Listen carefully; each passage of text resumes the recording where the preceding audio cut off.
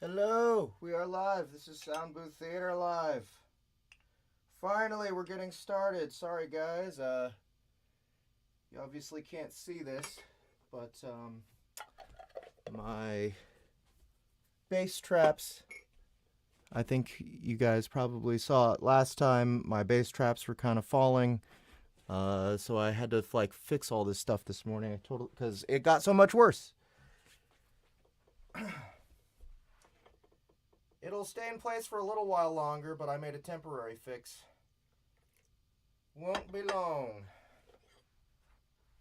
Hope everybody's doing well today. Thank you for coming, Tristan.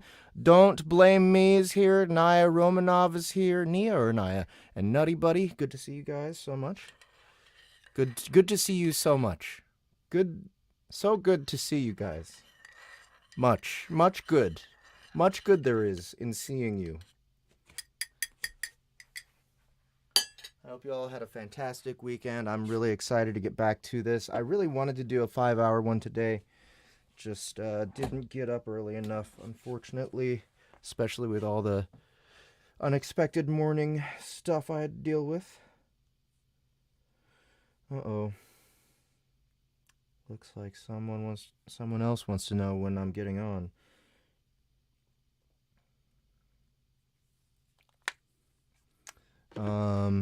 So,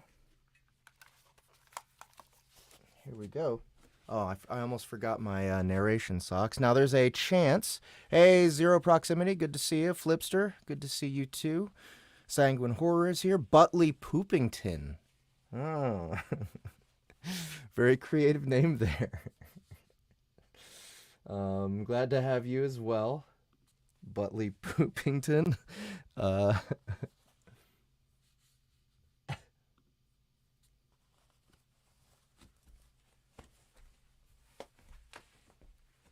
Anyway, let's real quick, speaking of socks, don't forget we'll be selling our narration socks very soon. I'm not wearing our patented scientifically proven sound booth theater narration socks right now because we haven't gotten them in. They just got done through their first round of animal testing. We are moving on to human testing soon once the bribe goes through the FDA to allow us to actually test on humans, but it's coming very soon.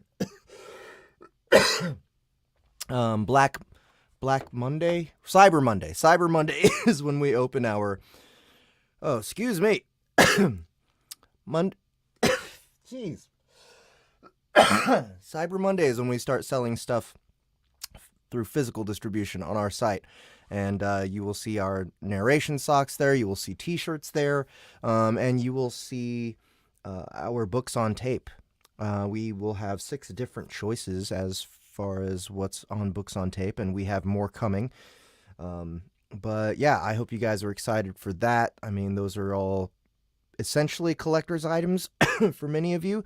For some of you, you'll be buying it because you want the MP3s inside that you can actually pull right off the USB and put wherever you want. You know, you can even put it in private places where we have no business looking. Whatever you want to do with the MP3 files, they will be there. So, Ass Tattoo is just something that I keep, that's been on the back burner, but it's gonna happen. It's gonna happen before the next Dungeon Crawler Carl cold read for DCC 7. I'll promise you that the tattoo will be done before that happens. So we'll have to come up with some other DCC cold read on the back burner. That's funny. Thank you, Facebook user. So yeah, we'll have to come up with some other thing to get you guys to bring in more people on our first live stream. Oh my god, that tea is good. Okay, so anyway, yeah. So we will have our physical distribution store open soon, where you can. I know most of you are mainly concerned with the socks. But after that, we also have, don't forget, guys, our Halloween / birthday sale is still going on. Lots of our most spooky titles are on sale for 20% off right now. If you go to the description of this YouTube video, you will find a link that will take you to our Halloween sale, and that will show you all the things that are 20% off, including Kaiju Battlefield Surgeon and Seance High Falls. And since those are cinematic, you get a discount already if you hit the buy whole series button, and if you get the discount from the Halloween sale, you also get a 20% off that. So really great opportunity right now for you to pick up the whole Kaiju Battlefield Surgeon cinematic audio series and Seance High Falls, as well as Vampire Queen, lots of different stuff. So aside from that, tomorrow is the release of episode 2 of the DCC cinematic, audio immersion tunnel. Legally can't call it cinematic audio, but yes, episode 2 will be available tomorrow, and your pre-orders will all start kicking in. Don't forget, episode 1 is free. If you haven't checked it out already, what are you waiting for? You can experience it for the first time, and if you don't like it, don't pick it up. But if you like the rest of the series, you will get a discount if you pre-order everything all at once. So watch out for that. Tomorrow morning, Dungeon Crawler Carl, the Audio Immersion Tunnel, episode 2 will be available. I can tell you guys, it's fucking incredible. I love it. The Hoarder is absolutely disgusting and awful. And Tiana Camacho plays her. Great job she did with it. And yeah, that's all of my sales stuff going on right now. So be sure to go to soundbooththeater.com, investigate the sale, investigate the Dungeon Crawler Carl audio immersion tunnel, and whatever else you might have been curious about that you've heard there. So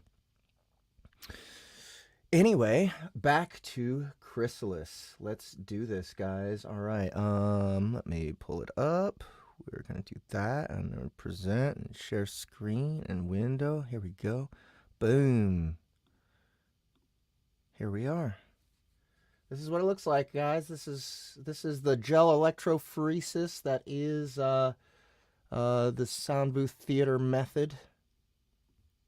I'm sure it's daunting and intimidating. I hope you guys aren't too scared when you look at it, but here it is. I kind of want to hear this one more time.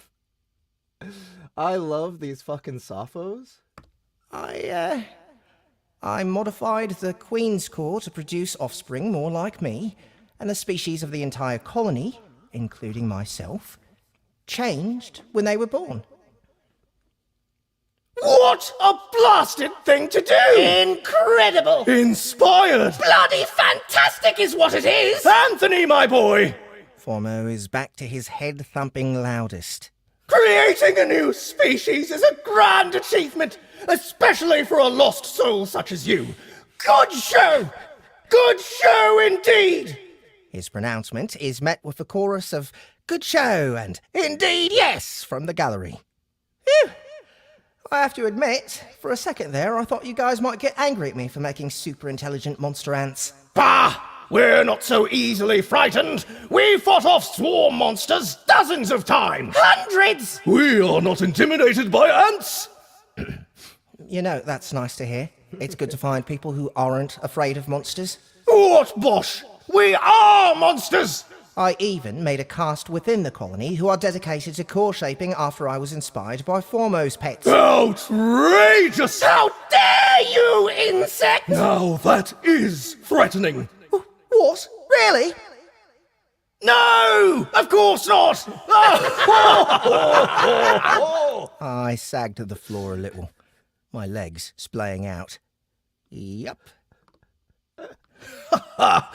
It's rare that we find someone who values the shaping arts to such a degree. We're impressed, Anthony. Thanks, Formo. Lost souls such as yourself are not often in such a good position as you. Most that we come across are disturbed, even from the beginning. That you have been able to defy the dungeon and find a place in it is impressive. Thanks. I've only run into one other of my kind, and that was Geralosh. She died recently, did she not? How do you know? There are ways. Be mysterious, then. I know you mentioned another that you'd met. Young Sarah. Fine young woman bear. Bear? Indeed. How is that fair? What? That she started as a powerful bear and Geralosh started as a fiendish crocodile, whilst you were an ant? Exactly. Just another reason to hate the dungeon. Quite so. Hear, hear. Hear, hear. No need to remind me about that. These guys seriously carry a grudge. Come, young ant monster, let us discuss the fine art of gore shaping. And if you wish, we can speak of what we know of your kind. That'd be great. Oh, boy. Absolutely loved that part. Okay. On to the next. All right, I saw a question I found interesting earlier in the chat. Someone asked, what about Earth Force 3? So, Earth Force 3, we haven't scheduled yet. Basically, what we need to do is finish up the Dungeon Crawler Carl audio immersion tunnel so that we can start scheduling out everybody for Earth Force 3. I mean, also considering that we have another cinematic audio that's kind of in the works right now, like we're just about to start it up, but it's only going to be one episode at the moment. We have, let's see, we have Everybody Loves Large Chests Volume 10 to work on, which I did finish narrating, by the way. Yeah, we have a lot of stuff that's kind of in the works that we need to weave Earth Force 3 around, but we'll get to it. Don't you guys worry. It'll probably be our first cinematic audio release that's a full series next year. All right, so here goes. We're starting on chapter 17, and we're still in third person here. Chapter 17. Road to Recovery. Morelia was tired. There were many reasons for a person in the village to be tired. For one, construction continued unabated since the threat of the Horde had faded. The militia hadn't relented in their training and practice either, which consumed a lot of energy. Small-scale dungeon delves took place every day, much safer now than when... Small-scale dungeon delves took place every day, much safer now than when the wave had been underway, and that required coordinating and supervision. I can never decide on my microphone position in this space yet. It's taken me a second. Valgar says, "Hi, just say that you and your studio spoiled me when it comes to audiobooks. Your work is of the highest quality. I swear it inspires me to be the best in my field too." Thank you, Valgar. I really appreciate it. That's probably perfectly exactly what I want to hear from people, that we're doing a good job and we're inspiring everybody else to do a good job too. I feel like the ants in the ant colony in this series sometimes.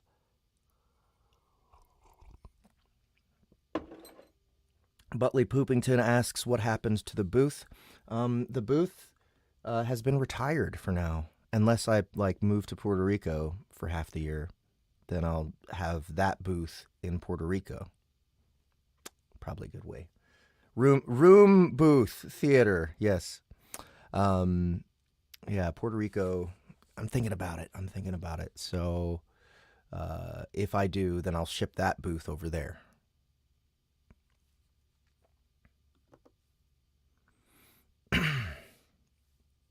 Supervision. There were rescue teams constantly being sent out. Morelia. There were rescue teams constantly being sent out. Morelia and Anthony hadn't managed to find everyone in the kingdom who might have been hiding from the ravenous beasts. There were sure to be more out there, and many members of the village volunteered to go out and search.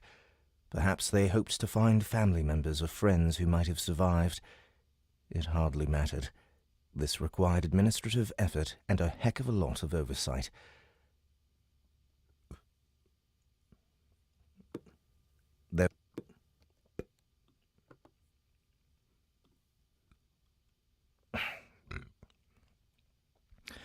None of which came easy, and obviously that didn't help Morelia's energy levels. But mostly, she was tired because of Isaac. None of which came easy, and obviously that didn't help Morelia's energy levels. But mostly, she was tired because of Isaac. All right, so Isaac. I don't remember. Yeah, it won't be summertime. I won't be there in summertime. I'll be here in Kansas City in summertime, and then I'll be in Puerto Rico in, like... here's the thing. I don't know. I'd like to, but this is the main reason, because there's no federal income tax in Puerto Rico. So if I base my business there and I'm there half the year, then I don't have to pay federal income tax. That'd be dope. But I like it here. I like my hometown. I like Kansas City, and I don't really want to move. That's the big problem. Okay, so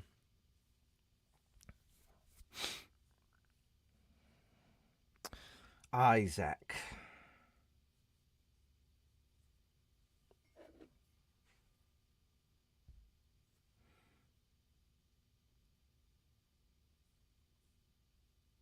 I think he shows up in book 3. Is that right?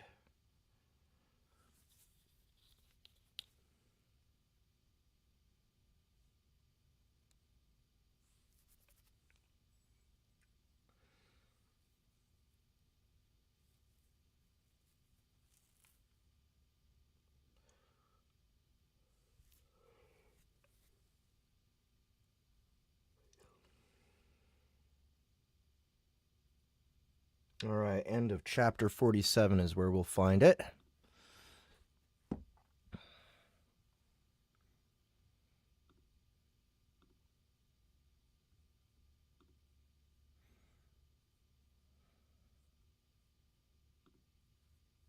The conflict that harmed so many of her children.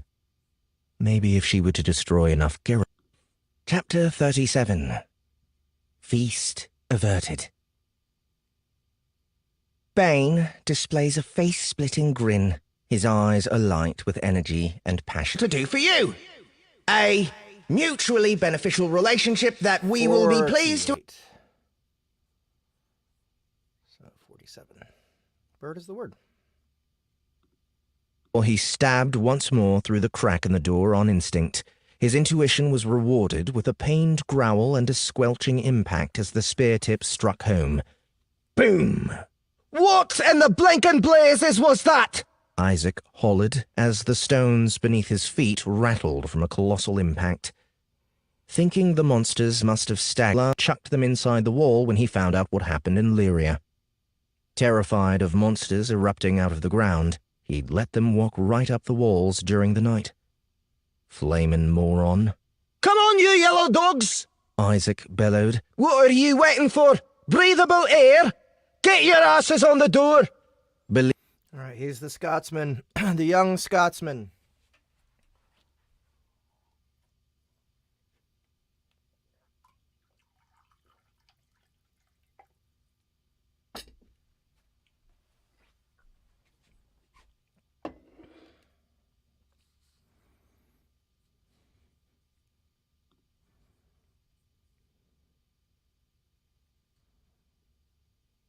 The priest? Who's... Oh, no. Isaac's not the priest. Bring to me the sound booth and show me thy ways. Thank you, GA. They say, listening to your reading of DCC on a road trip did wonders for myself and my almost adult son's relationship. I will forever be a fan and supporter. Thank you. Oh, that's so fucking sweet. Thank you. But mostly she was tired because of Isaac. Well, hello there, spicy lady. What might have you looking so magnificent today? By the Legion, Morelia groaned and clapped a hand over her eyes. Morelia groaned and clapped a hand over her eyes to shield them from the pain. Isaac, not again. She took her hand away to find the man in question leaned against her doorframe, a broad grin on his face and a plate of hot breakfast in one hand. The roar of the tigress does nothing to dampen this lion's order. The roar of the tigress does nothing to dampen this lion's order. They aren't even... You know what? I don't care. Give me the food. Oh, motherfucker, come on. They aren't even... You know what? I don't care. Give me the food. What happened? It didn't record. What the fuck? They aren't even... You know what? I don't care. Give me the food. There we go.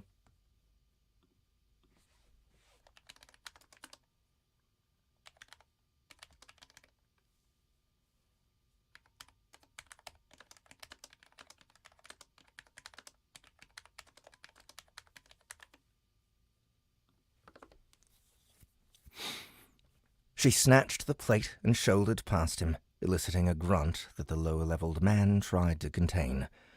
Morelia kept walking, shoveling the much-needed meal into her mouth.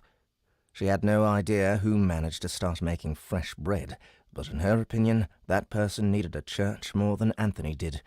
If he could eat...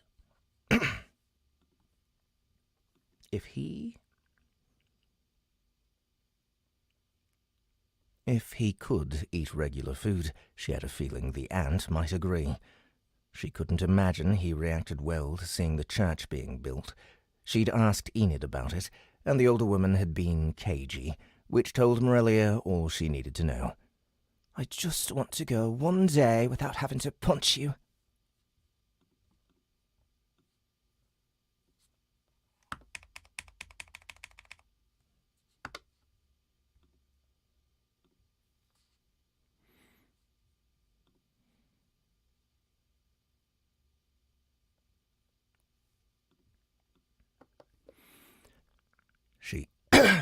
She spoke to the air. Isaac was right behind her. I thought those were love taps.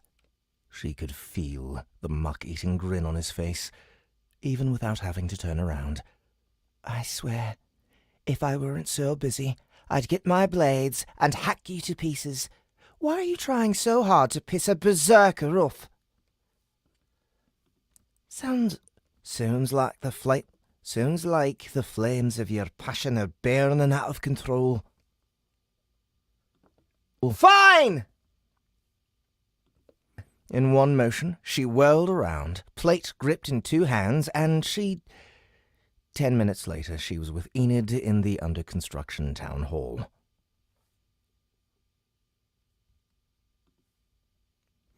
In one motion, she whirled round, plate gripped in two hands, and 10 minutes later, she was with Enid in the under-construction town hall.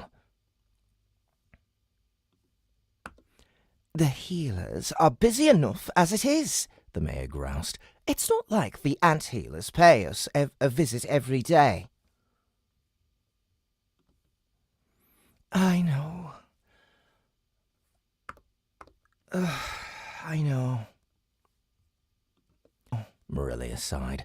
This is 3 days in a row now. I know. How is this my fault? Enid slapped a pen down. Because Isaac is an idiot, and you are a former Legion trainee. One of you is expected to have some self-control, and it isn't him. Send me away, then. Let me go on a delve or to hunt for survivors. Let me go to the city and see if the Legion force comes up. You know I can be useful there.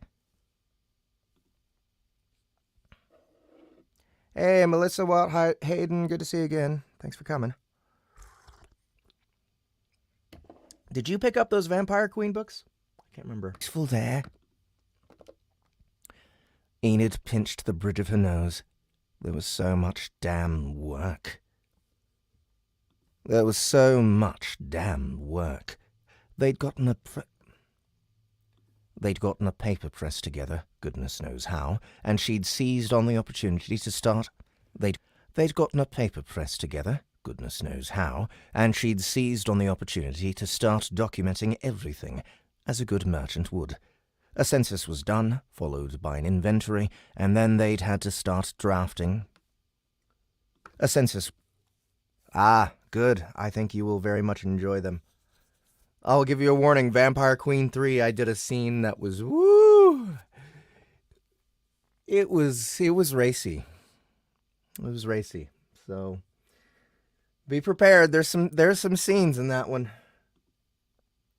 A census was done. A census was done, followed by an inventory, and then they'd had to start drafting official documents. The kingdom of Lyria might have fallen, but Enid would be damned to the fifth strata if she had a The kingdom of Lyria might have fallen. The kingdom of Lyria might have fallen. The kingdom of Lyria might have fallen, but Enid would be damned to... The kingdom of Lyria might have fallen, but Enid would be damned to the fifth strata if she would live in a place without law. Yes, definitely a headphones book. Do not listen at work with speakers. I mean, yeah, actually, probably most of it, even though most of it's not, like, smutty or anything. But there's some language in it. But book 3, there is a scene. There is a scene.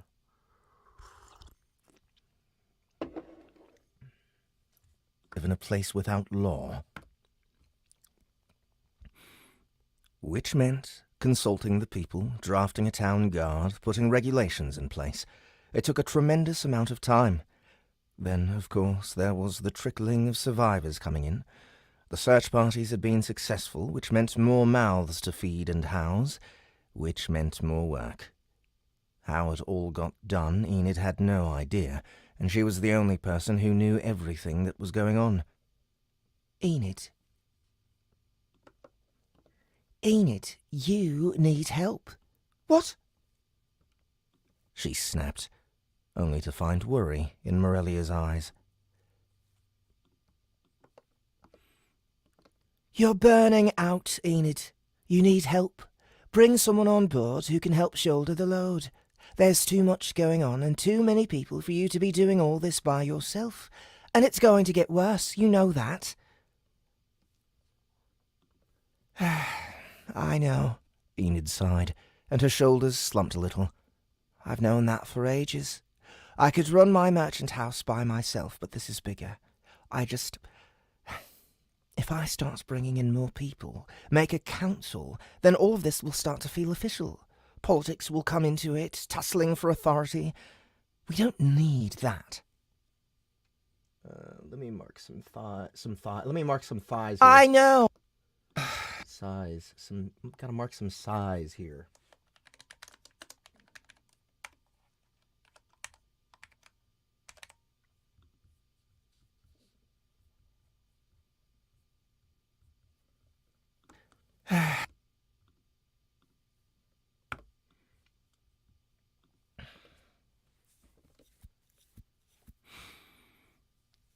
Too racy? What do you mean too racy? Too racy for me. Because, I mean, the only way for it to get too racy for me is if it's, like, that's all it's about. You know? I like any kind of extreme or risky material, so it's not going to get too racy for me unless it feels, what's the word? Gratuitous.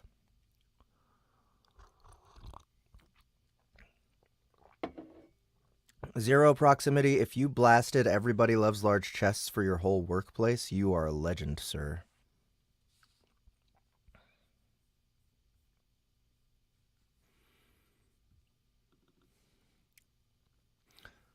Need that. What we don't need is the mayor to fall flat on her face from exhaustion. Maybe I'd be less tired if our strongest warrior wasn't knocking out the captain of the guard daily.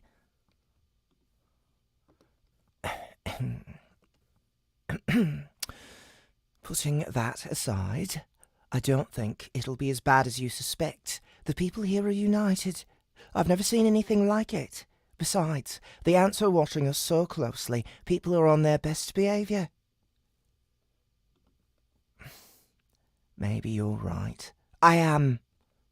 They fell into a companionable silence. Outside Enid's office, the sounds of a village, not a village, a town, not a village, a town, drifted in through the glassless window. Well, I'm going to get out of your hair, Morelli announced. You don't need me right now. I'll leave some people behind to keep training and leading the delves, but I think I'll be put to better use in the city. I'll head over there and start a delve to try and make contact with the Legion. They might be on their way up already. Wouldn't hurt to meet them halfway. Your cats would definitely be offended, Angel Fire. So I highly suggest headphones.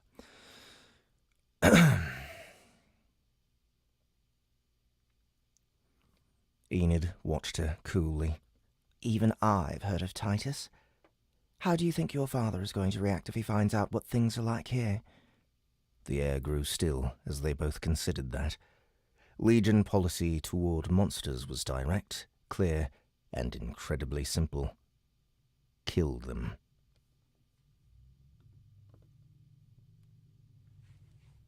There's a truck outside. Fucking truck. Fucking trucks. Why do people think they can just drive their trucks wherever they want?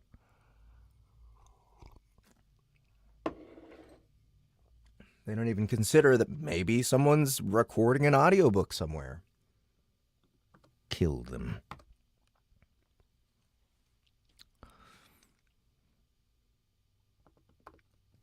Are you saying... Morelia began slowly. That you don't want the Legion to know about this place? What I'm saying is that you should be careful how much you say if you happen to have a reunion. Collateral damage is inevitable when the Abyssal Legion moves in force. You know that better than anyone. These are good people here, just trying to put their lives back together. They've taken the help that was available. That's not a sin. Morelia's eyes narrowed. Just what have you started to believe in it? That sounds quite close to something that Bane might say.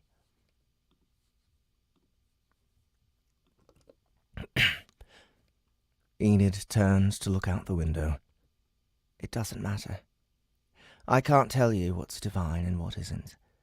I've gotten attached to these people, and I'd rather they not be purged. That is something we can all agree on, isn't it? Morelia nodded. It is.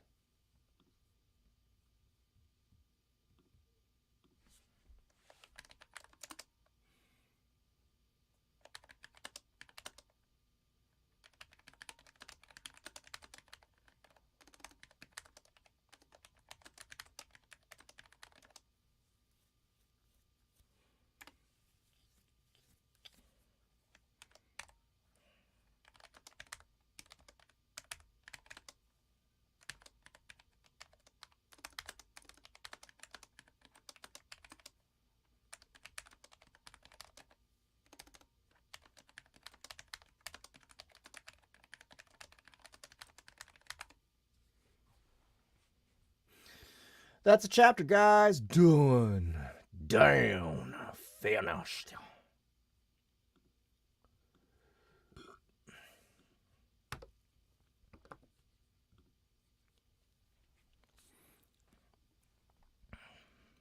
All right, this is the last chapter I've read ahead, I think. No, 18, 19, 20 is the first. 19 is the last one I've read ahead. Why am I kidding? Okay. I have strangers texting me and complimenting now. This is weird. I don't know where this is coming from. All right. Chapter 18. Hospitality. It's been nice visiting the Sophos, despite their somewhat decrepit and ghastly appearance.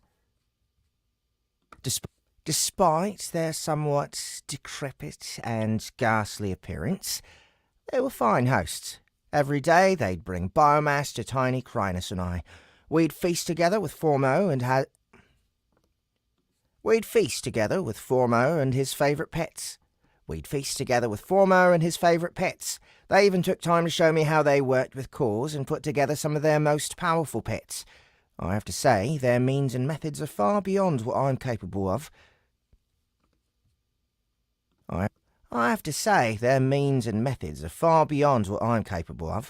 Even after the first session, I was happy to bow down to their superior skill and capability, particularly in the area of core melding, which is a skill I've yet to unlock. Many of the Sophos' best monsters are formed by fusing multiple cores together. This is an advantage in a number of areas. Firstly, by making changes to multiple cores, it's possible to effect more changes than if you focused on a single core. The resistance barrier, they call it, the wall you push up against every time you make a change to a core.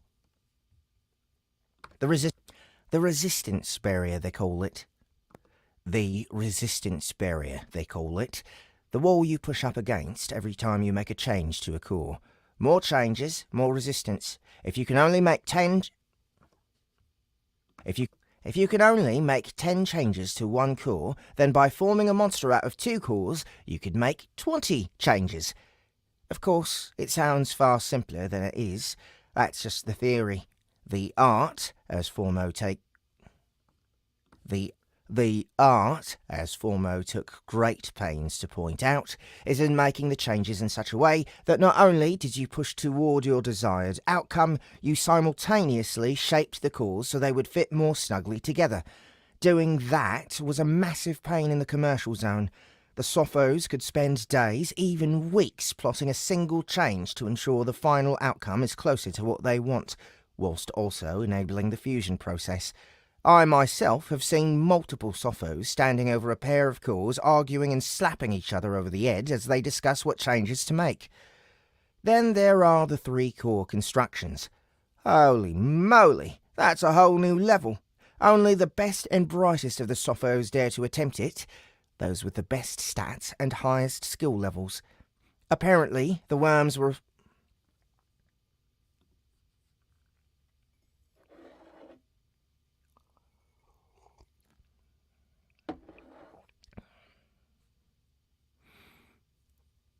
So, no clue about Sarah or Jim.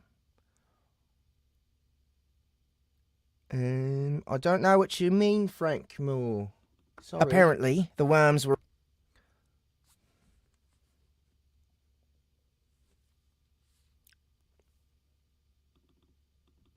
Apparently, the worms were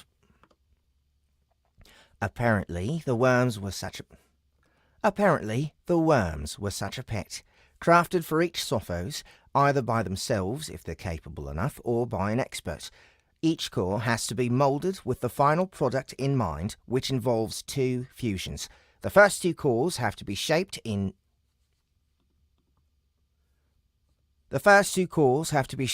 such a way that they'll fit snugly together and accept a third one once that process is done. Fuck. I'm an ant, and I say fuck! Fuck, I say!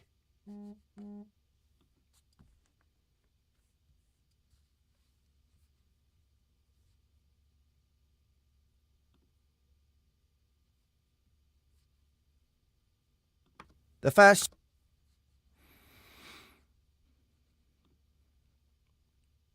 Nope. The first two calls have to be... Nope.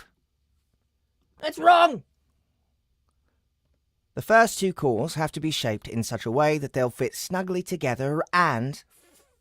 Fuck. Shit. Why is it so hard to say?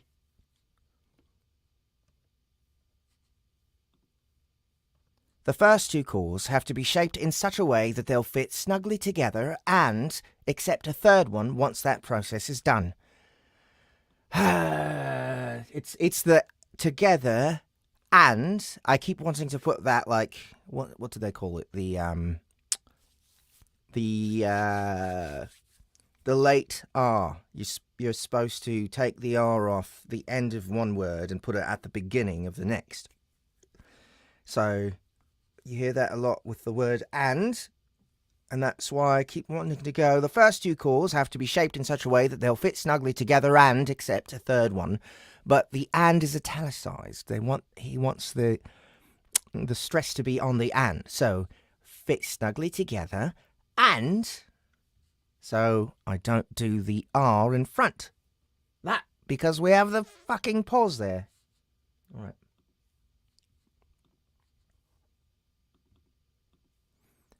The first two calls have to be shaped in such a way that they'll fit snugly together and accept a third one once that process is done. Fuck!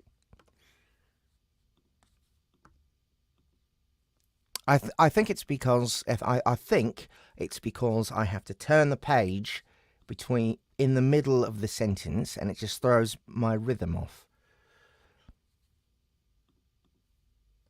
The first two calls have to be shaped in such a way that they'll fit snugly together and accept a third once that process is done. Honestly, it sounds like completing a puzzle that then has to fit inside another puzzle. Hard! Complex! I was keen to give it a go and take my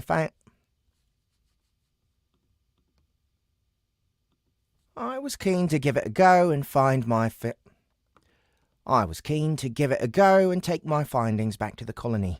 The core shapers already proved their worth, and this was just more evidence they would be able to make a powerful contribution to the family. I can see it in your face, you blighter! I can see it in your face, you blighter! You're thinking of trying this, aren't you? Formo burst into my thoughts. Maybe?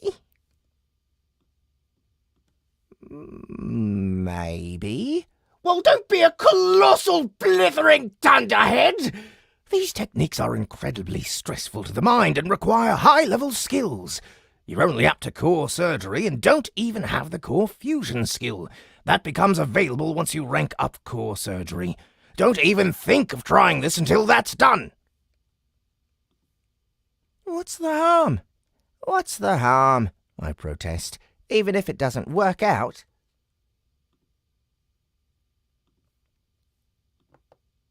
I protest. Even if it doesn't work out, it's not like the core is wasted. I can give it to a pet to absorb it, right?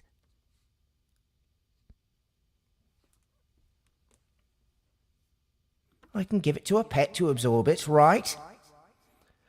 Not right, you donkey! Donkey? Donkey! Donkey? Every core is precious, and some are vanishingly rare. Besides, more experience towards the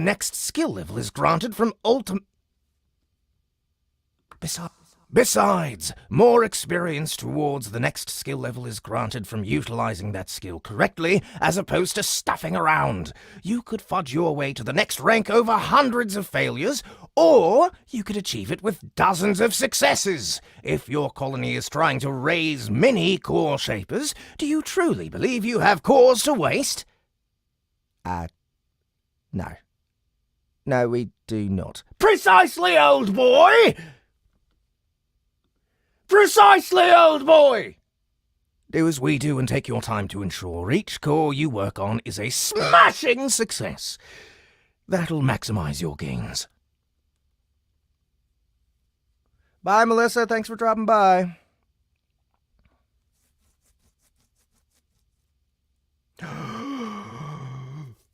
Flipster says, trying to persuade the other half to watch one of my favorite movies tomorrow night. She's never seen any of the Evil Dead films. Which one are you guys trying to watch tonight? Are you skipping one? I usually skip one when I'm introducing a new person.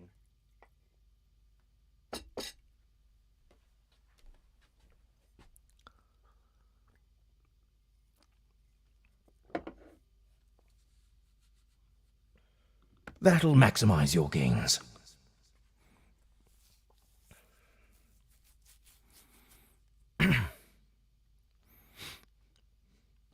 Good advice. Should we go help your worm? Barry? Bah! With Garalosh gone, there's nothing around here that can hold... With Garalosh gone, there's nothing round here that can hold a candle to him. Worry not!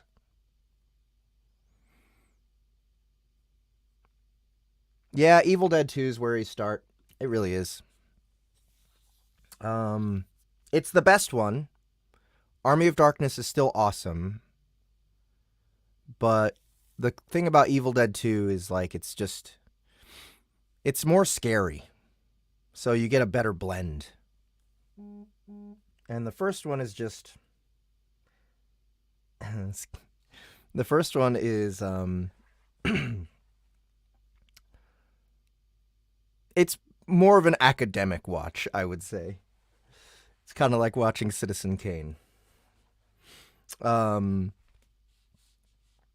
do you like the new Evil Dead movies? The one from, I think, 2014 or... Man, it could have even been 2013.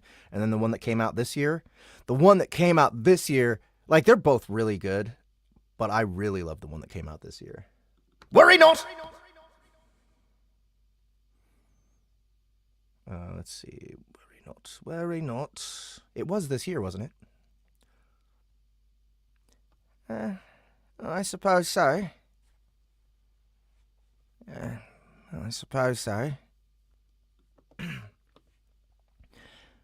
Barry truly didn't appear to need much help. The worm is gleefully smashing everything we come across, either using its tremendous bulk or simply swallowing everything in front of it.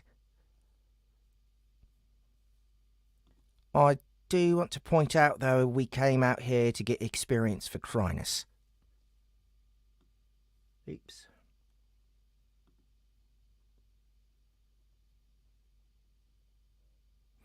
I don't think I've seen season 3 of Ash vs. Evil Dead. I loved it. I loved what I've seen, though.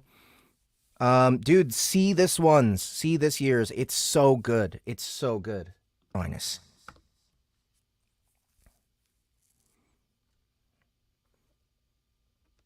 Ah! So we did! Former exclaims as he smacks himself in his bulbous noggin. Nope. Ah! So we did! Ah! So we did! But they have, like, these tiny, stupid hands, right? So you're not gonna hear the thud. It's gonna be like a little peek.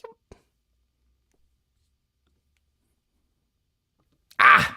So... There we go. Ah! So we did... There we go. Former exclaims as he smacks himself in his bulbous noggin.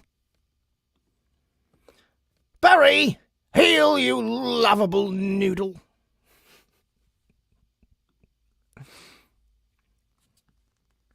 I wonder if there's anybody out there who might randomly text me to tell me if they've seen any of the Evil Dead movies, or especially the newer ones. I'm curious. I'm curious what random ladies out there who might text me could say about that. Noodle.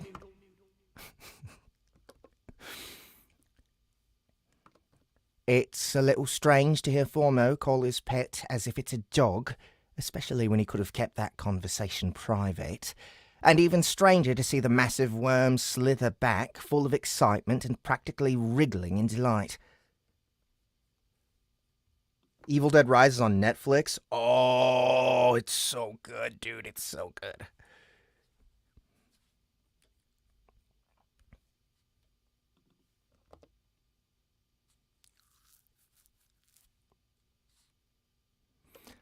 Okay, Crinus, your time to shine. Go in there and smash the monsters.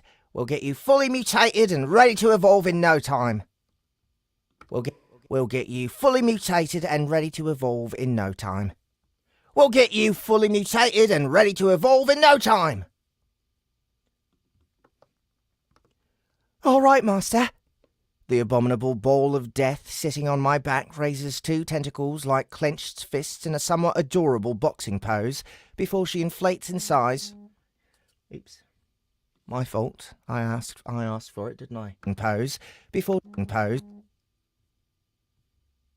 The abominable ball of death sitting on my back raises two tentacles like clenched fists in a somewhat adorable boxing pose before she inflates in size to open her mouth and reveal the nightmare void bared behind her razor teeth.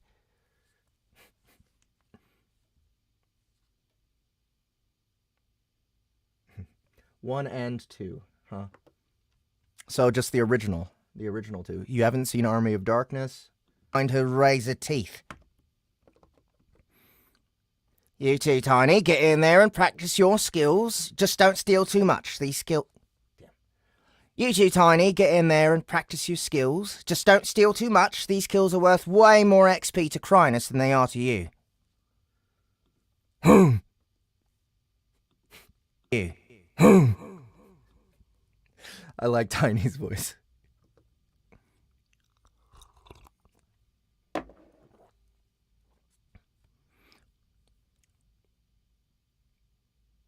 Oh, so you're watching that one tonight, watching Evil Dead 2 tomorrow. Got it.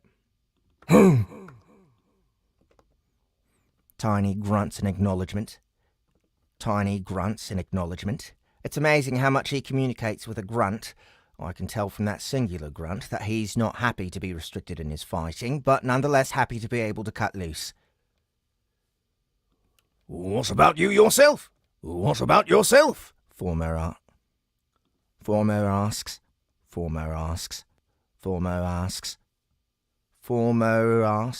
Oh, that one's hard. Formo asks.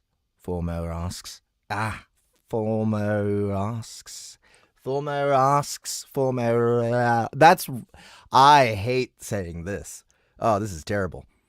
Formo asks. Ugh. No, not for me, thanks. I've recently hit tier 5. These monsters won't do a lot for me. These monsters won't do a lot for me. Tier 5. These monsters won't do a lot for me. Right you are. Won't be long till you'll need to descend. What's that? Descend! What's that?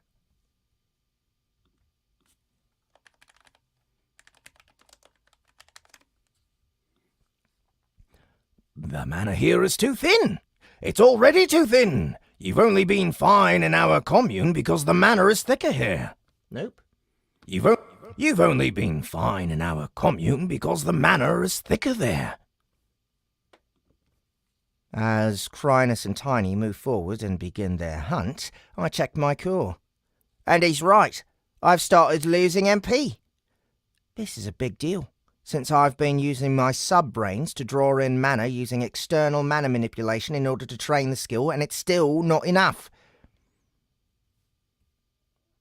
This is a big deal, since I've been using my sub-brains to draw in mana using external mana manipulation in order to train the skill, and it's still not enough.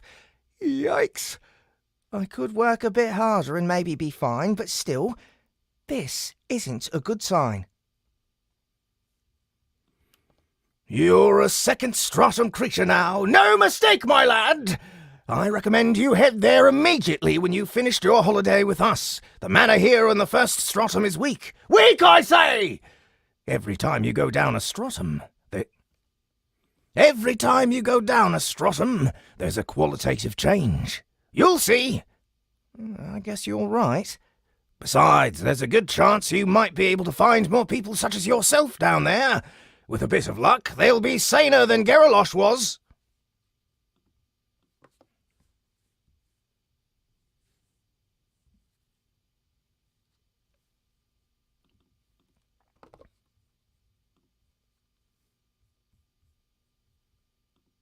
With a bit of luck, they'll be saner than Geralosh was. There we go. Just a little better for ending the chapter. Next chapter.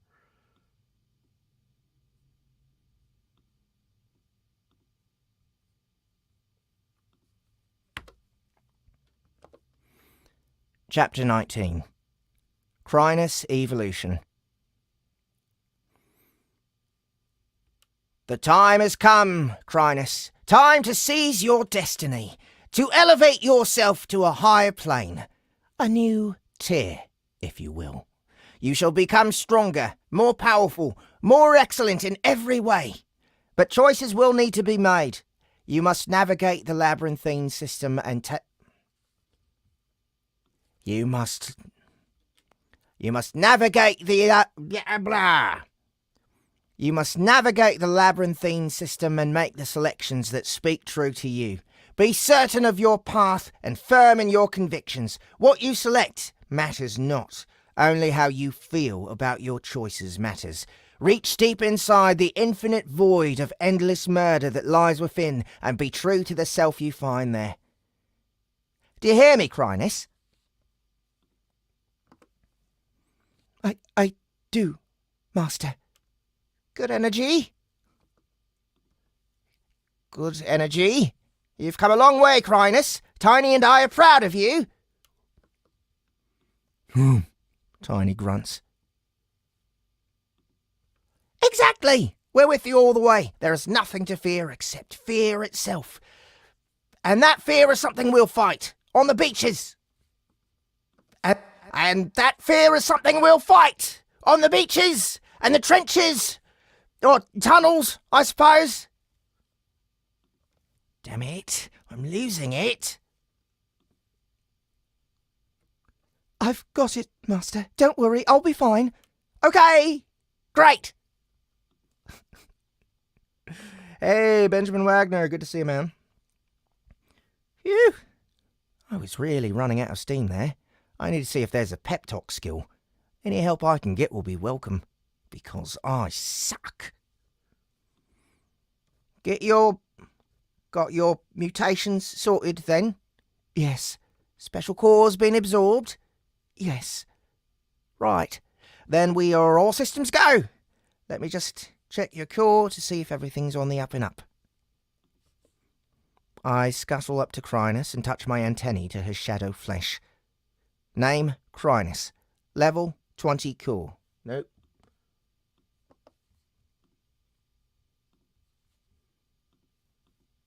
I'll tell you what I read. But if you want to skip ahead, go ahead and... I'll tell you what I read, but if you don't particularly care... This is one of those things. It's like the script for me is such a crutch.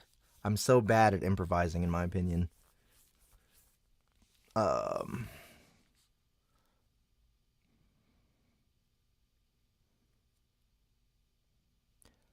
I'll read you what I found. I'll read you what it says, but if you don't particularly care, you can hit that skip chapter button.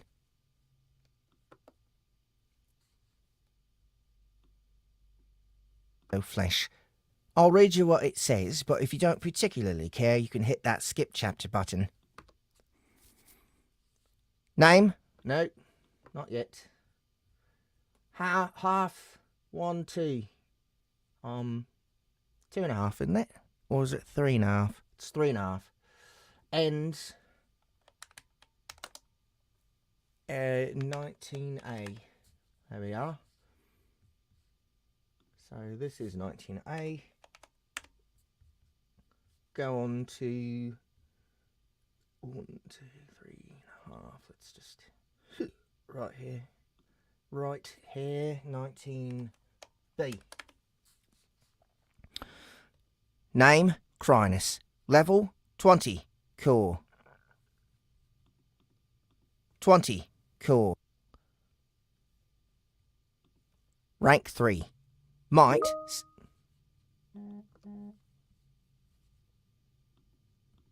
Rank 3. Let me turn off Teams.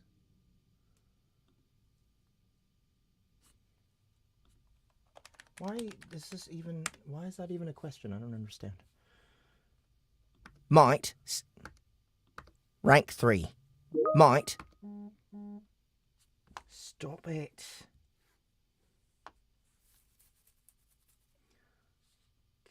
Rank 3.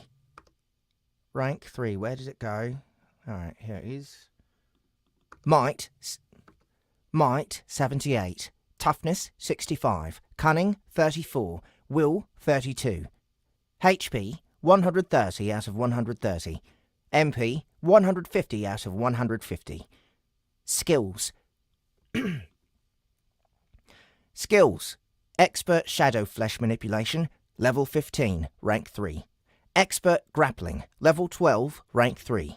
Expert Shredding, Level 16, Rank 3. Greater Tremor Sensing, Level 5, Rank 3. Barbaric Dismembering, Level 1, Rank 3. Greater Fear Inspiration, Level 9, Rank 2. Mana Transformation, Level 11, Rank 3. Slick Tentacle Walking, Level 4, Rank 3. Oh, okay. This has to stop. God damn it, what the fuck? Okay.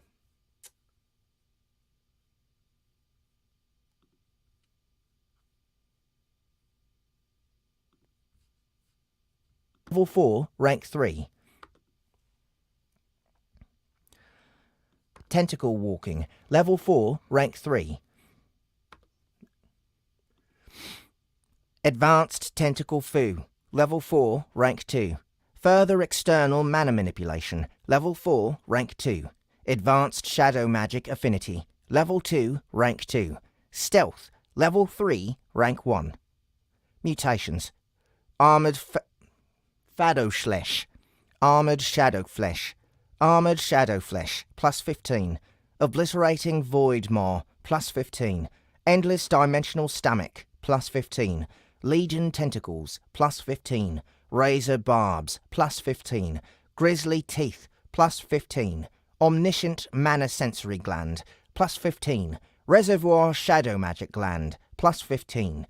Abrupt Shadow Flesh Generator, plus 15. Clear Shadow Eye, plus 15. Master Tentacle Conductor, plus 15. Species. Shadow Murder Orb. Shadow Murder Orb. Shadow Murder Orb. Skill points, 30. Biomass. Biomass, 255.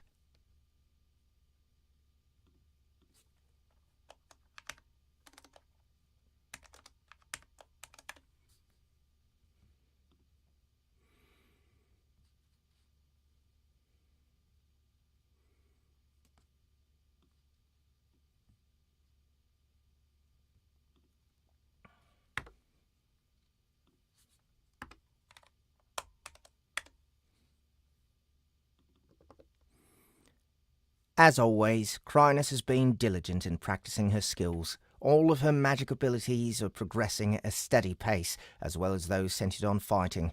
She should probably emphasize her shadow magic affinity until she can get it to at least the 3rd rank.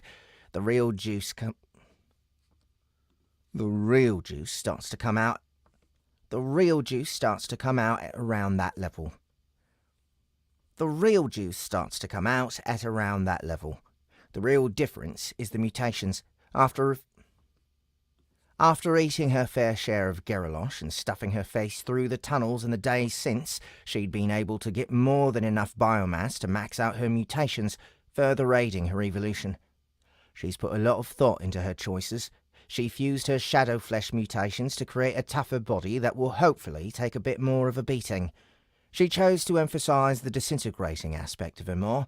Anything that goes in there will start to break down at a fairly rapid clip. Nasty. Fused her stomach, so now it truly is starting to be bottomless. Her dividing tentacles were fused, enabling her to produce even more of the damn things.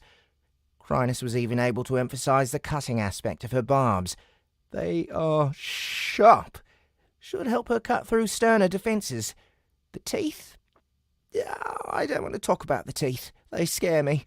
Her sensory gland was fused, increasing range and granularity of her detection. The shadow magic gland was also fused, bringing the properties of rapid refilling and greater capacity. The shadow flesh generator now spits the stuff out even faster than before, and her shadow eye is rather interesting. If she reinforces it, the increased clarity of shadow sight can make a world of difference, or so I'm told. As for the tentacle conductor, she surprised me a little. I thought for sure she'd increase the number of tentacles it could control, but instead she gave it finer control, allowing the conductor to make incredibly fine movements without her having to think about it.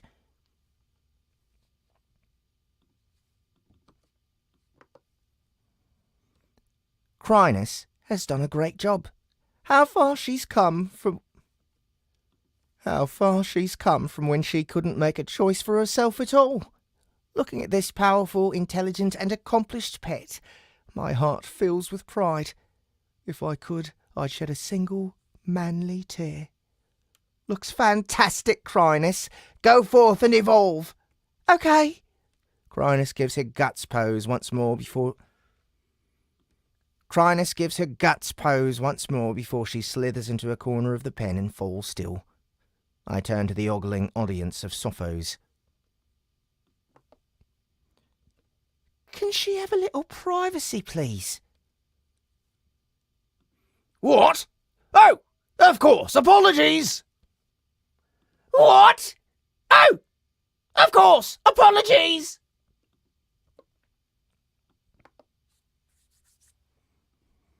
Oh, I will. He's being flooded with happy birthday wishes, don't you worry.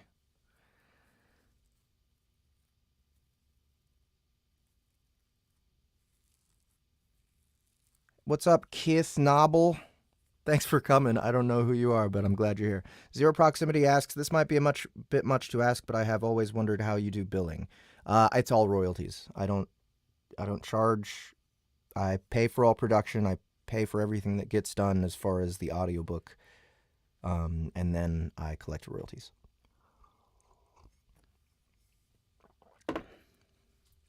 Apologies! These guys are incorrigible.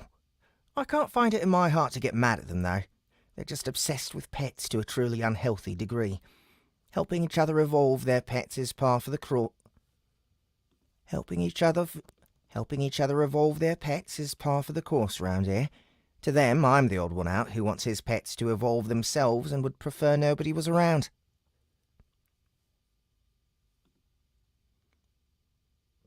I'll wait for you upstairs, Anthony. You can find me at my home. Thanks, Formo. Appreciate it. Not at all. Turning on their heels, the small crowd of Sophos walk away, stumbling every now and again as they lose their balance. They really have horrific physical stats. Tiny drags my attention back by rolling over and slapping his hands against the soft leaf matter that makes his bed. Tiny drags my attention back by rolling over and slapping his hands against the soft leaf matter that makes his bed. Bit unhappy, are you, Tiny? Humph.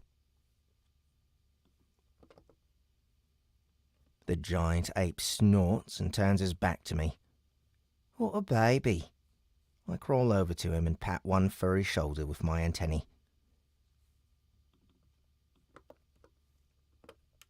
No need to worry about it, big guy. Chrynus is just catching up in tier. It was bound to happen eventually. You still have a significant lead in levels. You'll hit tier 5 long before she does. No. You'll hit tier 5 long before she does. You'll hit tier 5 long before she does. He shrugs his massive shoulders, but I can tell some of the angst is draining out of him. Won't be long now and we'll head down to the second stratum. Thicker mana down there, crazier monsters. Who knows what we're going to find, eh? Could be anything. We should be able to find some serious fights, don't you think? We should be able to find some serious fights, don't you think? Well, That's right. That's right. Things will pick up, Tiny, don't you worry. That's right. Things will pick up. Somewhat satisfied, the battle-mad ape settles himself and prepares to sleep. For my part, I lower my body to the ground and start to practice my mind magic skills while For my part, I lower my body to the ground and start to practice my mind magic skills while waiting for Crynis to complete her evolution. For tier 4, I should take half a day. For tier 4, it should take half a day. I'm very curious to see how she comes out.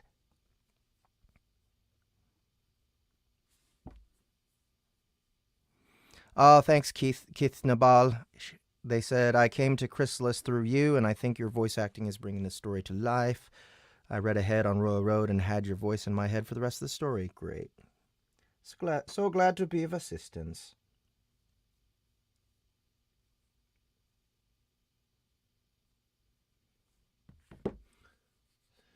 Let's see here. All right, that's the end of that chapter. Done!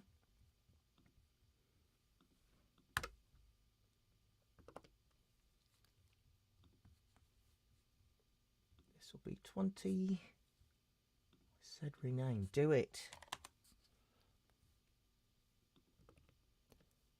Chapter 20. Gratuitous Death Sphere. Of course there's a dodge skill. It's obvious there would be one. It's a classic skill, one of the very basics, right up there with charge and hit. There is always going to be dodge. I don't remember seeing it in the menu of available skills. I don't remember seeing it in the menu of available skills, so it must have unlocked at some point, perhaps when my stats were high enough, or after I'd successfully avoided an attack from something. Perhaps when my stats were high enough, or after I'd successfully avoided an attack from something. Why the heck didn't I go back and check for dodge?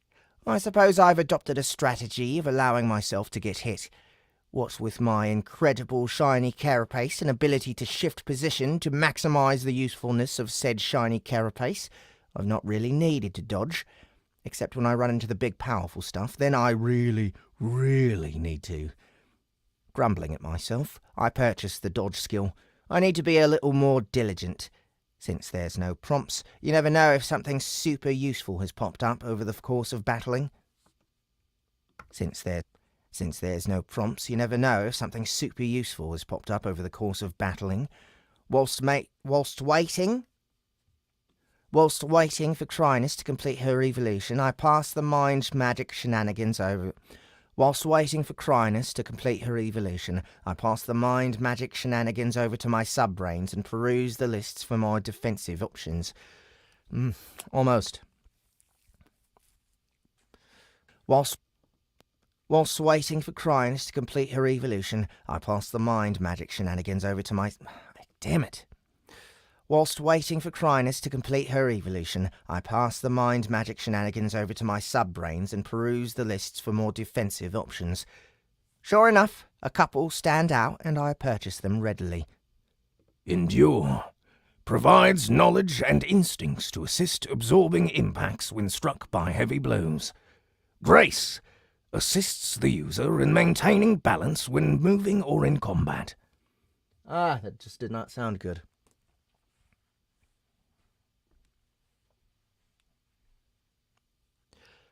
Endure.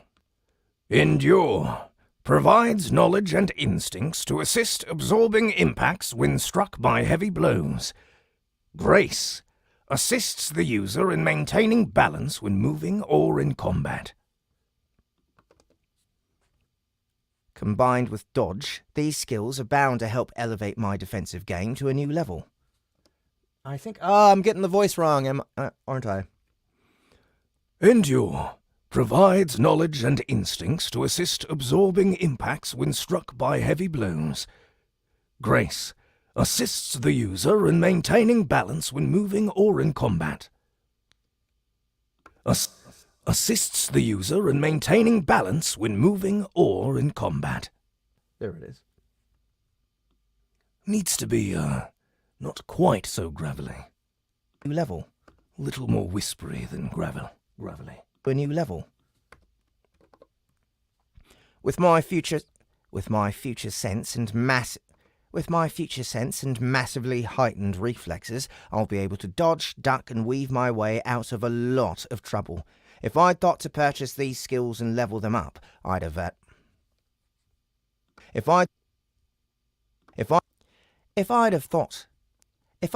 purchase these skills and level them up. If I'd thought to purchase these skills and level them up, I'd have had a much easier time. If I'd thought to purchase these skills and level them up, I'd have had a much easier time avoiding those reckless charges from Geralosh. Ah well, no use crying over it. What do I do while Crynis is evolving? I guess I better just entertain myself. She's not far away, wibbling away like She's not far away, wibbling away like a little... She's not far away, wibbling away like a little ball of jelly. She's not far away, wibbling away like a little ball of jelly. And I suppose I'll just... stand here? May as well flex my legs a little bit. May as well flex my legs a little bit, get the old monstrous cycle flowing. May as well flex my legs a little bit, get the old May as well flex my legs a little bit, get the old monstrous cycle flowing. God damn it, flowing. James Gandolfini. I don't know if I could do his voice. I don't know.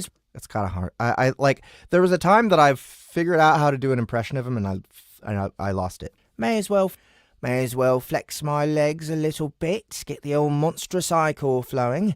Good stretch, followed by some tippy-tap leg movements. Sometimes I feel like I've only ever had sex. Sometimes I feel like I've only ever had 6 legs, and other times I can remember what it was like to walk on 2 feet. In my opinion, 6 legs is clearly the superior option. In fact, I'd go so far as to say it's the only option. With 6 legs, you can really get a rhythm going when you start moving.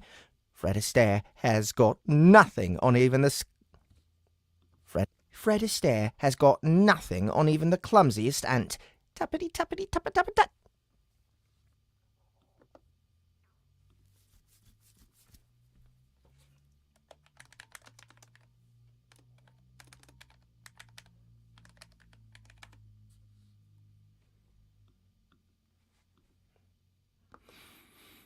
Master, are you all right? Master? Master? Master, are you all right? Master, are you all right? Crynis, I thought you were still evolving. I'm finished, as you can see. It was true. She's changed very slightly in shape once again. Her evolutions have a tendency to be undramatic on the outside, but a little more show-stopping on the inside. This time is no different. Her size has seen another increase, approaching a beach ball now. She still has 8 stubby tentacles permanently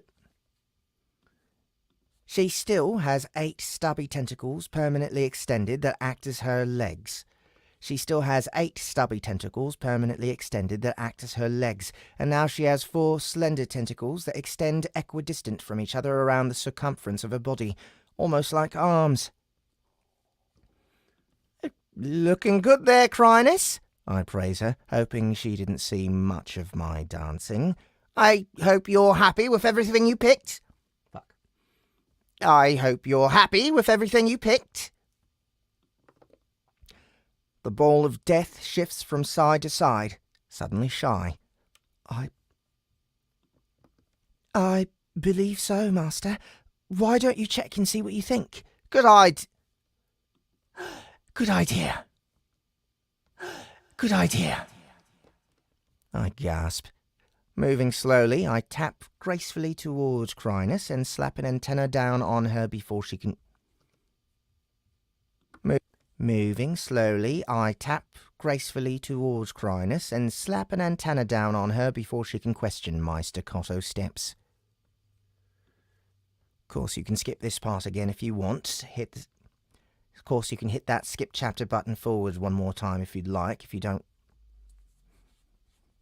Of course, you can hit that skip forward... Of course, you can hit that skip chapter button one more time if you don't care to hear it.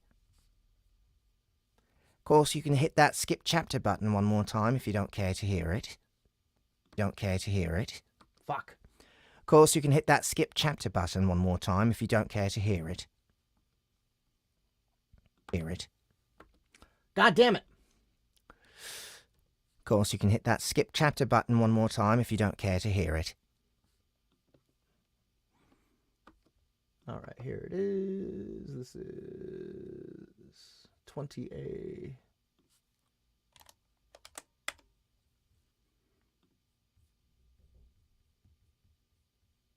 One, two, three, half.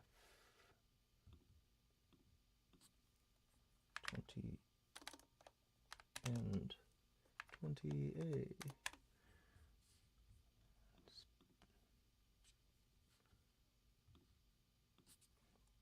20B. Name, Crynis. Level, 1. Special Core. Level 4. Might, 100.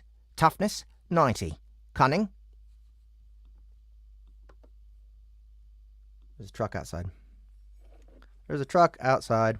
Interesting to see how you add effects on the fly. I guess it makes sense, but I was always assuming they were edited post-recording. Which effects do you mean? I don't remember doing any effects. Maybe the little slap on the head. A little forehead slap.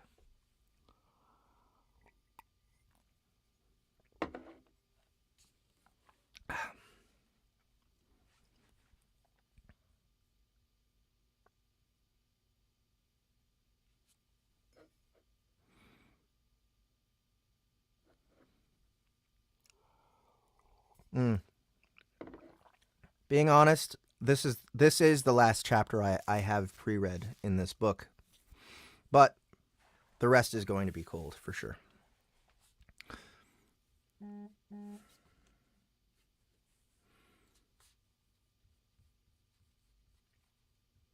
wonder if anyone's going to text me about how their day's going. I think he's talking about the mental reverb. Ah, I see. Yeah, that's just a track that I just switched to. Easy enough. Toughness, 90. There we go.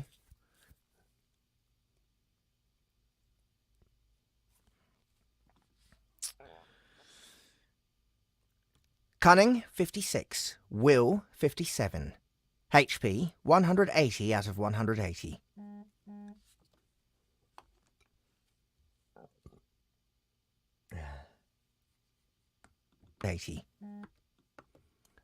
Reveling in my misery, are you? Out of 180. Sorry, I might as well be talking to myself.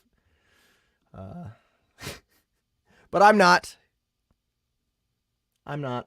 I promise. HP, 180 out of 180. MP, 150 out of 150. Let's get one more. All right. Nope. Skills. Expert Shadow Flesh Manipulation, Level 15, Rank 3. Expert Grappling, Level 12, Rank 3. Expert Shredding, level 16, rank 3. Greater Tremor Sensing, level 5, rank 3. Level 5, rank 3. Barbaric Dismembering, level 1, rank 3. Greater Fear Inspiration, level 9, rank 2. Mana Transformation, level 11, rank 3. Slick Tentacle Walking, level 4, rank 3. Advanced Tentacle Foo, level 4, rank 2. Further External Mana Manipulation, level 4, rank 2. Further External Mana...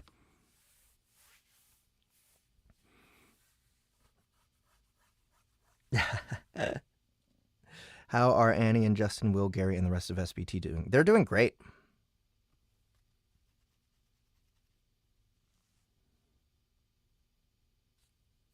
Nope, that was not what my ringtone is. My ringtone is the Demons Are Us wait on hold music, right? Further external mana manipulation. Further external mana manipulation, level 4, rank 2. Advanced Shadow Magic Affinity, level 2, rank 2. Stealth, level 3, rank 1. Mutations. Armored Shadow Flesh, plus 15. Obliterating Void Maw, plus 15. Endless Dimensional Stomach, plus 15. Legion Tentacles, plus 15. Razor Barbs, plus 15. Grisly Teeth, plus 15. Omniscient Mana Sensory Gland, plus 15. Reservoir Shadow Magic Gland, plus 15. Abrupt Shadow Flesh Generator, plus 15.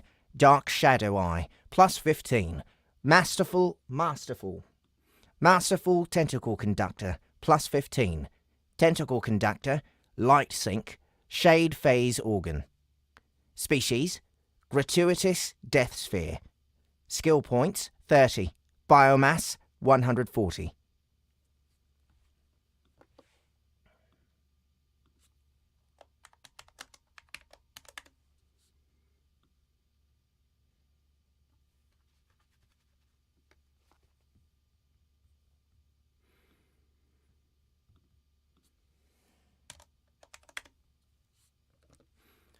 From the looks of things, Crynis has continued her balanced stat increases.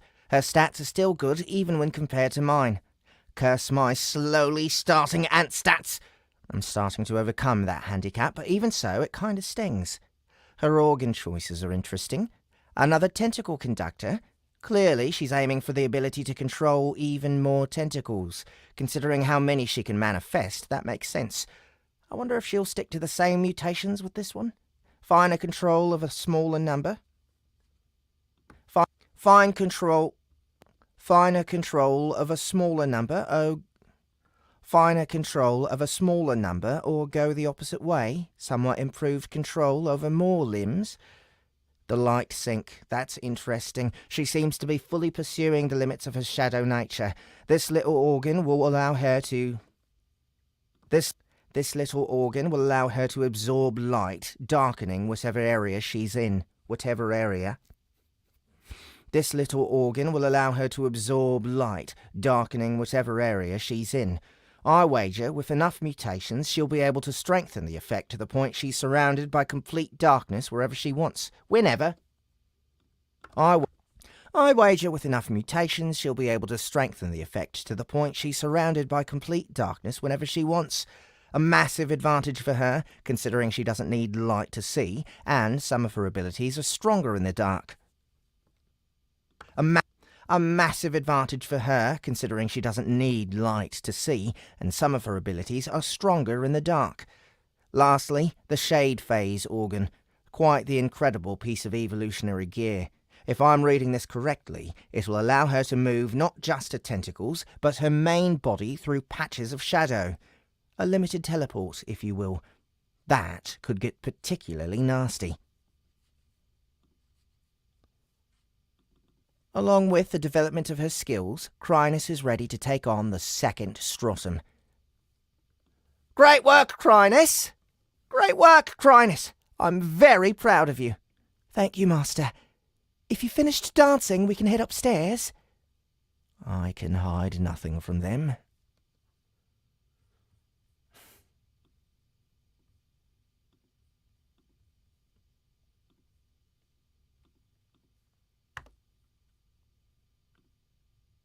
All right. That was the last chapter I have read on my own. So, now on to the official, the real-ass, cold-ass reads. Chapter 21. Departure.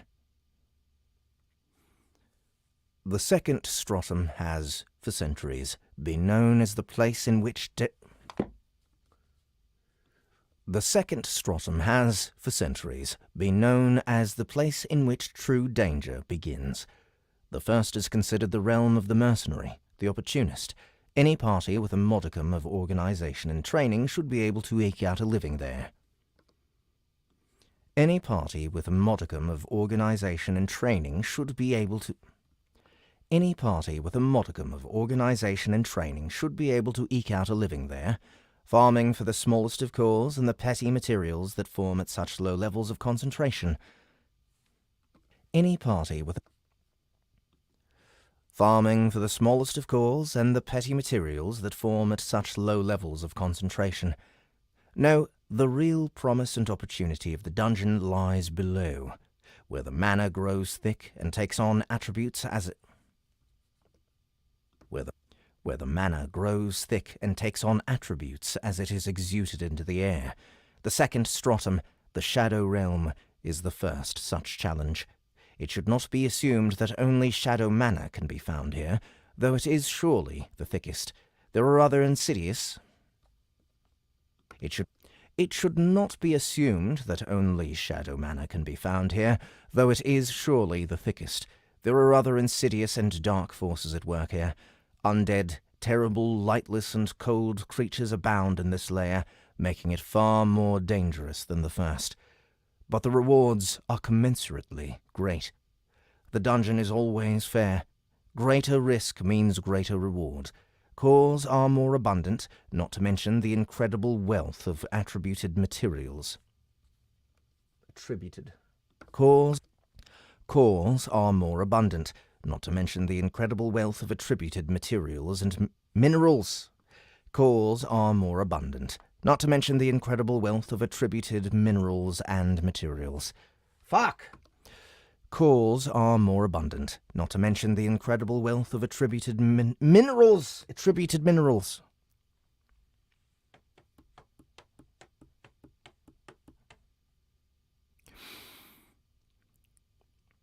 Cores are more abundant, not to mention the incredible wealth of attributed minerals and materials.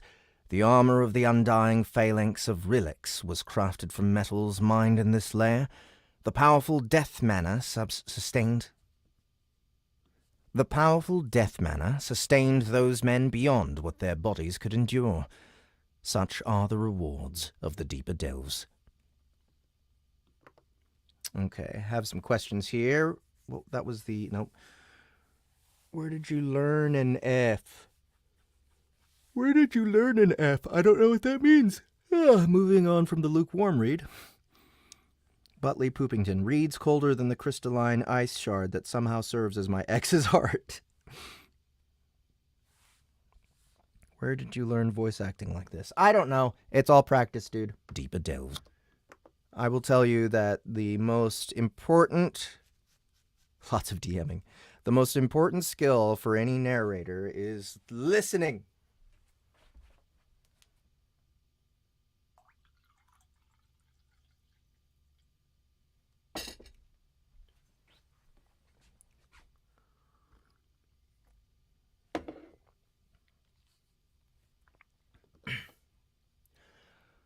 A shame you couldn't stay longer, old chap. It's been wonderful to better make your acquaintance this time. Likewise, Formo. Your people have been remarkably hospitable. I have only positive things to say. Except maybe for the noise.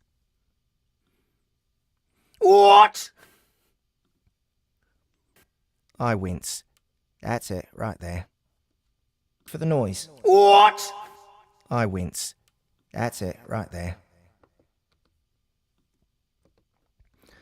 I suppose you're right. We hardly notice it, you know, until you pointed it out. I hadn't even considered how we sound to others. Well, how often do you meet other people? I can't imagine you get many visitors down here. Hardly any. Since we were classified as monsters, we get hunted by a lot of opportunistic nincompoops. Those tend to get fed to the worms. There are a few groups still willing to trade with us, but they tend to be considered a little unsavory by upstairs standards.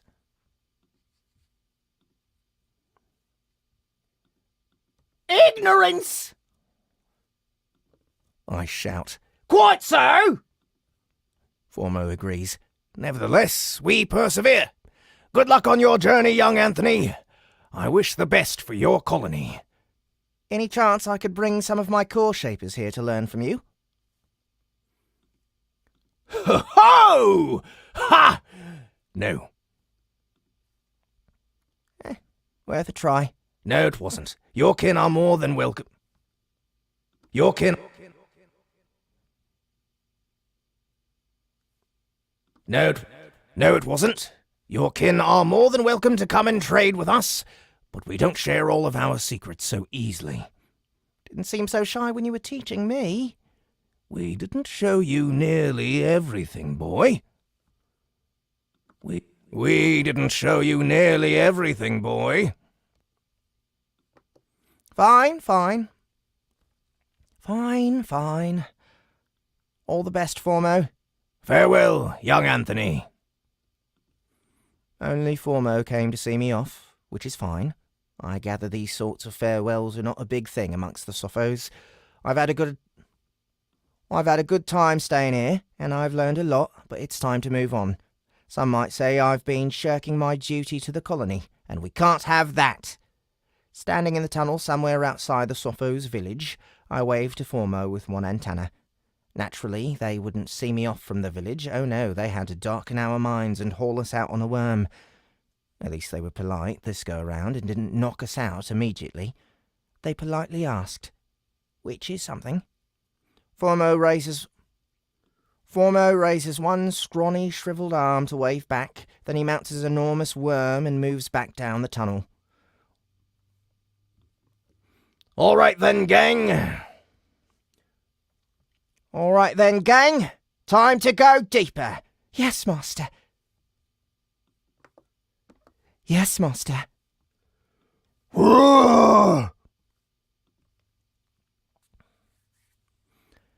Tiny matches his mental communication with a rowdy bellow. He's ready to unleash his rage upon more powerful monsters and harvest that rich, succulent XP. And I can't say I blame him.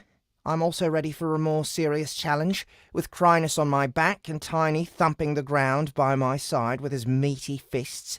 We set our sights on a new destination. Excuse me. Using my tunnel map, we angle back toward the colony. With a new twist. We're going down. As the tunnels start to slope downward, excitement builds in my heart and my core is soothed with relief. Every meter down thickens the mana in the atmosphere and eases the burden on my newly densified core. My body is thirsty for mana. I can feel it. Even using my sub-brains to drag the nearby energy into my core is barely enough to sate my appetite.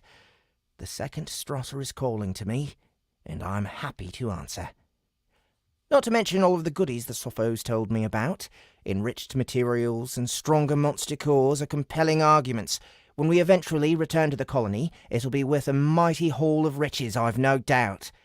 Before then, we need to amass...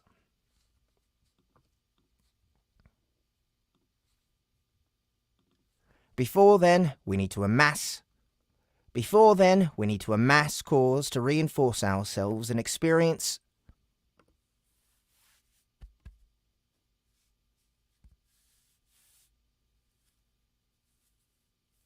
Before then,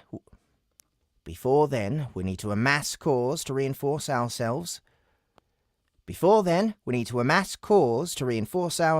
And experience to improve our levels and skills. We proceed with caution through the dungeon. The after effects of the wave are still permeating here and there. The after effects of the wave are still permeating here and there. The after effects of the wave, fuck. The after effects of the wave are still permeating here in the form of monsters who were spawned at the height of the wave, or those who made their way up and are now surrounded by monsters who aren't their match. Most of what we encounter are the usual first stratum dross, not nearly able to match up to us, though every now and again we come across a nasty shadow creature or evolved beast, which means we need to progress carefully. I let Tiny and Crynis fight for the most part. Both of them need more experience than I do, but I take more than my fair share of the biomass. I need a heck of a lot of the stuff now, and I'm going to make sure I max everything before I evolve again. It takes days for us to shift our way across, due to moving laterally more than vertically. Soon enough, we come to a place where the narrow, craggy tunnel opens up to a wide, wide passage. Immediately, I can smell a change in the manner in the air. We're close. Boom. Done. Chapter over again. We're just blazing right through this. Here we are. Chapter 22. Gate to the Second Strata. The air tickles against my mana sense, a new sensation, like a pool of shadow lapping against my mind. There's something else that's off about this tunnel. It's too civilized. The usual cracks and stony pillars that jut. The usual crags and stony pillars that jut upward or downward are curiously absent. It's almost as if someone curated this section of tunnel to make it more palatable to move through. Oh, snap! Have we come across another section of tunnel the humans use?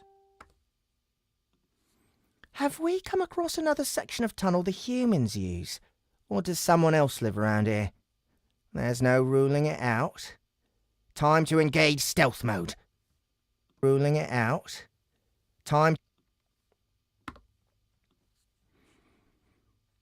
Which, I have to say, I'm not nearly as good at now, given my size. It's better than nothing! You guys hang here for a minute. I need to go and explore this tunnel to make sure it's safe. Huh? Tiny grunts. No, we can't just fight everything. If we run into those Legion guys, there'll be more trouble than we need. Use your head.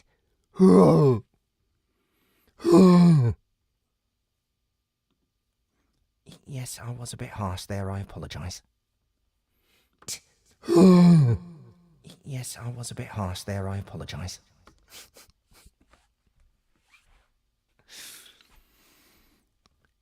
For an ape so thick-skulled that his head might have been condensed within the heart of a neutron star, which itself was the bastard child of another, even denser neutron star, he really could inject plenty of emotion into a grunt. Crynis, ever obedient and eager to please, was happy to hop off my back. I'm certain she's planning on keeping an eye on me with her mana senses, though. Stealth mode activated. Come on, grip skill, strain. My claws groan as I journey up the wall, my vastly increased mass causing all sorts of trouble. With a bit of effort, I make my way to the ceiling of the cavern and start snooping down the side. With every step, the mana thickens and changes. My legs drink it in from the walls and my core soaks it in, recharging at a rapid pace. Nice. We must be close now.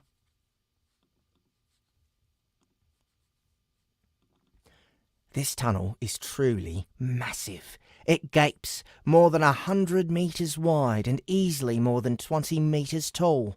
It's quite the drop from up here, even for me.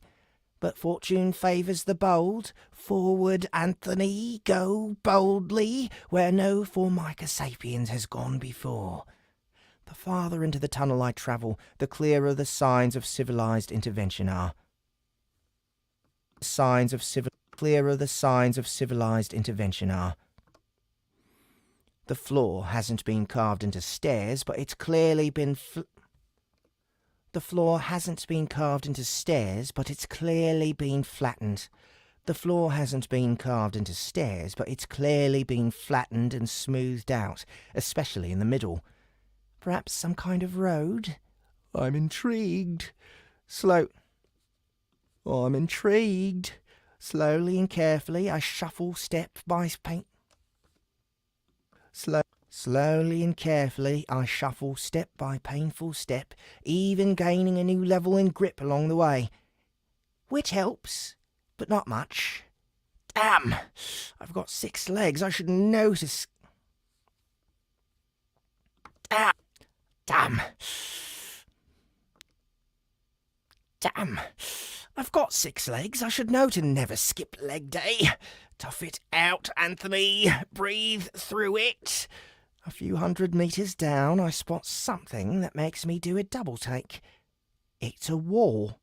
Normally not cause for a whole lot of excitement, but when I say wall, I mean an actual constructed wall.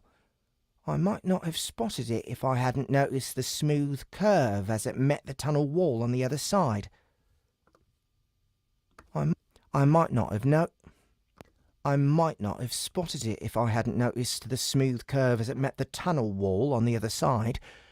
Bless you, eye mutations. All of those itches were worth it. Like a stalking tiger, which is actually an upside-down ant, I creep forward 1 leg at a time. I've learned since the last time I snuck up on my guard post, they have monster-detecting crystals. Considering I can detect a few small critters creeping about, suspiciously few, to be honest, I don't think they know I'm here, but I don't want to get much closer.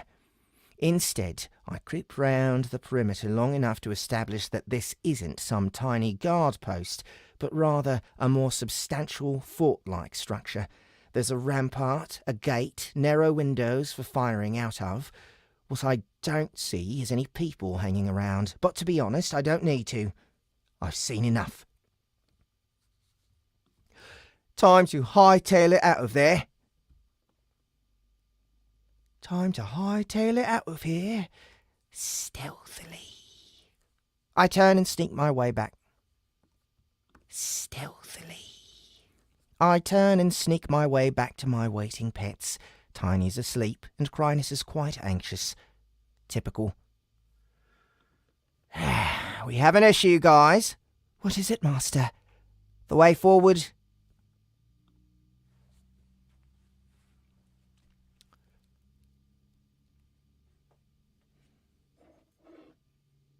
Someone's driving outside. This is an outrage.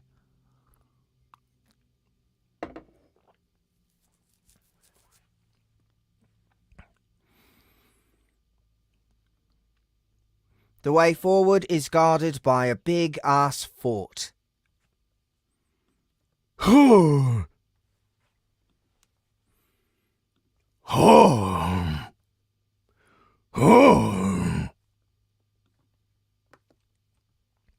One we won't attack, you abs for brains.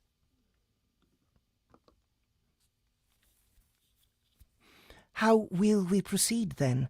We'll do as any good ant should. Prepare the digging formation. What else would an ant do? All problems can be solved through the power of digging. The tunnel won't even have to be that long. A couple of 100 meters, and I should be able to pop out past the forts and home free to the second stratum.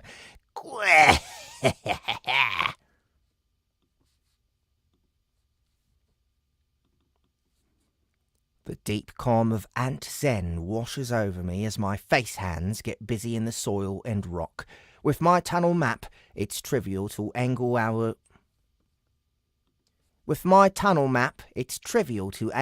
little tunnel so it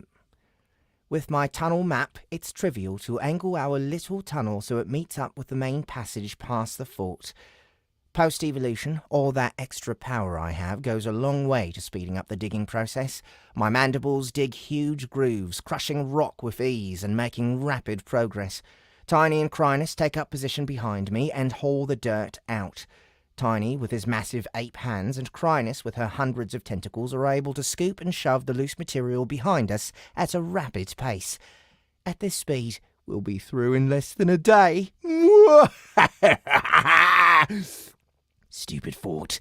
Did you really think you could stop me? Stupid fort. Did you really think you... Stupid fort. Did you really think you could stop me? There we are. And last chapter of the set, but not of the day, don't worry. Chapter 23.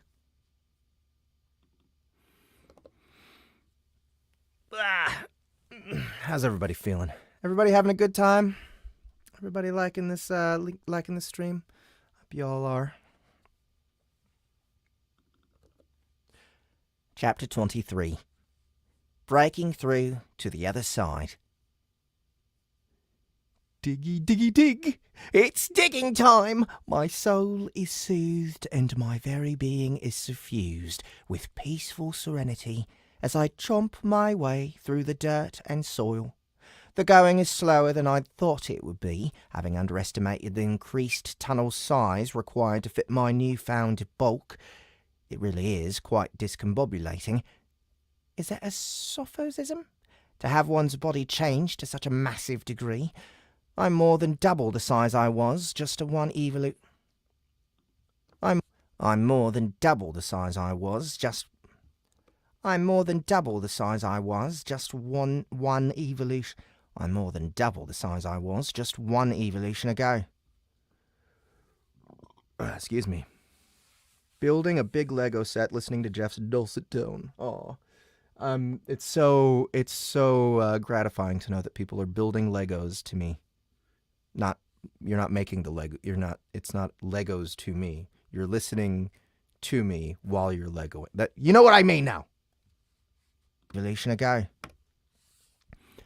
For my next evolution, which should be far away, I think I'll be focusing less on increasing my size and more on density.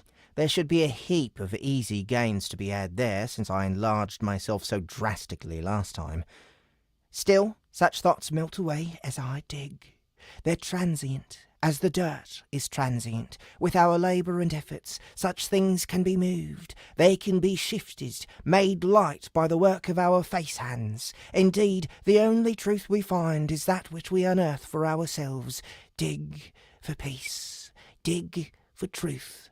No matter the reason. Dig. Time flows by, and I'm truly disappointed when my time carving out this tunnel comes to an end. The rock crumbles before my chomping mandibles, revealing a dark cavern. Poking my head through, the other side of the fort is some 200 metres away on my right. The gate is more...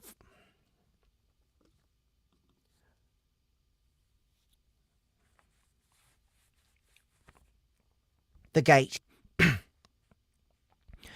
gate is more clearly visible. A tough-looking steel grating covers imposing banded gates. The fort is built into the wall of the cavern itself, its stone walls curving to meet the cavern rock on either side. The ground leading to where I'm currently spying from has been cleared away to make it impossible to sneak up. Thankfully, they weren't that thorough on the uphill side. Well, it's none of my concern. I'm in the clear. We're through. Let's go, guys. Second Strosser, here we come. The excitement is palpable as Crynis and Tiny help me rip away the last of the stones, and we tumble into the main cavern. With barely a moment to pause and gather our balance, we bound into the dark to put some distance between us and the fort. And it's dark. For real, the light barely sputtering weakly throughout the cavern. Hugging one side of the rocky cavern walls, my antennae detect strange movement amongst the deepening shadows. Flitting forms unnervingly dart about on the edges of my sight. The other thing my antennae notice is that it's bleeding cold! With every step, the temperature drops. With every step, the temperature drops and my heat detection... With every step, the temperature drops and my heat detection is falling away. Even the hints of creatures that I see barely give off any heat. Come to think of it, does Crynis... I swivel my temperature awareness back to the enlarged blob riding on my back. Sure enough, as the heat leaches out of the air, her temperature has fallen down to practically nothing. Sure enough, as the heat leaches out of the air, her temperature has fallen down to practically nothing. You cold, Crynis?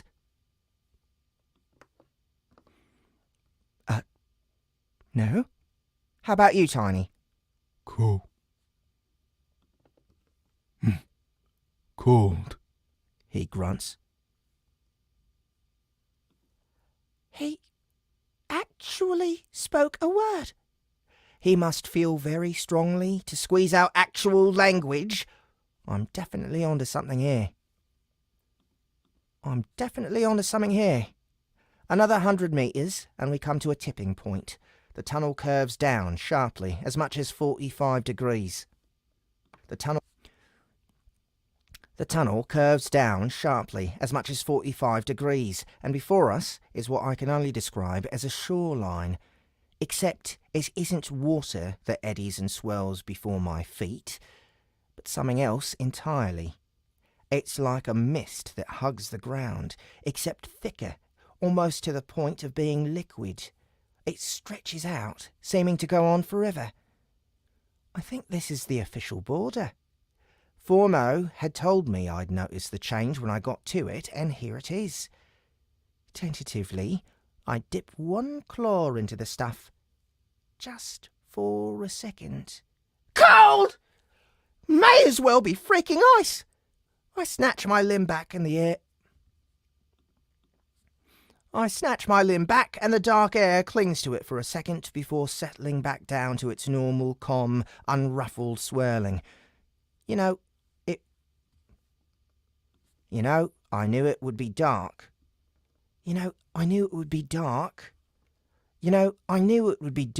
I just didn't expect the cold. We're going deeper into the ground. Shouldn't it be getting warmer? This doesn't make any sense. Then again, it's his manor. Who am I to tell it what it can and can't do? Nothing for it. I'm not going to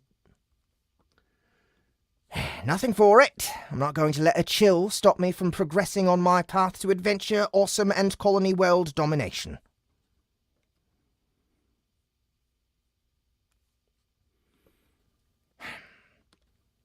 Come on, team. Let's go. Leading boldly, I plunge into the second stratum. Cold washes over me, and as soon as my head pokes through the surface layer, I can appreciate just what the shadow layer is all about.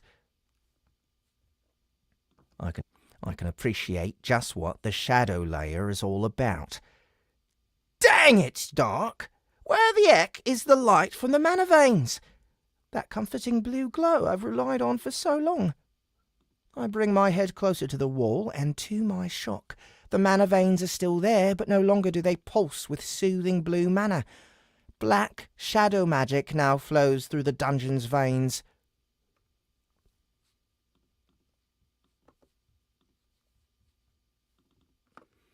Oh, this is nice, Crynis croons from my back.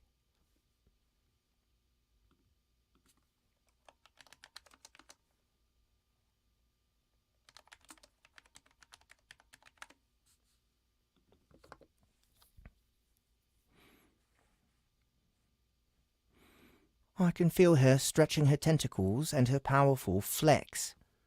I can feel her stretching her tentacles and her powerful flex as they reach out into the cold, dark air. This must feel like coming home in a way. How do you like the air here? It's invigorating.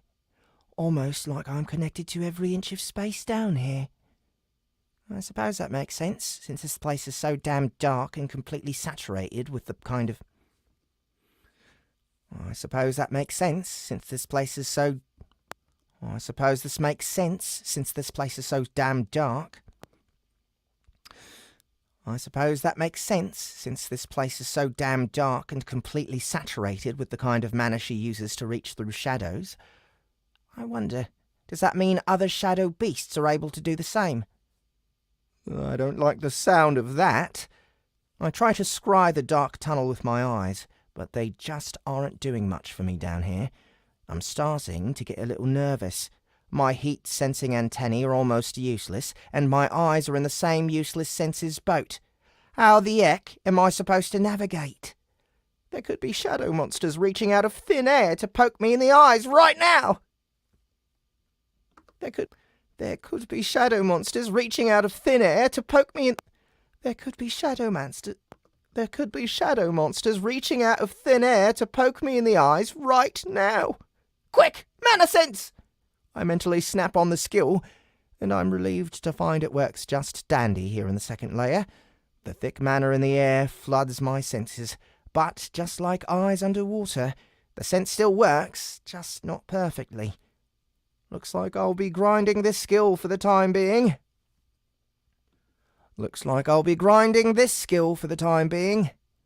Let's press forward. And that is the end of that chapter.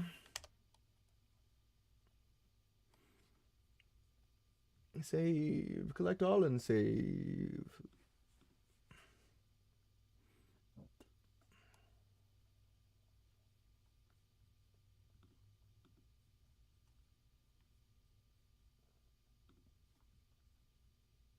Oops.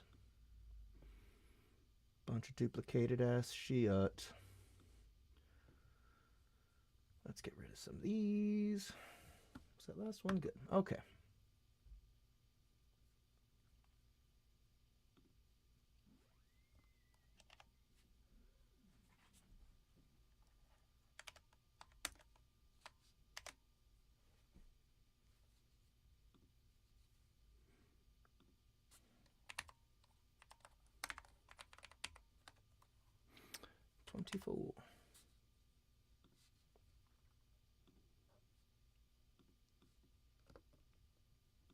So, because I switched sets and we're about 2 hours in, just wanted to remind everybody you can go to soundbooththeater.com and you can find that we're doing a sale of all our spookiest titles. It is our Halloween sale, 20% off all the titles that you will find on the landing page of the link that you can find in the description below for our Halloween sale. That includes Kaiju Battlefield Surgeon and Seance High Falls, the entire series of each, and now that we have our buy whole series button that gets you a discount on every episode already when you click that and add them to your cart that way, the extra 20% off also applies to those.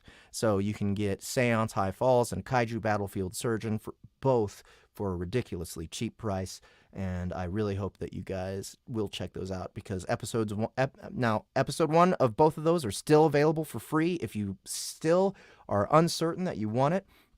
But I'm telling you, once you do listen to episode one of either one of those, you will.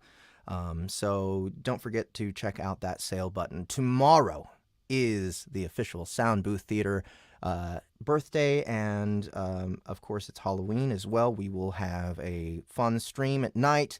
We will have Dungeon Crawler Carl, the audio immersion tunnel, officially start up with episode 2. Episode 1 is already available, so if you haven't listened to that either, just go check it out, man. There's so much free stuff on our website. I don't understand why we're not the most famous people in the world right now, because you guys could all be sharing it. You can gift stuff from our website as well. Don't forget that.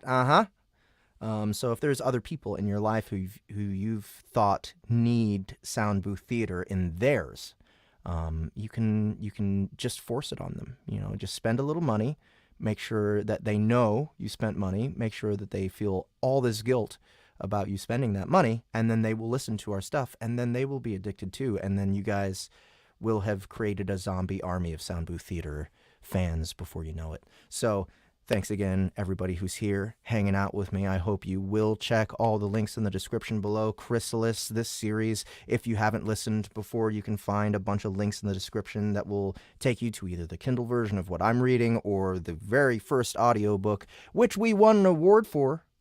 So yeah. Anyway, here goes on to chapter 24.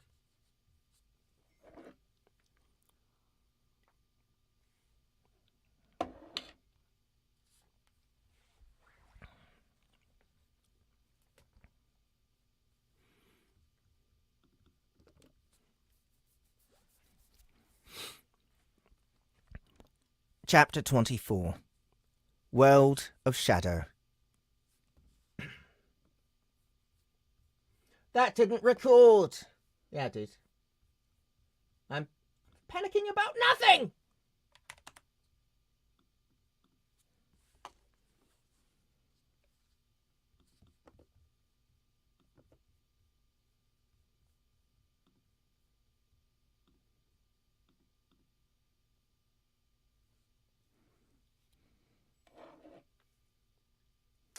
You know, I often wonder how many people in my audience are really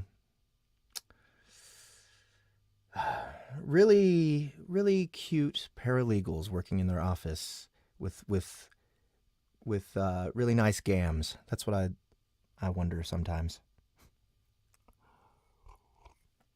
I wonder if they would have heard that, if they are listening.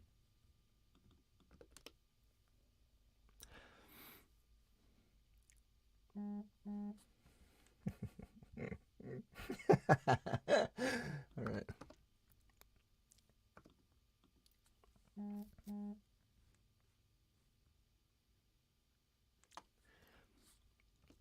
Although cold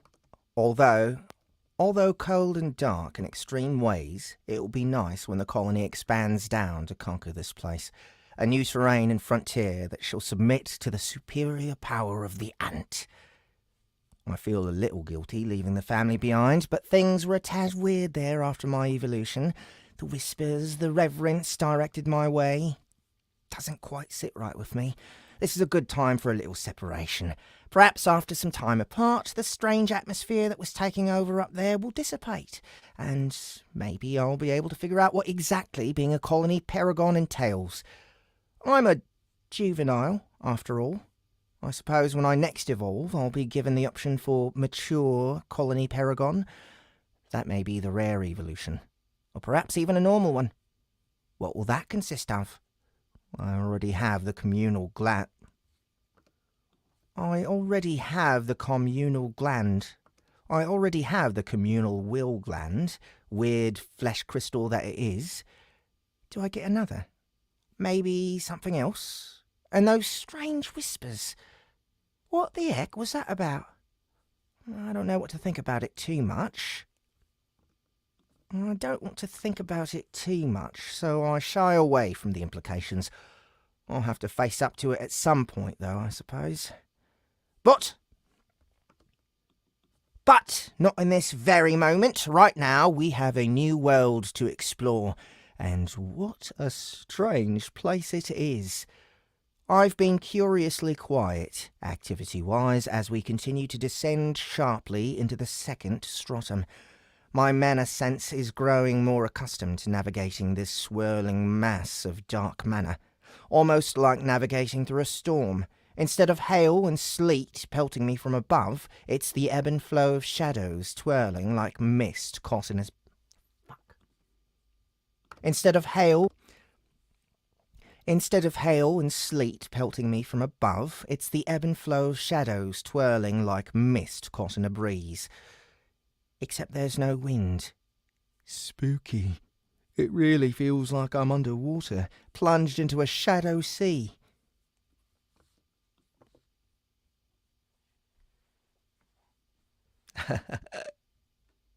You're not the only one that says gams, that's correct.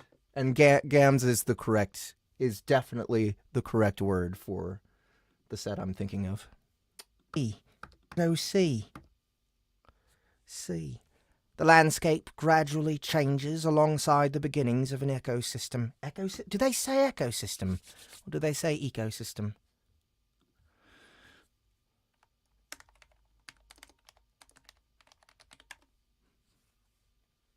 Ecosystem. Sometimes it's just the same, you know?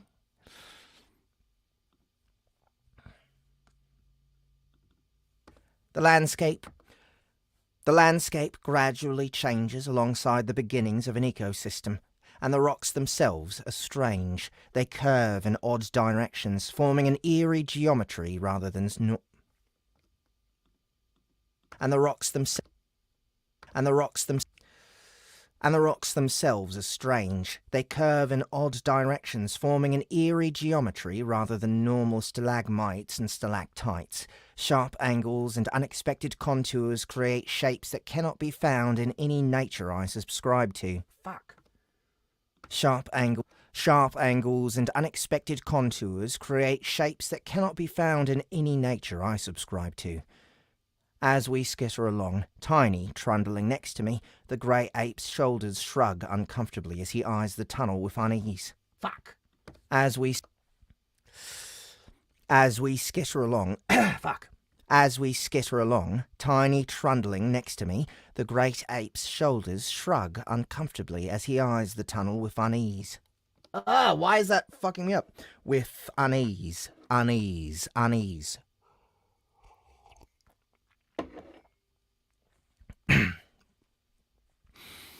As we skitter along, Tiny trundling next to me, the great ape's shoulders shrug uncomfortably as he eyes the tunnel with unease, not ease. The opposite of ease. As we skitter along, Tiny trundling next to me, the great ape's shoulders shrug uncomfortably as he eyes the tunnel with unease. Got it this time! Fuck you, word! On my back, Chrynus appears to be having the time of her life. Her newer arm tentacles wave happily in the air.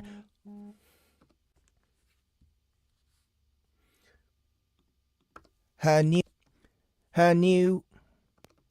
newer arm tentacles wave happily in the air, almost as if she's waggling her fingers through the thickening shadow manor. At our tread, small shifts of movement amongst the rocks are the first thing that clues me into a new form. Fuck me. At our tread, small shifts of movement amongst the rocks are the first thing that clues me into a new form of monstrous life. I skitter a little closer and am stunned. I skitter a little closer and am stunned. It almost looks like a coral. From the stone floor, it appears to be a small rock formation, maybe basketball size, but tiny fronds emerge from holes to trail gently in the air.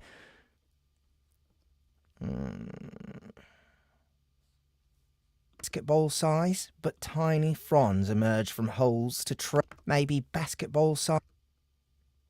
It almost looks like coral. From the stone floor, it appears to be a small rock formation, maybe basketball size, but tiny fronds emerge from holes to trail gently in the air. It'd be almost adorable. Speak like a baby. How would an ape skitter? Like that? I don't know. It'd be almost adorable. It'd be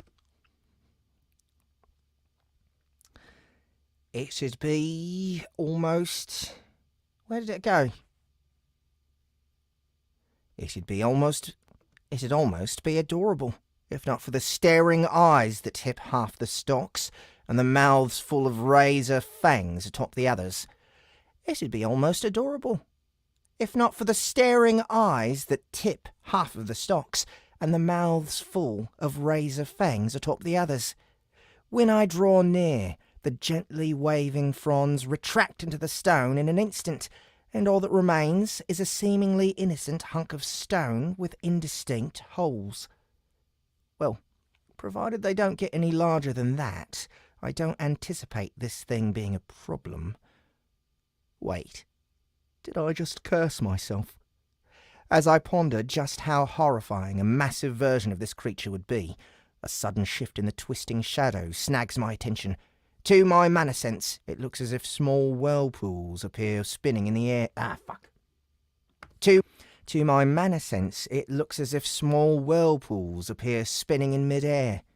To my eyes, I don't see a thing. What a curious sight. Then 5 shadow beasts leap out of the air. Holy moly! Enemy attack! I shout to my allies, uncertain if they're wise to the danger. In Tiny's case, I was right. The ape is confused as his head swivels left and right. Chrynus is, of course, right in her element, more sensitive to the changes in the manner than I am. Her tentacles are already snaking toward these beasts as they begin to fall straight at us. Let's try that one more time. Try that one more time.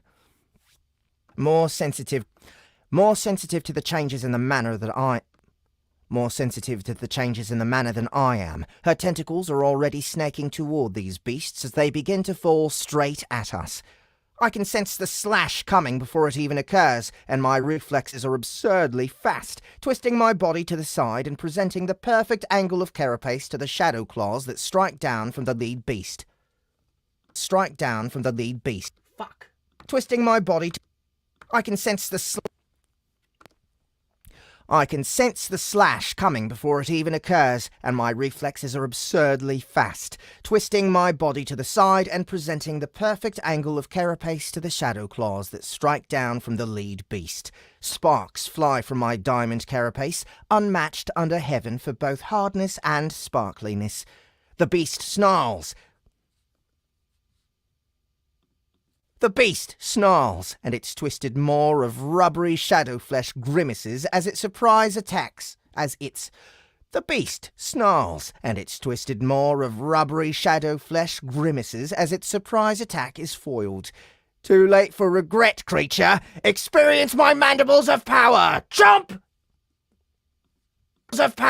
Jump!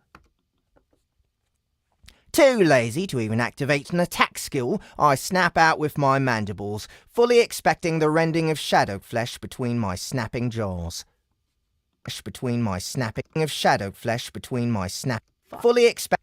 Fully expecting the rending of shadow flesh between my snapping jaws. Shock strikes as my jaws snap shut. Even though I saw it happen, I'm not sure I believe it.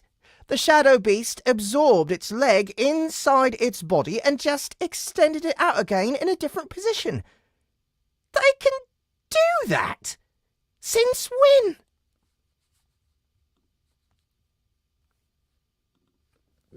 Something is weird! Smash them! Whoa! Tiny bellows in rage as one of the beasts swoops down and rakes its claws along his back, drawing blood. Unwilling to take it, his lips peel back to reveal his sharp bat fangs, and his massive hands sweep through the shadows. One creature is unfortunate enough to land within that meaty palm.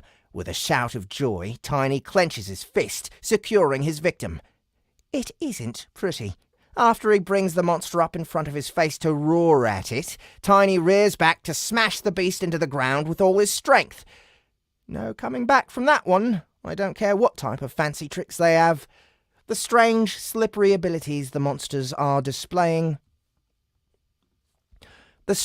slippery abilities the monsters are displaying are giving Chrynus some trouble. Every time her tentacles latch onto one, they morph and reform their bodies to escape. But she learns quick. Multiple limbs start to reach for each creature, latching on in several places at once. The beasts aren't able to shift themselves fast enough before the barbs emerge and begin to rend them apart. After that, it isn't long before we clean up the last of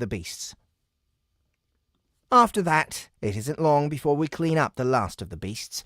The fight was instructive. It's clear that the shadow monsters will enjoy advantages here that they wouldn't otherwise have. I wonder what else will crop up. And that's the end of that chapter. Oh, we just move so fast through this book. It's the best. It's the best. It's the best.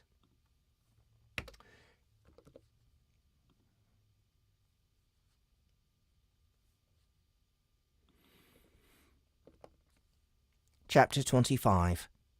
Goals and Ambitions. Remember why we came down here, guys? To escape our responsibilities? No! Crinus, what the hell? Responsibilities? No! Crinus, what the hell? Sorry, Master. I thought you said... Never mind what I said. Those are things we keep between us. Special secrets that we never utter aloud. But we aren't talking out loud? That's beside the point! No. Let's focus on the other No. Let's focus on the other important reasons we're here. Okay, I gotta hear this exchange. Remember why we came down here, guys? To escape our responsibilities? No! Crinus, what the hell? Sorry, Master. I thought you said... Never mind what I said. Those are things we keep between us.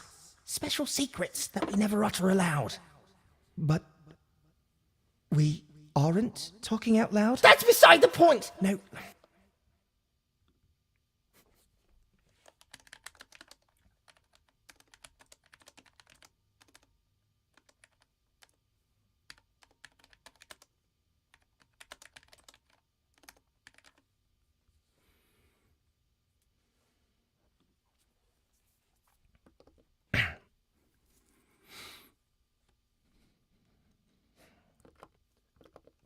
Crinus raises one of her thin tendrils to scratch herself on the top of her sphere. We're here so you can absorb mana and survive long term.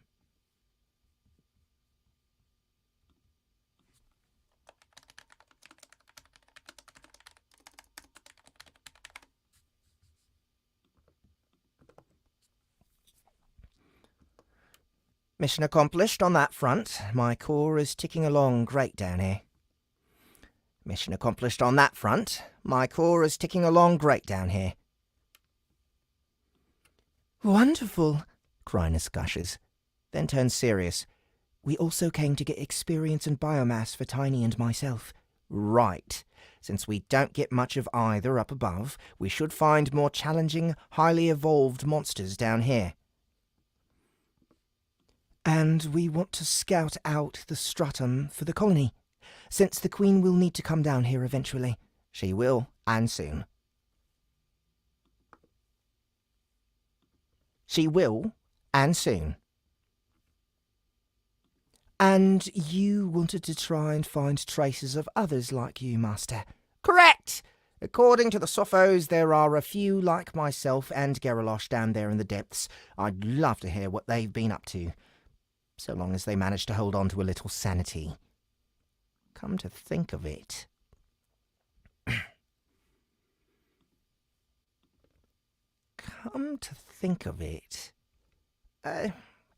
Does it bother you that I was from another world and resurrected here as a monster, Crinus? No? Why would it? I have no idea. Perhaps you would think I wasn't a proper monster since I used to be a human. Pfft. Master? Not a proper monster?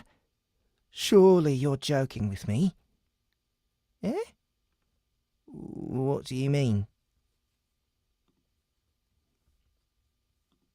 Come now, Master.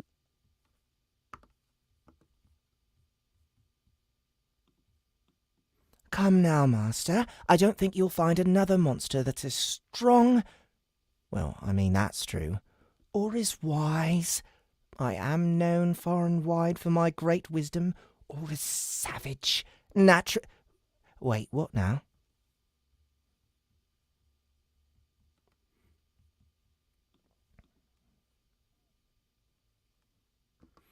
As cruel and relentless. Hold on. Really? Merciless and ambitious as my master. That's really how you think of me? Of course. All right, let's hear how this goes. No? Master? Not a proper monster? Surely you're joking with me. Eh? What do you mean? Come now, Master. I don't think you'll find another monster that's as strong... Well, I'm... Strong... Well, I mean, that's true. Or is wise... True. Or is wise... I am known far and wide for my wisdom. I am known far and wide for my great wisdom. Or as savage... Natural... Wait, what now? As cruel and relentless...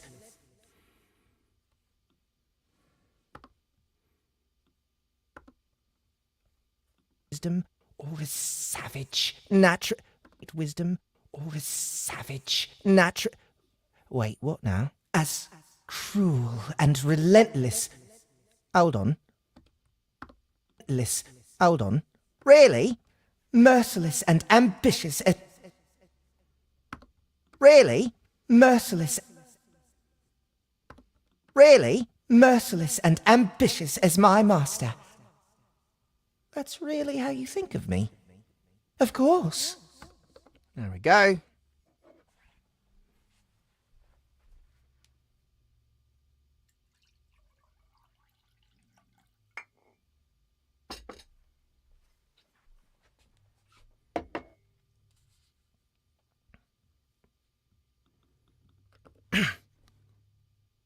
Ouch. Ouch? That's some serious psychological damage you're inflicting there, Crynis. You don't even realise it either. Actually, that somehow makes it worse. Am I really that nasty? I mean, I've done some stuff, but cruel? Savage? I'm not confident Crynis's views can be trusted on this one. She has a strange slant sometimes. In my mind, I'm a perfectly lovable ant monster. We finish munching on the biomass of the defeated shadow beasts when a notification pings from the system. Master profile of the Dark Ghoul unlocked. Oh? I've not checked in on my unlocked profiles for a long time. Formo did say the master profile was a way of peering into the mind of the dungeon itself, which he thinks is important. There's no harm in it, so I may as well take a look. Idly munching, I bring up the full profile for the Dark Ghoul. Master profile. Tenebris Pallidi. How do I pronounce that in Latin?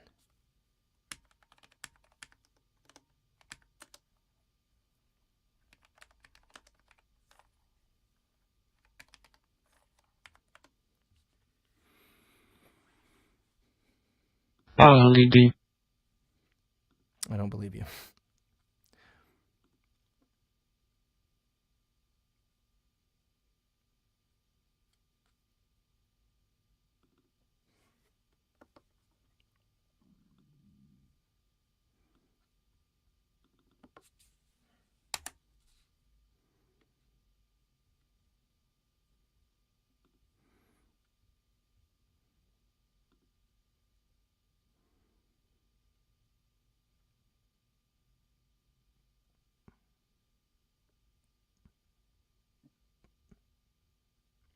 Pallidi?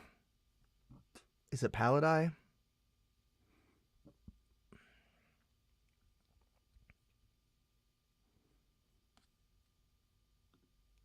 Pallidi. Any Latin people out there? People who like the Latin language? Parli di. I'm not going to trust this robot. It's the only thing that says it. Why is it so hard to find pronunciations of Latin?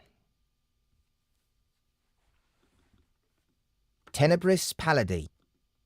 I'm going to say pallidi.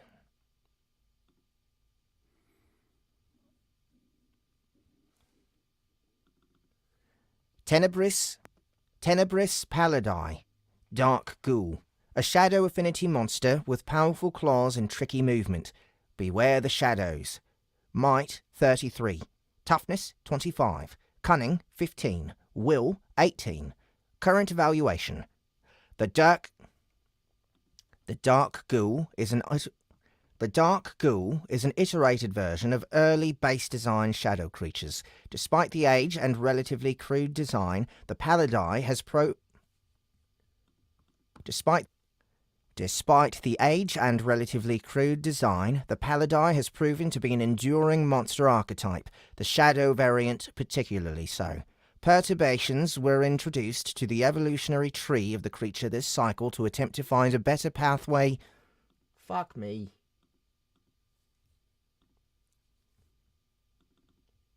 Perturbations were introduced to the evolutionary tree of the creature this cycle. Fuck me. I hate having to Turn the page. Perturbations were introduced to the evolutionary tree of the creature this cycle to attempt to find a better pathway to carry forward, as higher tier versions haven't lived up to the base monster's efficiency. Interesting.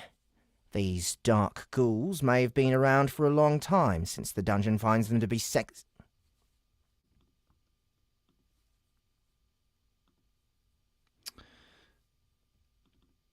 These dark ghouls may have been around for a long time, since the dungeon finds them to be successful monsters, except the evolved versions are underwhelming.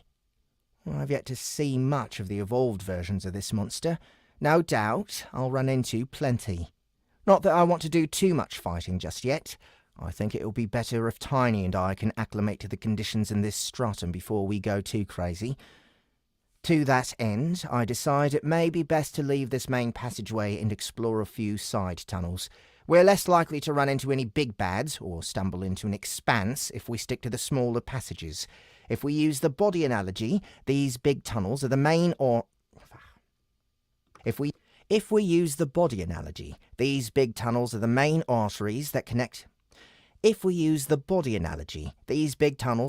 arteries that connect the organs, or expanses, together. The smaller tunnels are like capillaries, the little veins that are useful for hiding and settling smaller monsters in. Sadly, I no longer fit in all of these.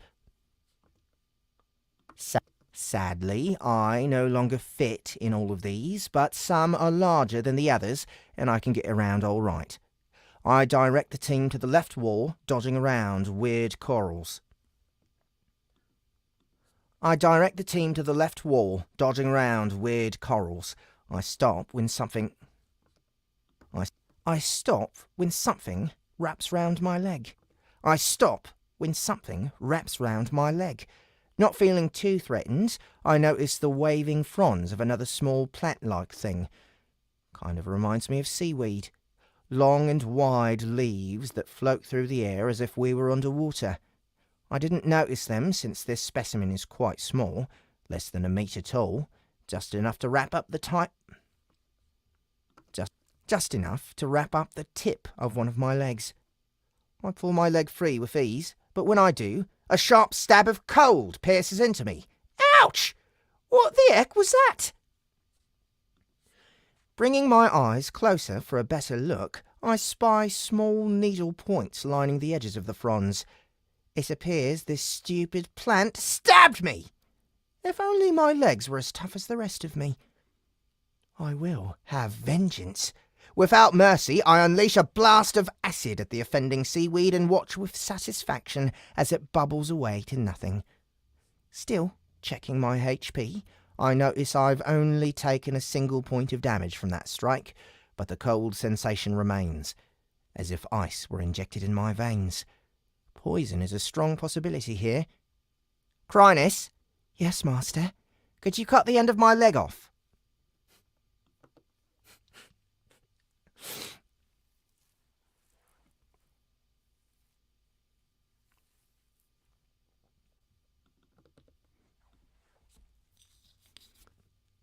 The sharp twitch of her beach ball body is enough to tell me she does not like the sound of that question. Please? Protesting, but not as strongly as I'd expected she would, Chrynus wraps the stinging leg in one tentacle and her barbs do the rest. Thankfully, I can regenerate half a leg in no time flat. 5 minutes later and we're back on the move, wary of poison plant things. Within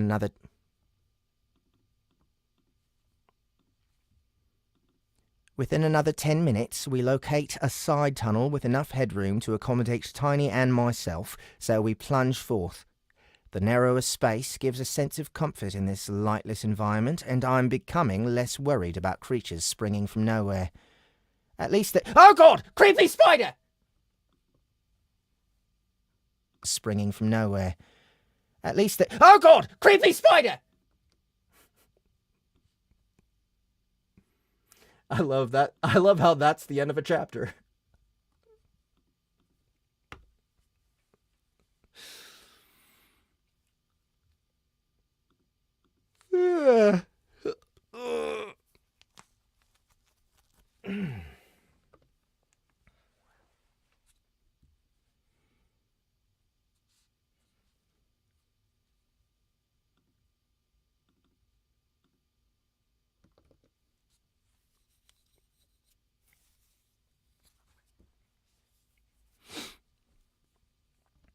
Chapter 26.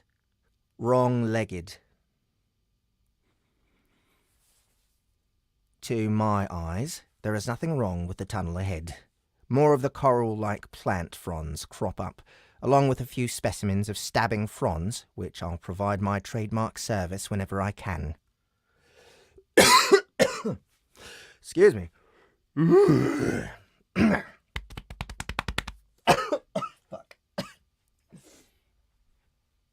I like cartoonishly choking on things.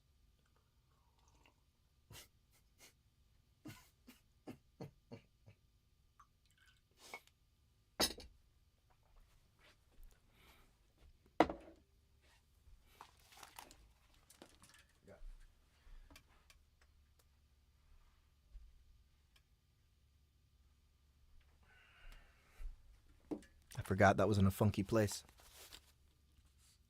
Let's crop up. I can. Visually, there's nothing wrong. Visually, there's nothing wrong. The scene is peaceful. Visually, there's nothing wrong. The scene is peaceful, idyllic. Visually, there's nothing wrong. The scene is peaceful, idyllic. One might even venture to say picturesque. My manner sense, however, paints a very different scene. Threads of pure shadow cover the tunnel from top to bottom, as if the darkness itself had been woven into thick webs that cling to the walls, ceiling, and floor for dozens of meters. Worst of all, in the centre of the mess sits the most horrific arachnid I've ever imagined. I look down on spiders for having 2 more legs than necessary. You get to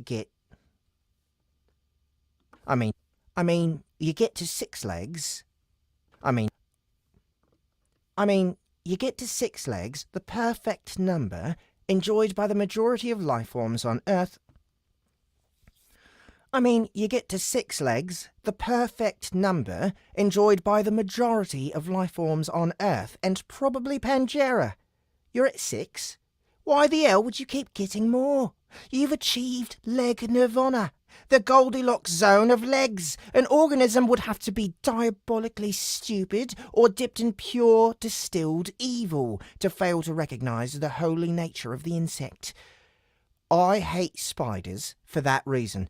Stupid or evil, I care not which. They're all horrible and deserve what comes to them. This spider has seen the wicked ways of its kind, witnessed them indulge in their cauldron of sin, and thought to itself, what we have going on here? It's good stuff. I'm impressed. I dig the vibe. But check this crazy idea. What if we were to have more legs?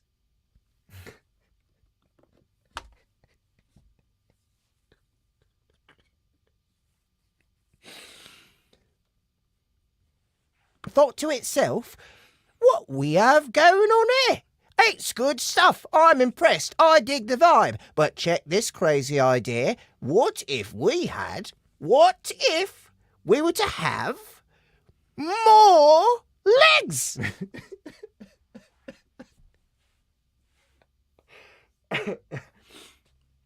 I just really love the way Rhino writes. It's just really fun. I recoil in horror as the bloated beast reveals itself to my mind. 8? No. 10? No. 12? Not at all. 16 legs! Why? In the name of all that is good and sacred in this world and all others, why? That number of legs is completely superfluous. I cannot imagine any advantage to be gained by possessing this ridiculous number of legs. This creature cannot be allowed to survive. I shall rend it to pieces and devour its legs with savage glee. Glee, I tell you! Facing off against the many-legged pterodactyl legend, I won't back down. The webs will be a problem, but not one that I can't handle. They appear woven out of attributed manner, not actual physical or tangible in the normal sense. Luckily for me, my acid is the perfect tool for deconstructing this mess.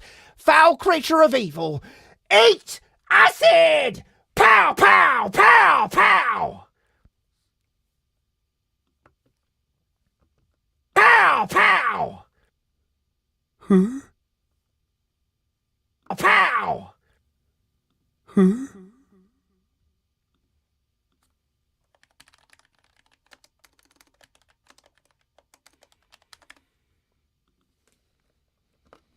Tiny grunts and confusion.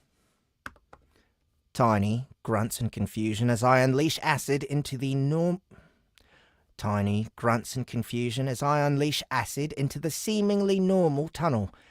His expression changes as tangly ropes of shadow begin to melt and fray into view. We're going to have to do something for Tiny. He's going to struggle in this. We're going to have to do something for Tiny. He's going to struggle in this stratum if we... We're going to have to do something for Tiny. He's going to struggle in this stratum if he can't see what he's doing. Chrynus has none of these issues and is completely aware of what I'm doing.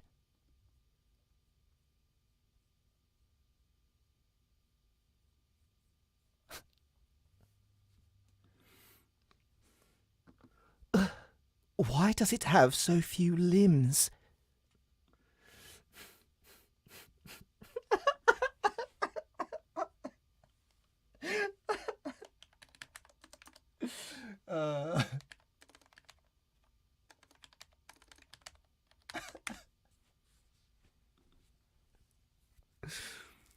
I'm not usually wiped out after recording, Alex.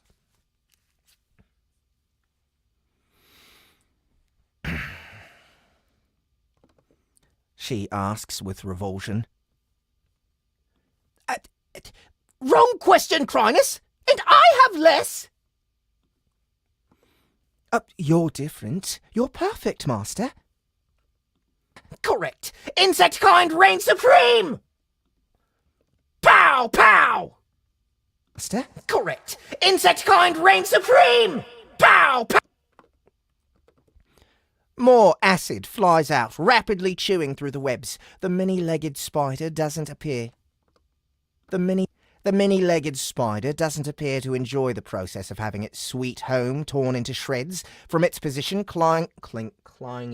The The many-legged spider doesn't appear to enjoy the process of having its sweet home torn into shreds. From its position clinging to the top of the tunnel with its grotesque number of legs, the spider descends and reaches out. Able to grip both sides of the tunnel at once, its limbs seem... Able to grip both sides of the tunnel at once. Able to grip both sides of the tunnel at once, its limbs seem to stretch. Able to grip both sides of the tunnel at once, its limbs seem to stretch forever as it begins to advance on us with a deadly grace. Yuck!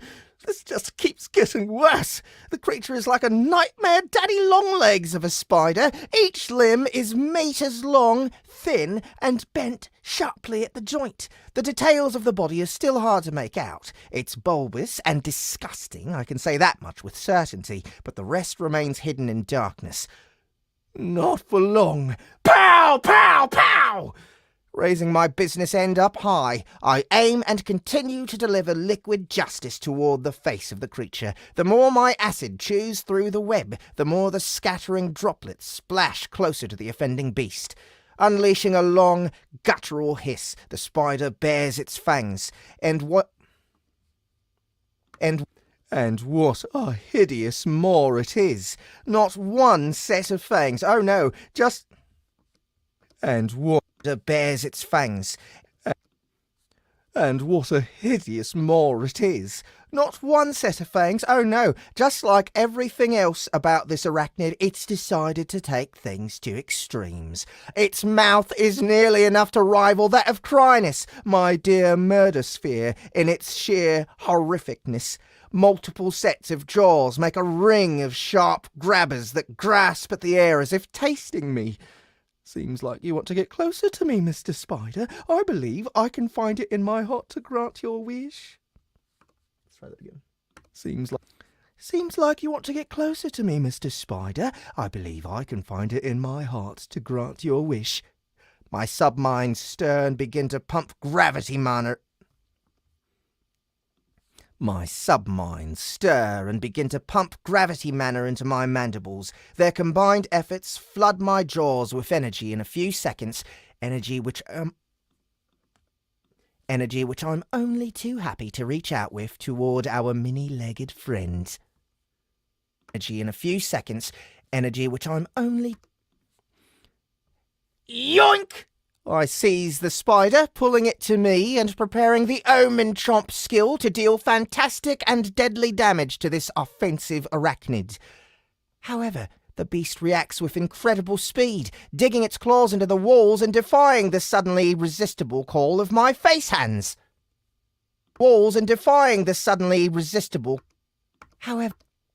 However, the beast reacts with incredible speed, digging its claws into the walls and defying the suddenly resistible call of my face hands. Damn you, spider! Do I really have to go in there and get you? Pow! Pow! Pow! I unleash further blasts of acid, trying to bait the arachnid out, but it proves to be surprisingly dexterous, dodging wildly and remaining ensconced within its tattered web. Maybe I'll try... Yoink! My mandibles glow bright with gravitation mana once more as I try to drag the spider out, but it resists, snatching at the walls with its many legs and straining against my pull. This damn spider! It wants me to chase it into what remains of its webs. I'm not going in there. Who knows what crazy shadow web tricks it has going on inside that maze. I also don't want to have to sit here and acid the webs away. The gross stuff extends for dozens of meters. I can't be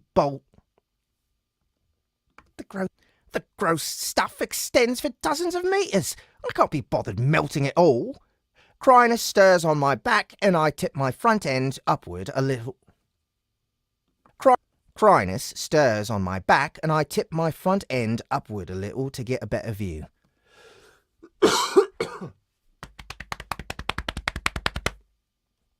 Stop it.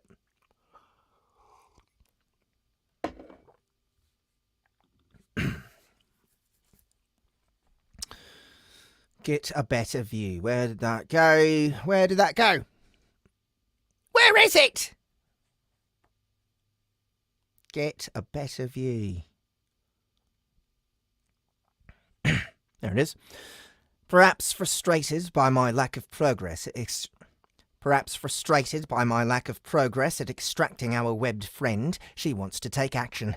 Her permanent tentacles wiggle back and forth while she concentrates, and the darkness around her deepens, thickening until it almost appears solid. Her body ripples like the surface of a pond after a stone is thrown in, and a dozen limbs flash out of her main body and plunge into the shadow portal she created round herself. The spider unleashes a shriek of surprise as Chrynus seizes its body. Actually, she's not going for the body, she's going for the legs! Her tentacles lash out and wind around each of the spider's legs in a flash, immobilizing it in an instant. Furious, the spider opens its jaws wide and sinks its fangs into one of the offending limbs. Tisk.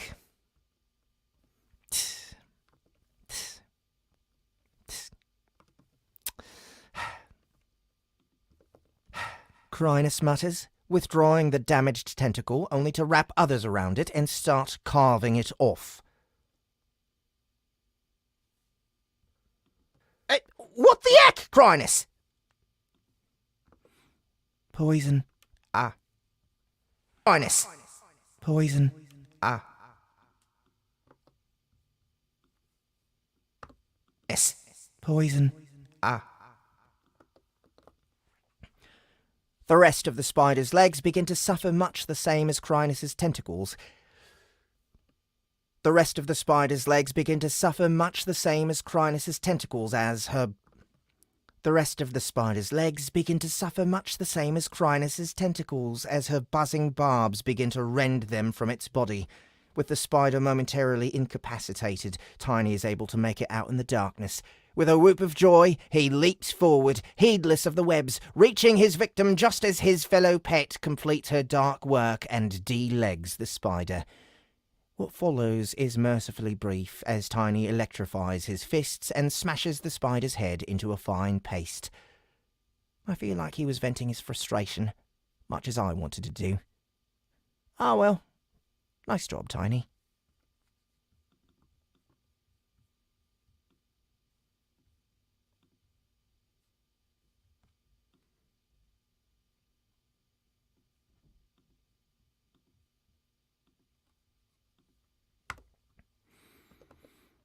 Chapter 27.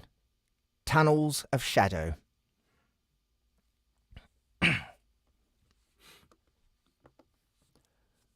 The perils of the dungeon are many. The perils of the dungeon are many. Physiological and psychological. There are many threats that seek to cause bodily harm. The monsters, naturally, are what most consider the deadliest things a person might encounter in the dungeon, and I admit that the layperson might... And I admit that the layperson... and I admit that the layperson may have the right of it in this instance. There are many threats that seek to cause bodily harm. The monsters, naturally, are what most consider... The monsters, naturally, are what most consider the deadliest things a person might encounter in the dungeon, and I admit that the layperson may have the right of it in this instance. Ravenous beasts with a boundless ferocity and low cunning are the least threatening of these creatures. At deeper levels, one must contend with creatures capable of so much more. Magic, strategy, social hierarchy, advanced pack tactics accompanied by higher stats and more developed skills. But this is far from the only threat. Starting in the second stratum, the dungeon spawns more complex... Starting in the second stratum, the dungeon spawns more complex ecosystems. The Shadow Sea, as some refer to it, being the first of these, makes it no less deadly. Large and terrifying monsters may require most of a would-be delver's attention, but the stone and tunnels also hold innumerable fatal threats. Then there's the cold. Relentless, biting cold. Without the proper skills and preparation, it saps away energy, drains focus, and is yet another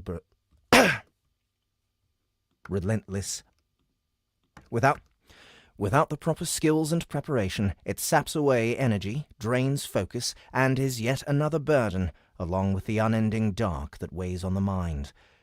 Many a brave mercenary has been broken by the second stratum without ever battling a single monster. It is a place that is inimical. What does that word mean? It is a place inimical.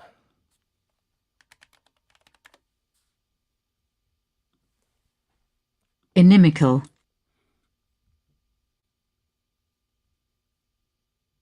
Harmful or limiting, okay?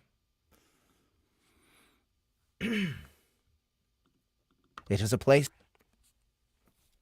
that is inimical to the sapient races of the surface, designed to trap and destroy them, break and bury them.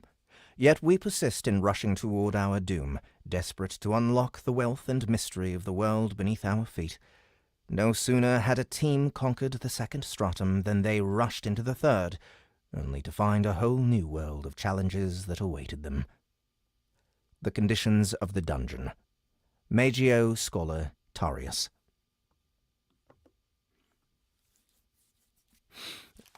I need to get more tea, guys. I need to start a new pot.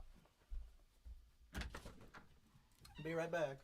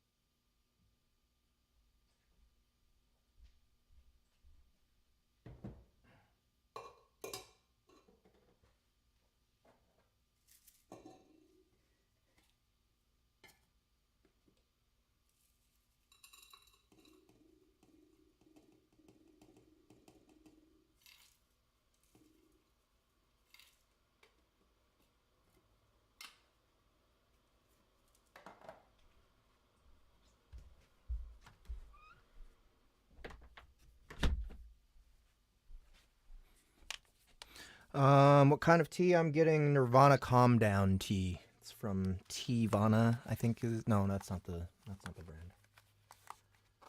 Tea Lyra is the brand. Which is like the same as Teavana except way cheaper. Same quality. Teavana's just a corporate ripoff or corporate super expensive version. Magio Scholar Tarius.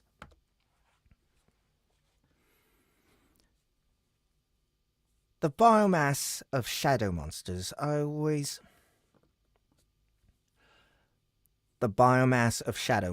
always has a weird texture.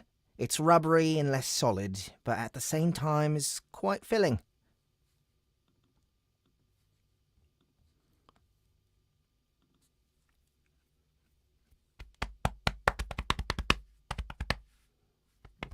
Excuse me. I don't partake too much. The pets still take priority, but only just. I snag some points, which goes to show this spider must have evolved at least a few times. I snagged some points, which goes to show this spider must have evolved at least a few times. May as well check the profile. I'm interested to see what the dungeon has to say about it. You have consumed a new source of biomass, Arania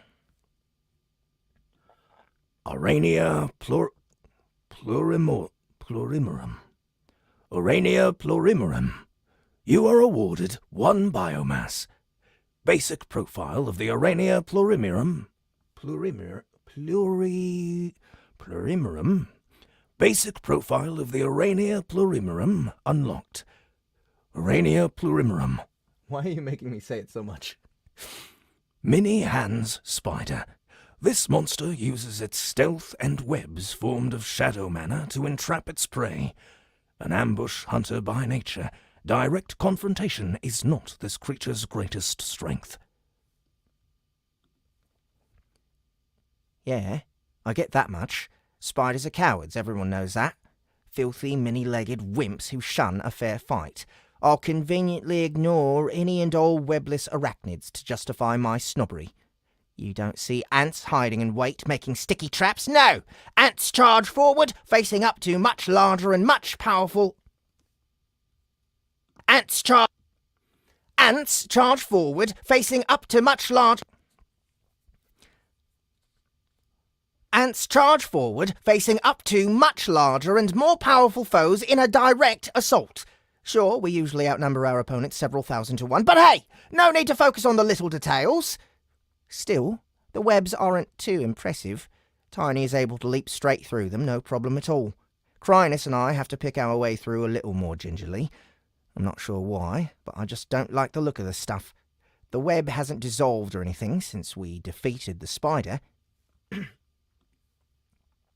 The web hasn't dissolved or anything since we defeated the spider. In order to progress, we're going to have to melt or destroy it. Good job getting on top of that spider, Tiny. I'm impressed. Good job getting on top of that spider, Tiny. I'm impressed you could break through the web so easily. The big ape looks proud of himself, a wide smile on his bat-like face.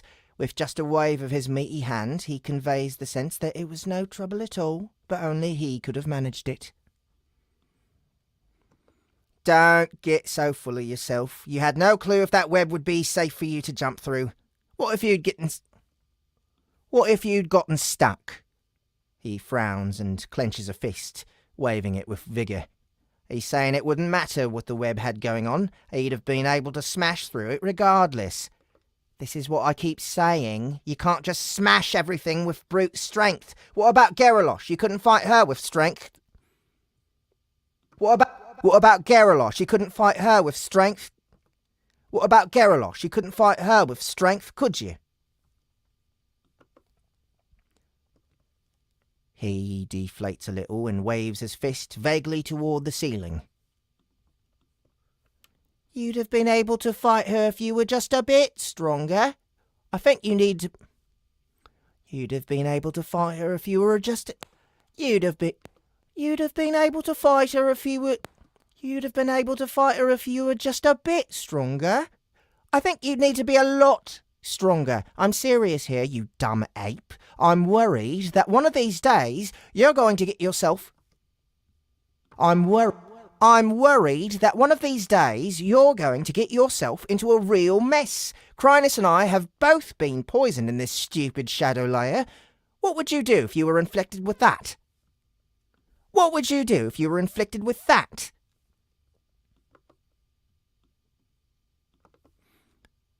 A fierce grin splits his face, and he wiggles his eyebrows. No, you can't punch... No, you can't punch poison, you idiot! No, you can't... No, you can't punch poison, you idiot! No, you can't punch poison, you idiot!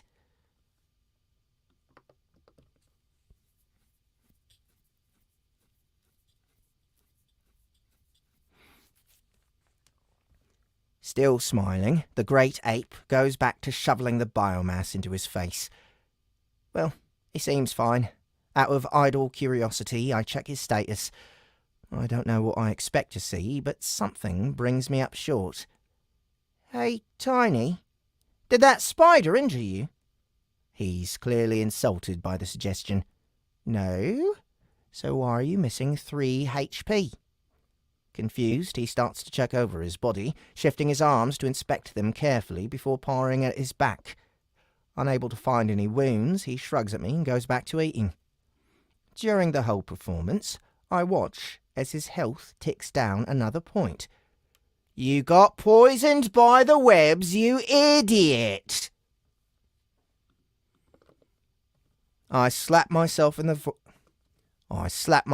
forehead with one antenna out of frustration. Of course there was some trick to the webs. They're made of shadow mana. There's no way a bottom-feeding monster like a spider would be There's no way a bottom-feeding monster like a spider would be satisfied just wrapping people up with webs. There'd be tricks to it. Attributes in the threads, razor-sharp threads, remote thread control, weapons made out of webs, all sorts of stuff is possible. And whilst I've been thinking, his health has gone down another 2 points. For his part, Tiny looks mildly confused. He raises up one fist, as if he was going to hit himself in the stomach, then looks at me. No! You can't punch the poison out of yourself. Just how dumb can you be? Ugh! I'll have to try healing you. Hold on a minute.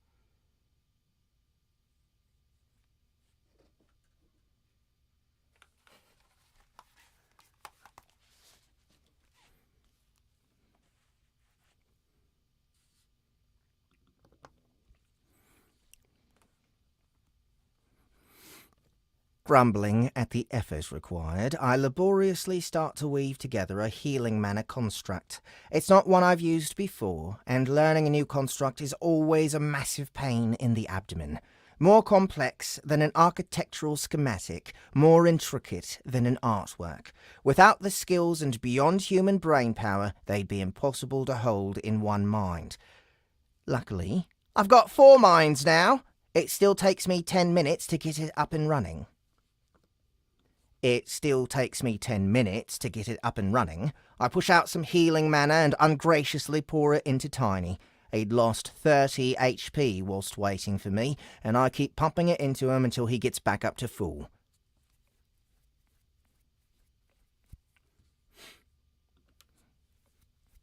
There you go, you dumb ape. Try not to do. And his health is still going down. And his health is still going down. Try not to do, and his health is still going down. We might have a problem here.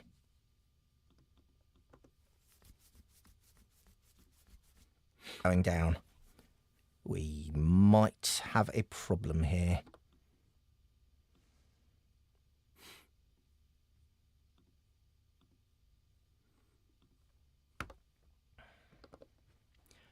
Chapter 28. Stupid ape.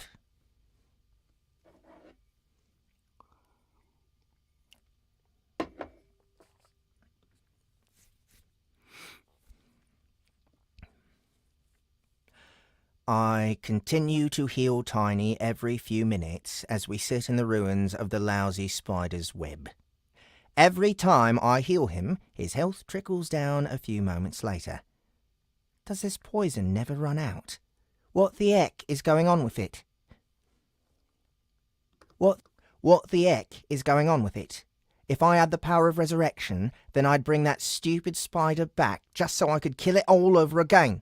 How dare it do this to my loyal, stupid, hard-working, idiotic, steadfast, and stupid pet? Damn it. Almost got that right.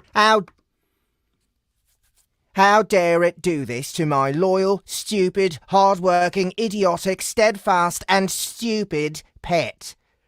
After an hour of constantly healing him, my minds are starting to hurt, and the slow leak of health out of Tiny is yet to stop. Begrudgingly, I spend a skill point to buy Healing Magic Affinity Level 1.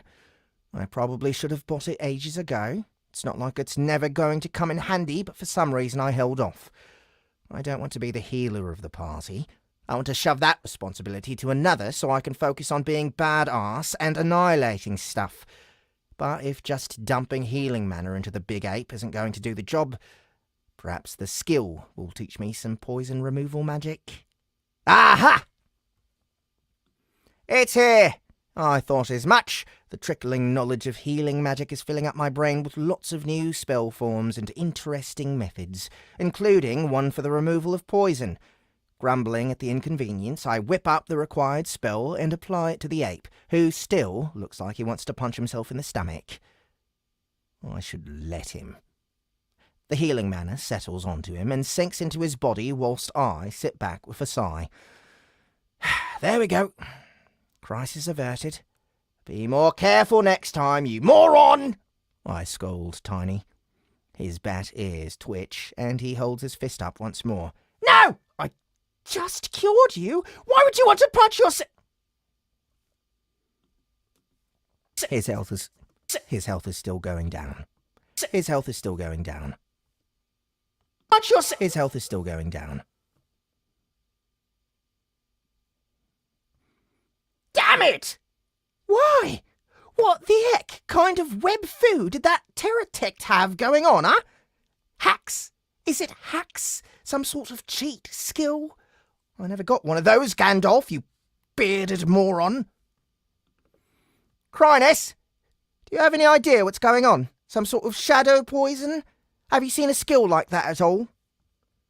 Have you seen a skill like that at all? Have you seen a skill like that at all?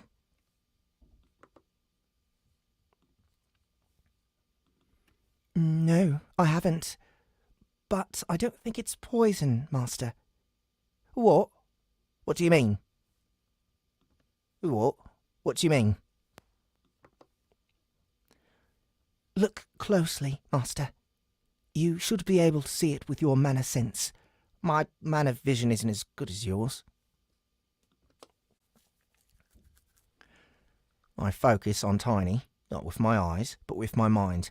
Crynis has a huge advantage over me in this department, but my skills aren't... Crynis has a huge advantage over me in this department, but my skills aren't totally lacking. Letting my mind reach out, I examine with minute detail the mana flowing through Tiny's body. His core flares bright in my mind, and the energy that ripples through his entire frame is bright and energetic. He seems fine? Wait. He seems fine? I grasp a sliver of something that slips away from me. What the heck was that? Determined, I focus harder and strain. There it is! Roaming through his body like a cunning worm is a slithering shard of shadow mana. It wasn't poison that those webs injected him with. It was a spell. How insidious! This must be some sort of advanced skill or technique. It has got to be. This must be some sort of advanced skill or technique. It has to be. I get the feeling that spider was quite a high level, grown fat during the wave on the fresh monsters that swarmed through its tunnel. Now that I can sense what's happening, I can see the harm being done in real time. Now that I can sense what's happening, I can see the harm being done in real time. Like a dark snake, the mana flits throughout Tiny's body, wrecking and damaging everything it comes across, causing his HP to drop. When I heal the damage, his situation doesn't improve because the mana continues its work. The poison removal didn't work. The poison removal doesn't work. The poison removal didn't work, since it's not actually poison that he's infected with. What the heck are we supposed to do? All right, Tiny. I want you to listen carefully. A serious expression comes across the bat features of my first pet. He leans forward, attentive, his huge fists curled in his lap. You aren't poisoned by the spider. You've been infected with damaging shadow mana. His eyes steady. His eyes steady. Tiny nods slowly. Then he thunderously punches himself in the stomach. Unable to resist his own colossal strength, he groans and collapses to the tunnel floor. You idiot. After I heal him, he managed to do quite a lot of damage to himself. I try to use external mana manipulation to dissolve or remove the offending spell. I try to use external mana manipulation to dissolve or remove the offending spell, but it's too hard for me. Either because the mana is trapped within his body, which means it's more difficult for me to effect, or it's too elusive and slippery for me to take hold of. And so, it's come to this. I decide we'll continue our delve of the second stratum while healing Tiny as we go. Perhaps if my healing mana gets to a high enough rank, I'll be able to cure him, or if my external mana manipulation ranks up, I'll be able to help that way. I'll be able to help that way. I'll be able to help that way. Links up, I'll be able to help that way.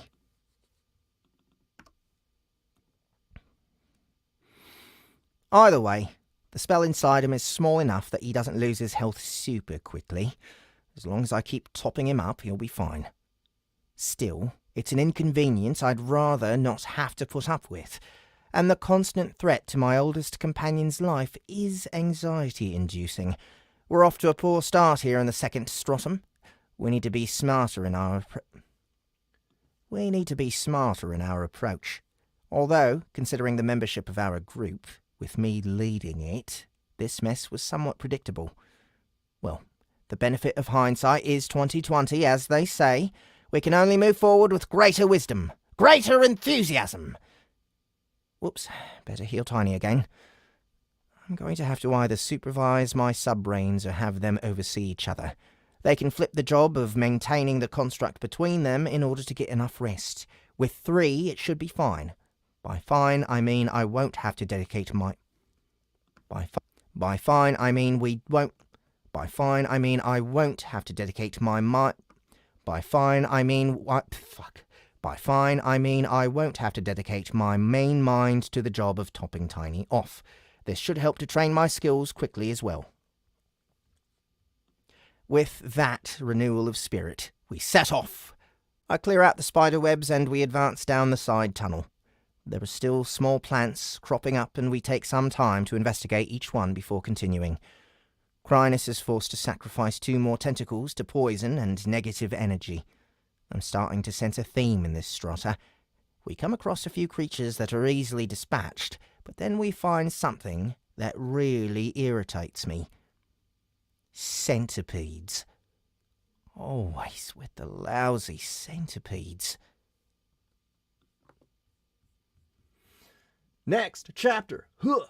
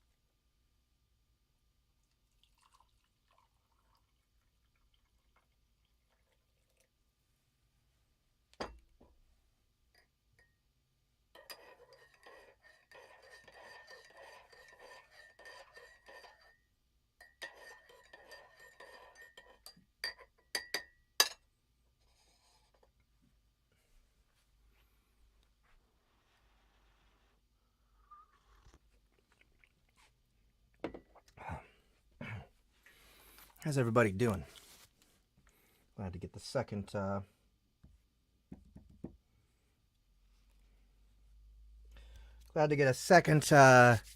round of tea going.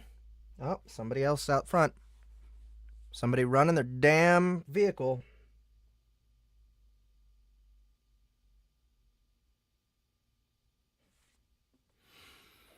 There's certain people that are making fun of me, texting me about my screw ups, and it just makes me very angry. Makes me so mad, guys. Someone has my phone number and they're just making fun of me. What else? What else could they be doing with it? So irresponsible.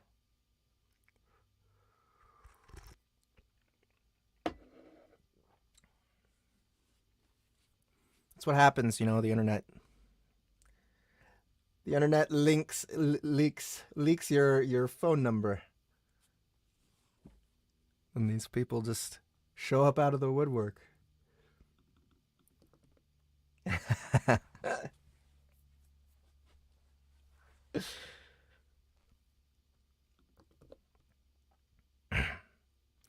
All right. Centipedes.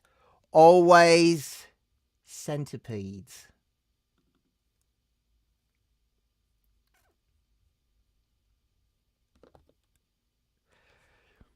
Chapter 29. The Wizard's Favourite.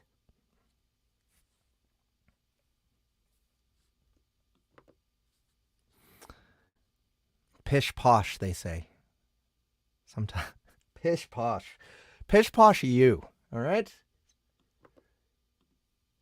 Mysterious texter. Pish posh you. They say they're offended. Ugh. The nerve. Favourite. In the tunnel ahead is a tangled trap of terrible centipedes.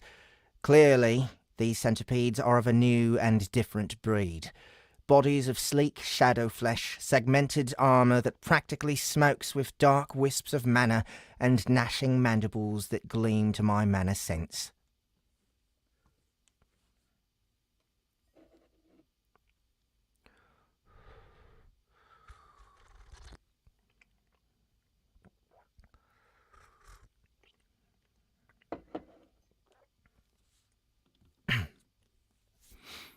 I mean, what the hell? Why does the dungeon love these stupid creatures so much? Of all the invertebrates that exist on Earth, or that the dungeon can dream up and cobble together out of random insect parts, why is the dungeon so prepared to lavish its love on these filthy centipedes? I'm starting to understand the Sophos' point of view and more. I'm starting centipedes. I'm starting to understand the Sophos' point of view more and more.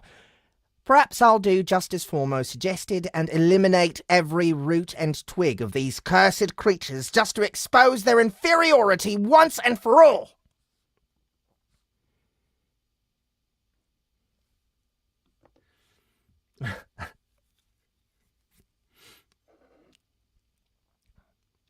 You know what's really funny is when people feel like they're referred to in public and then they just turn red. That's the funniest thing, I think. Wish I could see it. Some people, they just get embarrassed easily. For all.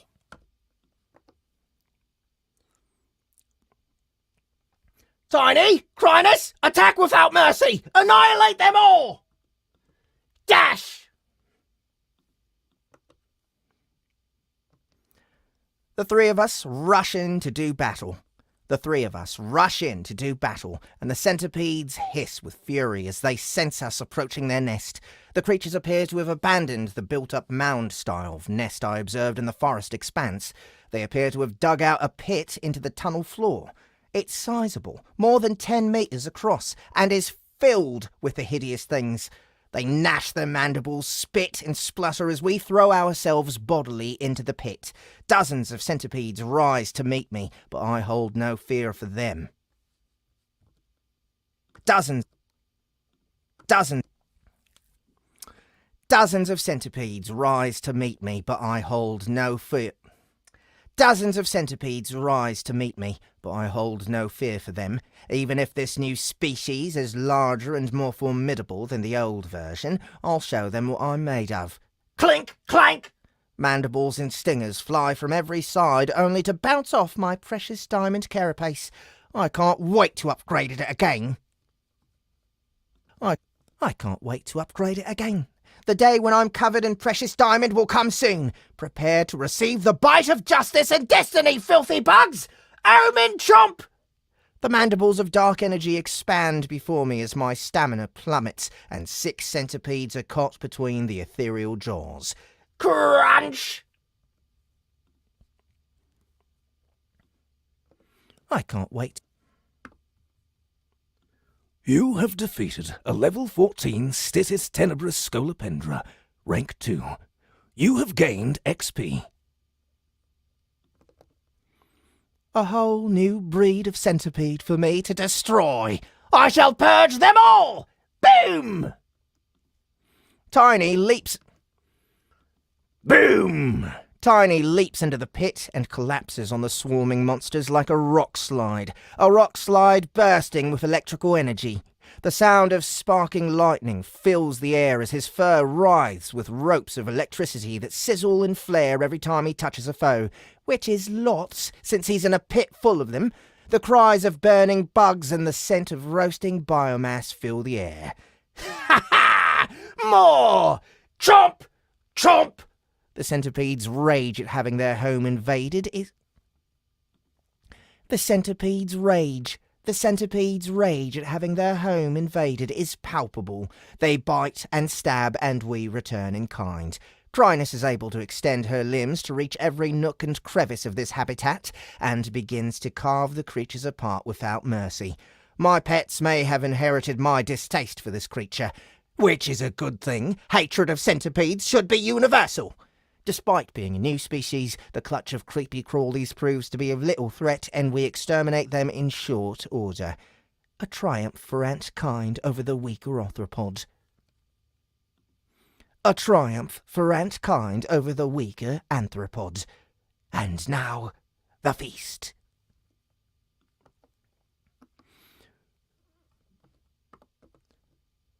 You have consumed a new source of biomass. Stitis Tenebris Scolopendra. You are awarded 1 biomass.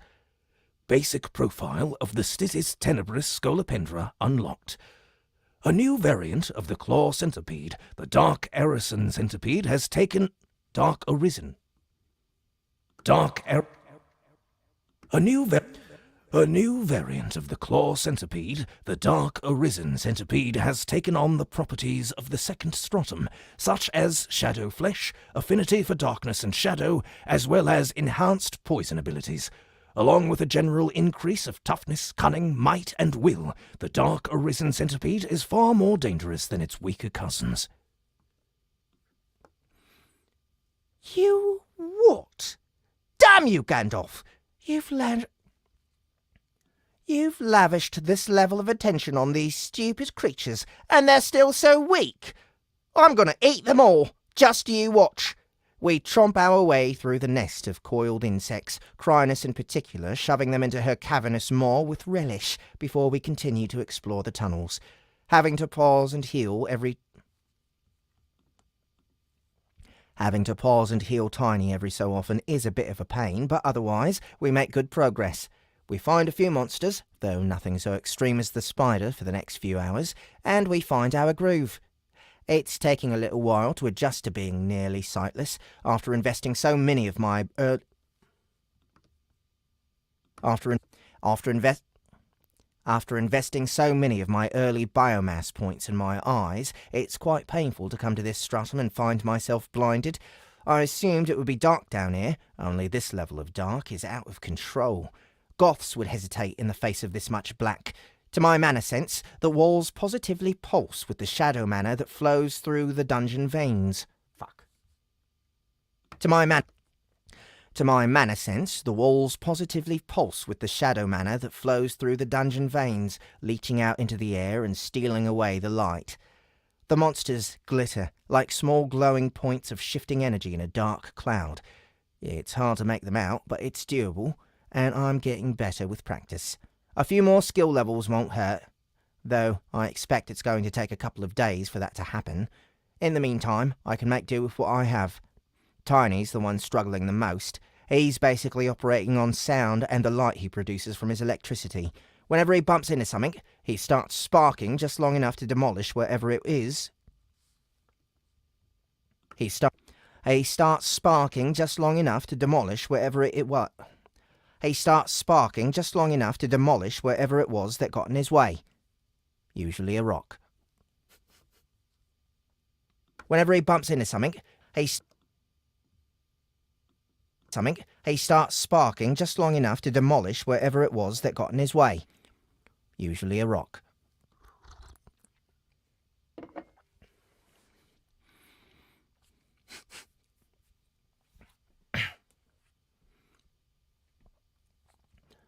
The tunnel consistently slopes downward, and the farther we go, the thicker and denser the corals and plants become, forcing us to shift our path or cut our way through. There are smaller tunnels that shoot off this one, but most are too small for me to enter anymore. These places are the refuge of the weaker and smaller monsters, amongst which I no longer count myself a member. After a few more hours, we come back to the main tunnel we initially broke off from. According to my tunnel map, we've basically been moving in parallel, following a far more twisting path. Not to worry, we need to continue gathering experience. Come on, Tiny, let's follow a few more of the side tunnels before we get too much farther. If we keep following this major tunnel, we're sure to connect to an expanse eventually, and I want us to be ready.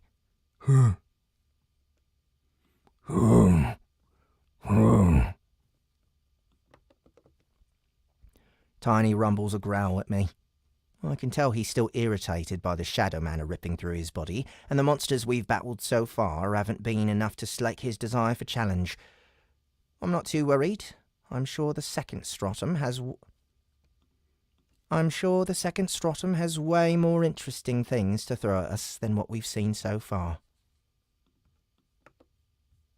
That was a super short. Oh, that felt like a super short chapter because not much happened. Chapter 30. The Monsters Come. It's true that shadow monsters seem stronger than the creatures of the first stratum at a lower level of evolution. Most of the monsters we encounter are tier 2 or 3, and are significantly stronger than monsters of that same tier we encountered above.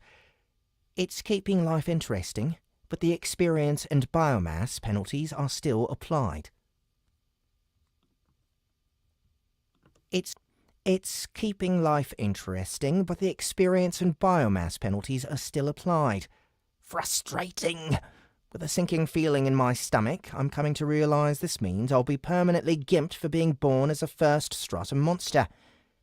It makes sense, dungeon-wise. Down here, the mana is thicker and attributed. Down here, the mana is thicker and attributed. This means the dungeon is able to produce different kinds of body parts, the shadow flesh. This means the dungeon is able to produce different kinds of body parts, the shadow flesh, for example. Who knows what the lowest stratum monsters are capable of, or what they're made of?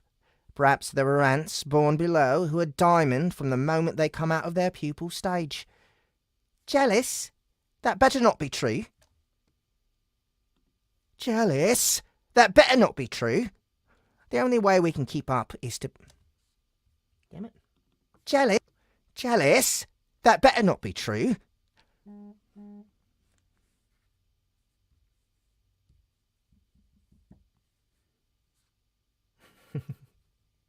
Be true. Oh boy. Red face. Yep, I think you should definitely submit to a tomato competition. 100%. Tomato contest. That better not be true. The only way we can keep up is to push our mutations and skills to the limit. Although, I wonder if it's possible to recreate certain body parts into more powerful versions, made from more mana-intensive materials is what I'm driving at. Made from more mana-intensive materials is what I'm driving at. I've not seen the option, but that doesn't mean it won't, or... I've not seen the option, but that doesn't mean it won't ever exist. Perhaps arriving in the second stratum is enough to unlock the option. Perhaps arriving in the second stratum is enough to unlock the option. I'll have to wait until I evolve again to confirm this, but that's a long way in the future. Tier 5 creatures are thin on the ground so far. Tier 5 creatures are thin on the ground so far, and to be fair, we're only creeping through smaller side tunnels. Other than the strong monsters who've created their own little kingdoms like that spider, there's mostly small fry here. Must have been crazy in these tunnels during the wave. Thank goodness I never had to see it. Master, I sense something strange. Really? Mana sense leveled up a little while ago, and I was able to rank it up to expanded mana sensing, which improved my range, but not my finesse. Cryna still has me dead to rights when it comes to detecting our foes.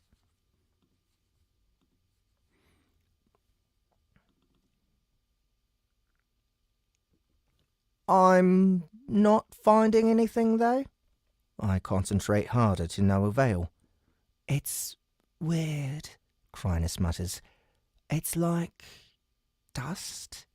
The moment I find it, it's gone again. The orb on my back writhes its tentacles back and forth as she tries to find whatever is triggering her eye. Tiny, you hearing anything? One thing we've learned is that Tiny's ears, even without mutations, are really good. One thing we've learned is that Tiny's ears, even without mutations, are really good. I shouldn't be surprised, considering he has the large triangular ears of a bat. I think when he evolves again, he should make them mutable. I think when he evolves again, he should make them mutable. Tiny cocks his... Tiny cocks. Oh, that's funny. Tiny cocks his head to one side and listens, then shakes his heavy head. Think you can give us some light? The big ape nods and concentrates, beginning to spark, electricity roaming over his fur and illuminating the tunnel oh so slightly. The flickering light throws the objects in the tunnel into relief, ironically dousing the tunnel in shadows. The flickering light throws the objects in the tunnel into relief, ironically dousing the tunnel in shadows. Because that's what we need more of. It's enough light that my fancy compound eyeballs are able to be put to use. I scan the tunnel to try and find what it is we're sensing. But there's nothing there. Are you sure, Crynis? Positive. It's vast and small. I think there's more of them, Master. More? Like, how many? Getting nervous at that proclamation, but I don't even know what I'm looking for. Gently swaying fronds of various poisonous or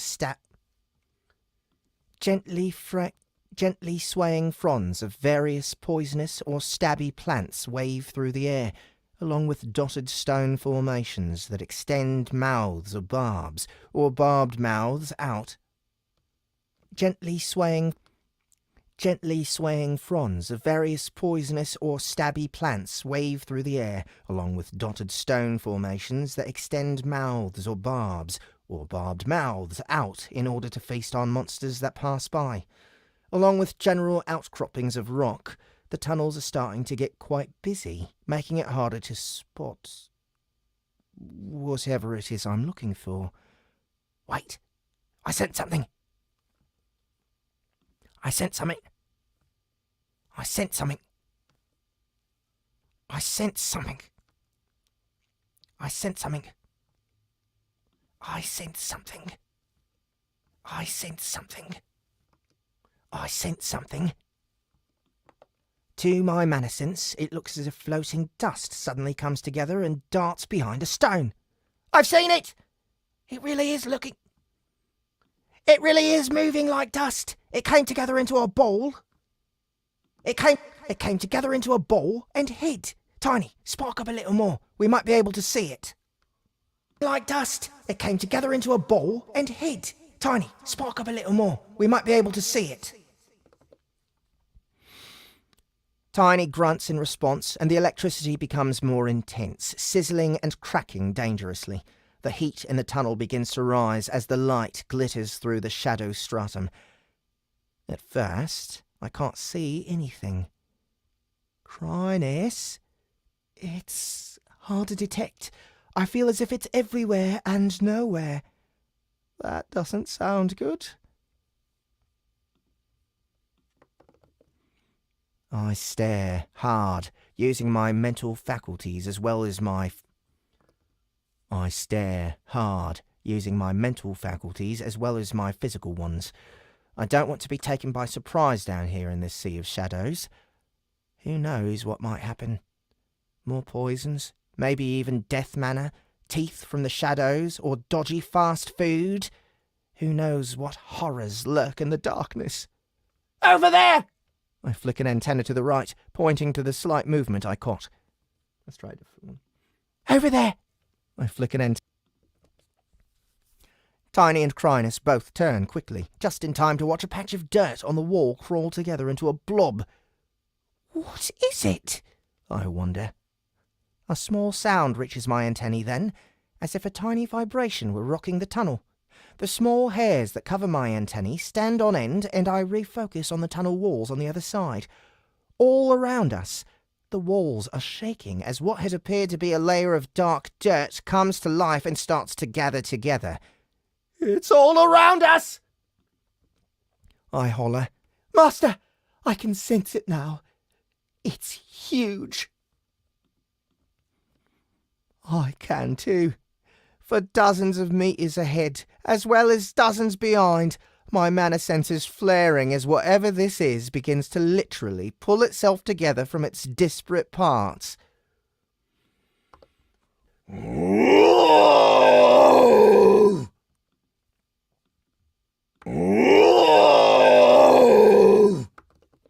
Tiny bellows, smashing his chest with his mighty fists, his eyes burning with rage. Finally, a decent fight, he seems to be saying as he snarls, his fangs on display. Lightning surges even thicker across his body and begins to accumulate on his fists as all around the walls continue to crawl and shift. The dust gathers into small blobs that then begin to seek each other. The dust gathers into small blobs that then begin to seek each other out and merge. Rapidly, bodies are forming all... Rapidly, bodies are forming all over the place, except my mana sense is telling me this is one creature. All the mana I sense is exactly the same. Not willing to wait, Tiny leaps and smashes his charged fist into one of the blobs, scattering it with explosive... Not willing to wait, Tiny leaps and smashes his charged fist into one of the blobs, scattering it with explosive force. The disparate pieces splat into a nearby wall before they quiver and begin to move once more. Tiny shakes his fist, unsatisfied, and turns to another blob to blast it with lightning. Twin strikes of blue energy shatter the air and the blob is vaporized. To my mana sense, not all of the dust was destroyed, but at least some of it was. As if sensing it can be harmed, the dust begins to amalgamate quicker. You hurt it, Tiny! Keep going! The ape grins. The ape grins. There we go. That's the end of a chapter. I had to make it Give it a little more gravitas.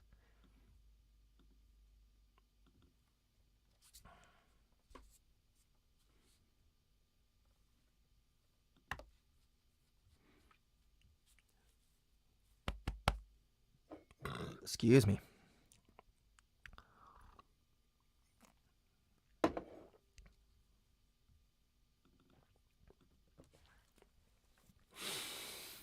Chapter 31. Dust to Dust.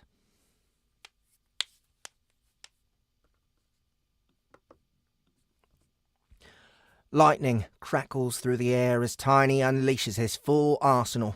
The edges of his fur lifts, his whole body positively choked with snaking lightning. It curls round his arms, sparks off his ears, and runs down his huge silver back.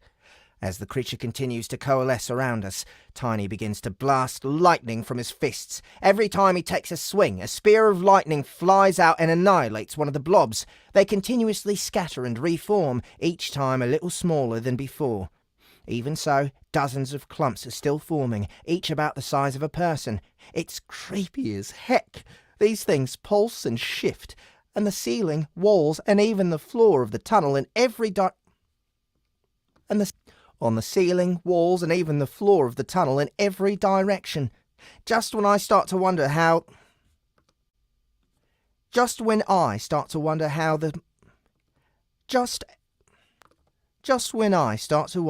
the monster is supposed to attack us, the closest blob flexes, changing its shape and revealing a mouth ringed with razor-sharp barbs. Look out! Mouths! I step backward. Crynis has already acted, lashing out with tentacles the size of...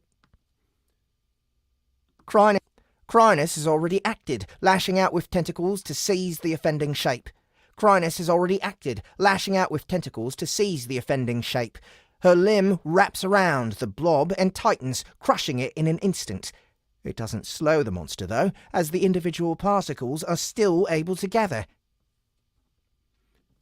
"It's on me!" Crynis cries. The dust sticking to her tentacle is slowly creeping toward her main body. "Get off of me, you filth!"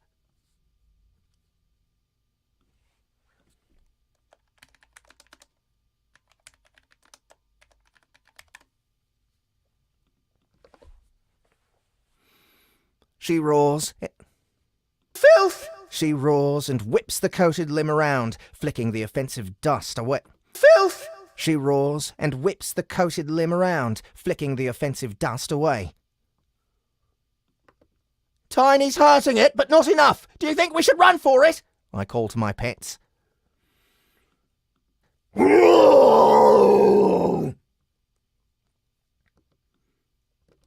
Tiny bellows, his face alight with glee as he blasts out electricity. "How dare you touch me, you trash!" Crynis screams, her tentacles whirling in all directions, scattering the blobs. Okay, no tactical retreat then.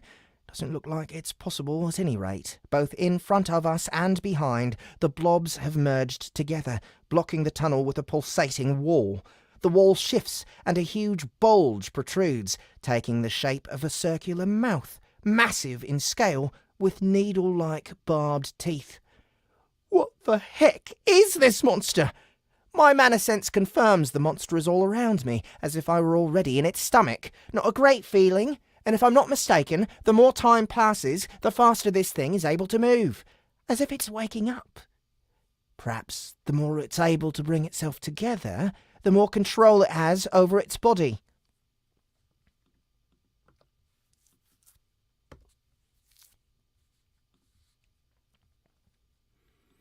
Movement is everywhere, drenched in protruding mouths and teeth, faster than what Tiny and Crynis can destroy.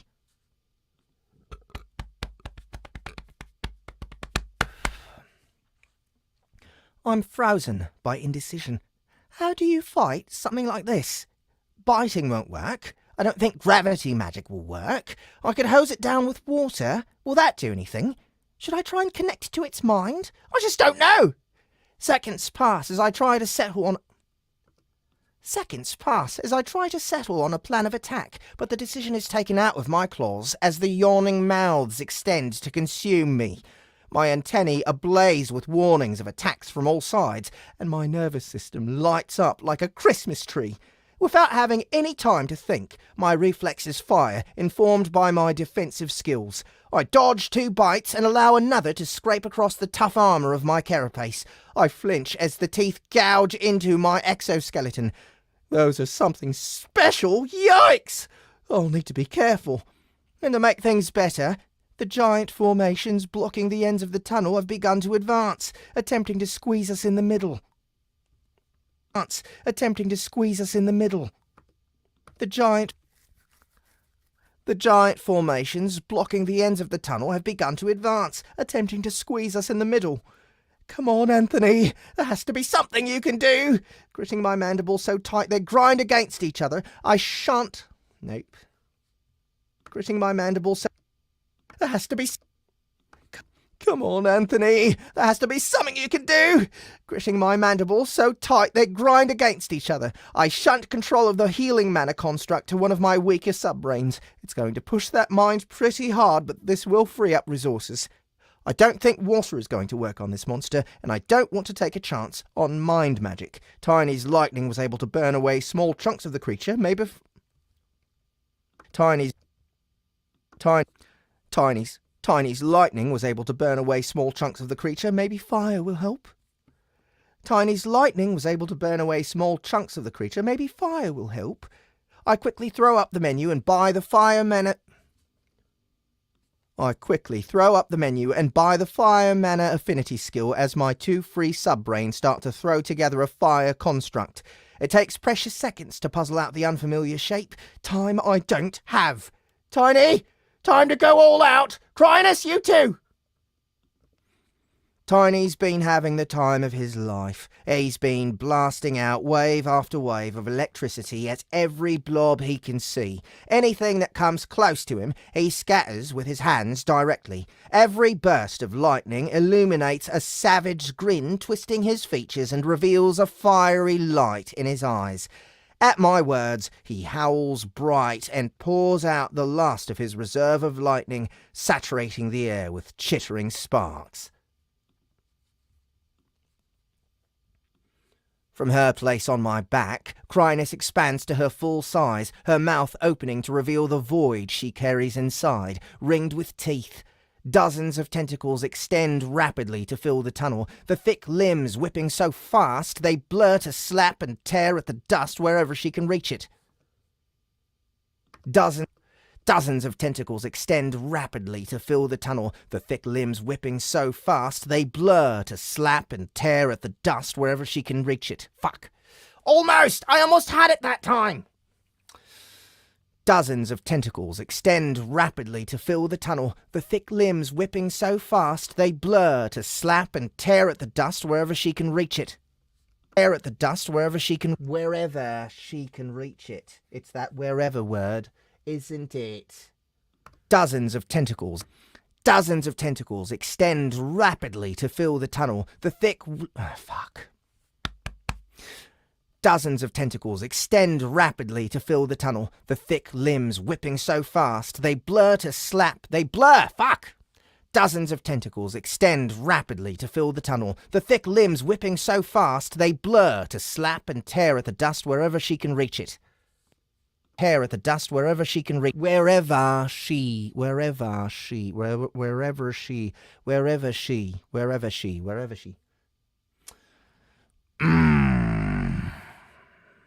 Makes me mad, these kinds of sentences.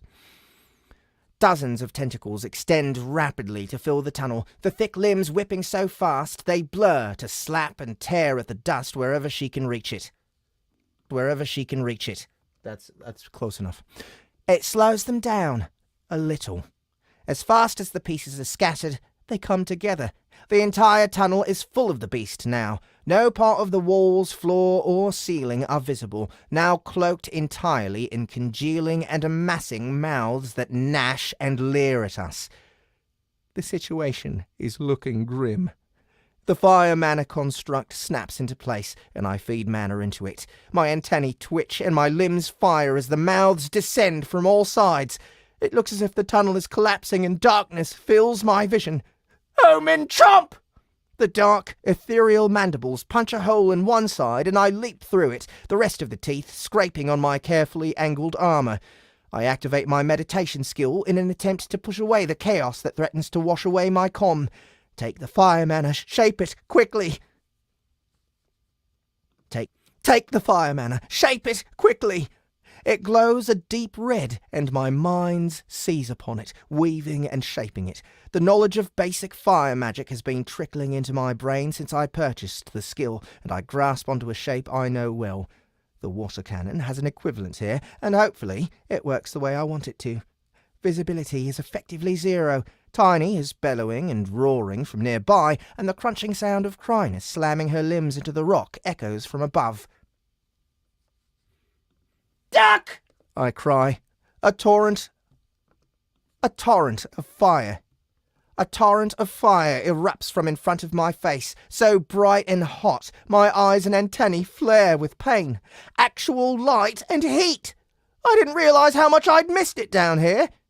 Greedily, I feed mana from my core into the fire magic construct, taking hold of the magic and pouring it into my spell. As the first tongues of flame lick against the creature, it unleashes an ear-splitting shriek. The form that presses in all around me shudders as I direct the fire to burn it. Fire was a good choice. It's super effective.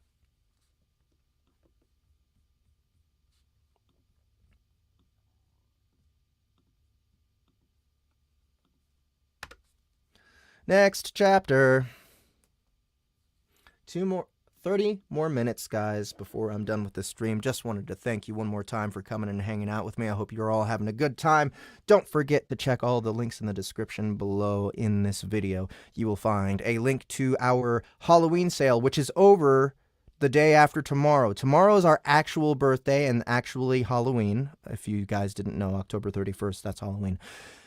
So that's the last day of the sale. Don't sleep on this thing. It's 20% off our spookiest titles. If you click the link that I left in the description below, that will lead you to our landing page for the sale, and you will see all the different titles that we have that are 20% off, including Kaiju Battlefield Surgeon by Matt Dinneman and Seance High Falls by Mark Harris, which both are cinematic. And if you buy the entire series with one click with the buy series button, that already gives you a discount on every episode. So getting the extra 20% on top of that is going to be super sweet. So don't delay.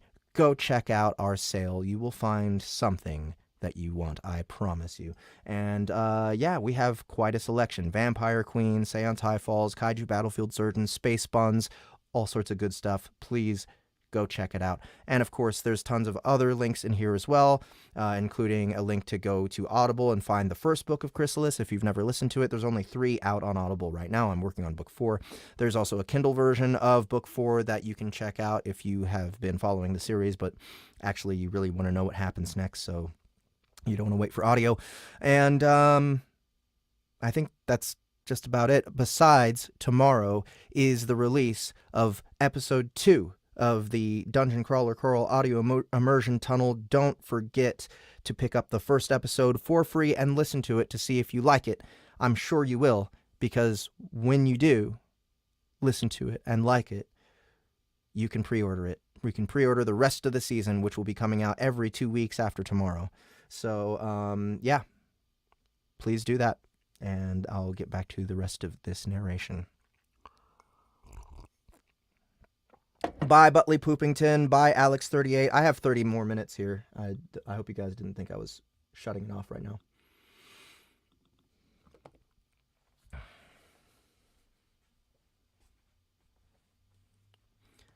Chapter 32. The Deep. The monster... Not an outro. I haven't made there's certain people I haven't made blush hard enough yet, so I can't leave. Can't leave until darker colors are accomplished. The monster, The monster thrashes his way. The monster thrashes this way and this way and that. The monster thrashes this way and that as I pursue it with my... The monster thrashes this way and that as I pursue it with my... The monster thrashes this way and that as I pursue it with my flamethrower. God damn it. The monster thrashes this way and that as I pursue it with my flamethrower. Ha! This is awesome! I didn't realise how cold I was until I had enormous flames right next to my face. Whoops. Need to be careful not to singe the antennae. Oh. Okay. Now I'm getting dirty messages. What is that about? You can't trust the internet, ladies and gentlemen.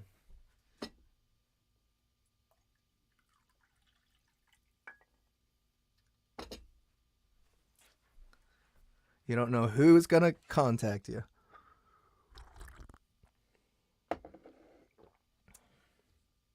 Careful not to singe the antennae. Yeah, it makes me curious, what other bits are red, Antennae. All right. Antennae. Where did that go? Whoops. Need to be careful not to singe the antennae. There it is. All right. I snatch my 2 sense organs back. I snatch my 2 sense organs back before they dip dangerously low into the jet of flame. Mana flows out of my core at a fast pace, but I'm absorbing plenty of energy through my feet. Interestingly, the dark attributed mana of the strutter is what's sucked through my legs, but when it arrives at my core, it's changed back to pure unattributed mana. Unattributed. Oh, yes. Darker colors have been achieved. Let's see. The dark attributed mana of the dark attributed. Interestingly,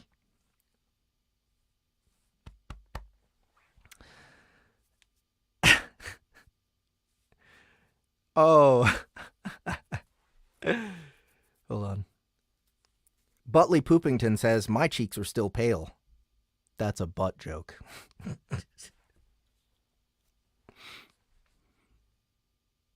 Alex38 says, I thought if it was on the internet, it had to be true. No, that's actually true. Anything that's on the internet is actually true. Interestingly, the dark attributed mana of the strata is what sucked through my legs, but when it arrives at my core, it's changed back to pure unattributed. Interestingly, the dark attributed mana of the strata is... Interestingly, the dark attributed mana of the... Oh my god. Interestingly, the dark attributed Interestingly, the dark attributed mana of the strata is what sucked through my legs, but when it arrives at my core, it's changed back to pure, unattributed mana. My suspicion is that the core is unable to accept any type of mana other than clean, untainted energy.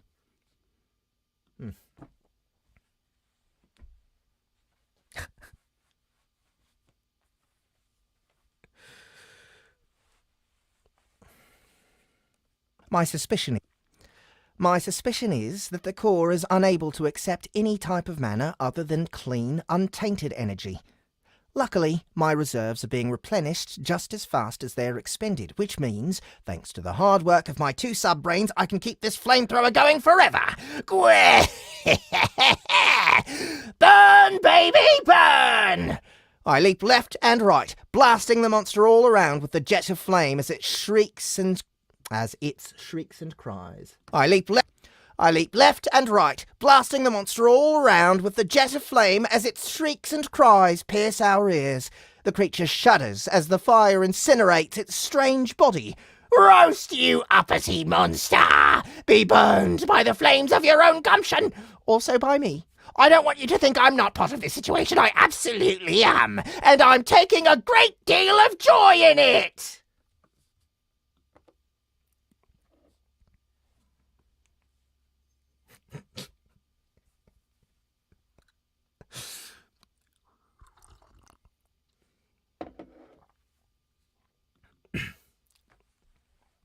Fucking hell, man. I just love narrating this. this shit. It's so fun. Fire does appear to be the creature's Achilles heel. The body we struggled to effectively damage before has now become kindling. Quite literally, ash in the wind. Everywhere the fire touches, the monster melts away, the air filling with a scent of burning flesh. After 10 more seconds, the monster has had enough. The blobs shift away from us, revealing the stone and soil of the tunnel. Far more sprightly than it was when it first awoke, the creature still isn't very quick. Luckily for us. Don't let it go, guys! We need to destroy it, seize its core, and feast on its biomass! Agreed!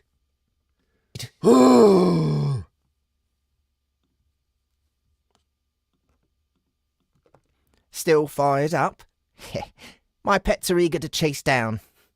Still fired up? My pets are eager.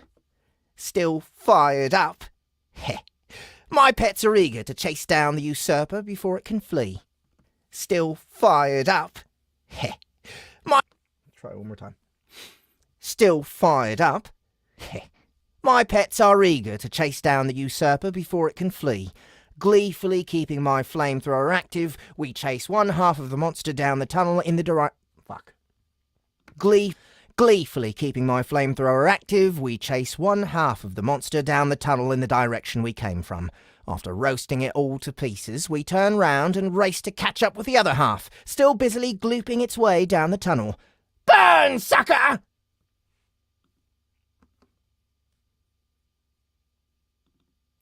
Okay, what does this fucking mean? Venator Atramento?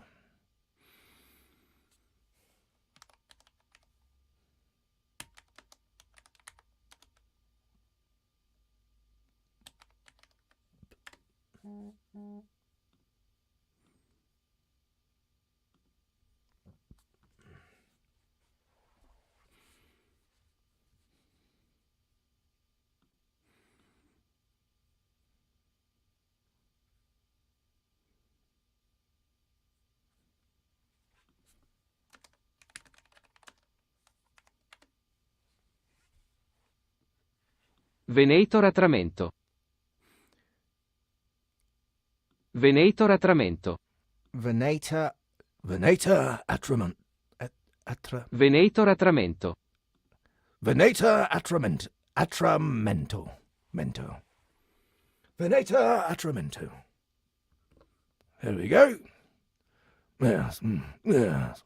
All right, stop doing that. I don't need that. Go away. There we go. You have defeated a level 41 Venator Atramento. You have gained XP. You have reached level 15. 1 skill point awarded. Take that! You want to ambush us? Want to feast on this incredible diamond hide? No chance! There isn't much left of the monster after I'm done burning it to a crisp, and it doesn't look particularly appetizing either. What had originally appeared to be tiny specks of dust are actually little bloblets, more fluid than dirt. Each individual piece is a tiny drop of shadow flesh that the creature is able to spread out and control, even if there is no connection to its main body. This is something I've not seen before, and was certainly creepy as heck. All that remains is a gloopy, wet-looking mess of biomass that we reluctantly chow down on. Venator Atramento. Ink Hunter. Rank 5. This monster uses its ability to disperse its body to prey upon unsuspecting victims. This monster uses its ability to disperse its body to prey upon unsuspecting victims. Extremely difficult to defeat through physical violence, the creature has a fearsome ability to prey on those weaker than itself.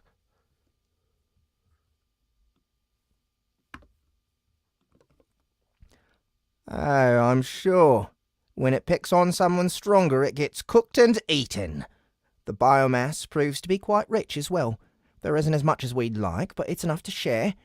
The final surprise comes when we get to the end of our meal. Compatible rare core detected. Would you like to absorb it or reconstitute the monster? That'd be an interesting thing to reconstitute, wouldn't it?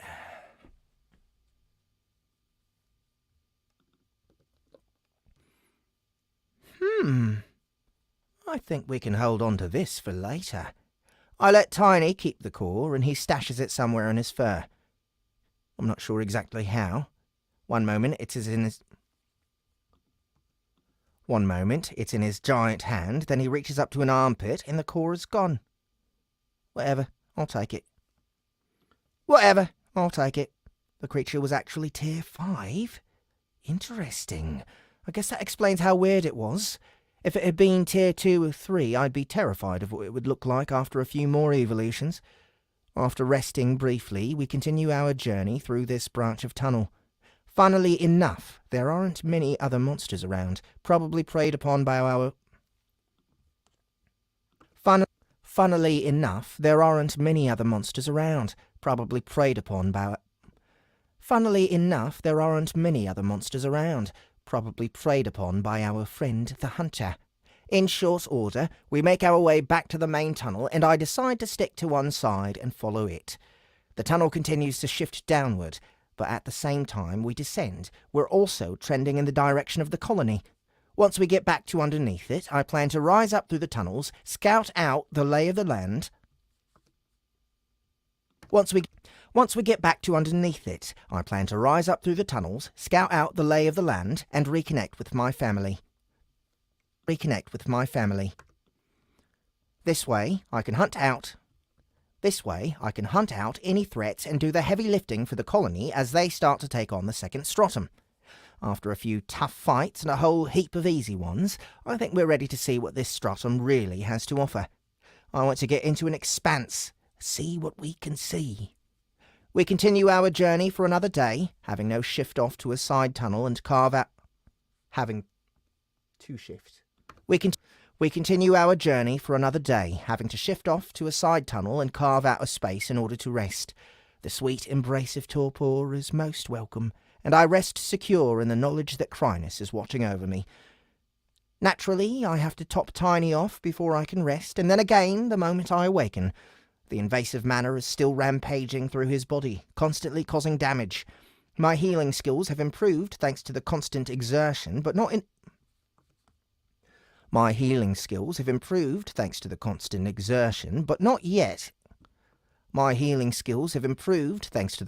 exertion, but not yet enough to increase the rank of the skill. The only thing I can think might help me remove it. Refreshed and ready, we continue our travels, fighting when we need to and carefully avoiding the many forms of venomous plants that are becoming more and more common.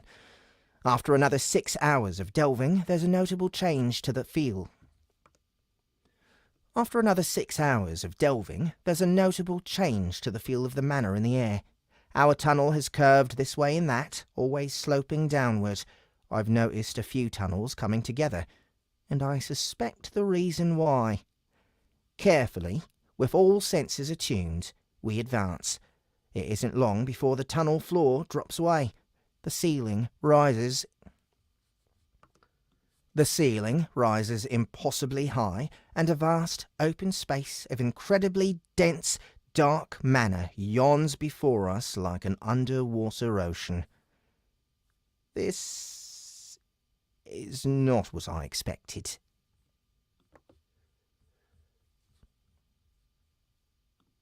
All right, 10 more minutes. 10 more minutes of this book, and I'll have to be done for the day. I hope you've all had a good time finishing this chapter and out the door. Yes, don't forget all the links in the description. Don't forget to check out our Halloween sale. Very important, everyone. And if you haven't already, share soundbooththeatre.com with all of your friends, your family, anyone who listens to things. And, so, you know, like the video, subscribe to the channel, tell other people about how fun this is. I think this is going to be my last. I think this is going to be my last cold read for this series, for this book. But maybe I don't know, maybe I'll do one more tomorrow. I think I'll do one more tomorrow. That's what I'm going to do. And it's going to be special because we're going to go like all the way to like 45% or something. We're going to go real deep into this damn book. And I'm going to try and actually get the extra half hour for starting at 10 a.m. So, anyway, thanks again, guys. I'm going to just peace out right after I'm done with this chapter. Y'all have a fantastic day. Hopefully we'll see you tomorrow. Chapter 33. Wide Open Spaces. The Expanse is truly deserving of that name. It's impossibly vast. How the heck can such a space exist underground? Is this planet even stable? I start to become nervous about the ground beneath my feet. All of this is possible with mana. Be cool, Anthony. Magic Planet is magically stable despite being hollow like a piece of Swiss cheese. Magic Planet is magically stable despite being hollow like a piece of Swiss cheese. My eyes aren't able to penetrate the dense shadow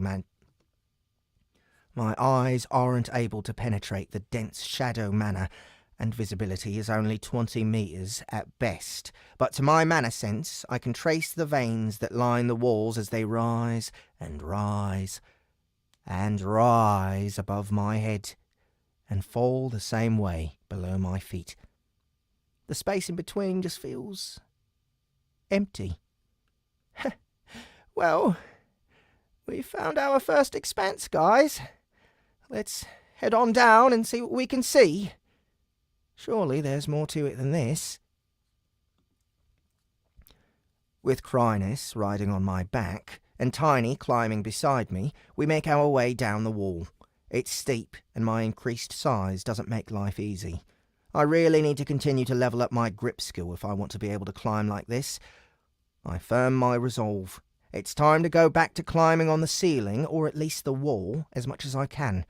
The skill is levelling up faster now that I'm heavier, so I'll hopefully see some quick progress. The stone and rock are ice cold beneath my claws, much like the air. Insects don't like the cold much. Ants are known to hibernate. Ants are known to hibernate in winter, entire colonies going dormant and hanging out in their nests waiting for warm weather to return. I have to admit that I feel a little sluggish. I feel a sluggishness creeping into my limbs, but my will is strong and I fight it off. It's going to take more than cold to slow this ant down. Holy shadow mackerel! What is this I sense? Out in the open space above my head is a gigantic, twisting life form. No, wait. Not twisting. It's swimming? Seriously? The monster's mana is dense and powerful. A strong core is definitely found in the heart of this beast. Not that I'm super tempted to fight it or anything. I can't even see it. It turns back on itself like an enormous snake and speeds away, vanishing at the edge of my perception. If I had lungs, I'd let out a tense breath. Yikes! That is one heck of a monster. Well, there must be more stuff here, since there's no way a creature could evolve to that kind of size without feeding on something. A heap of something. Hopefully, we can avoid whatever the heck it was until we learn a little more. Crynis, did you get a good look at that creature? Yes, Master. It looked strong. Tiny turns his head toward us before snapping it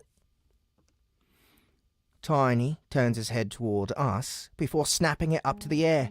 Fuck me.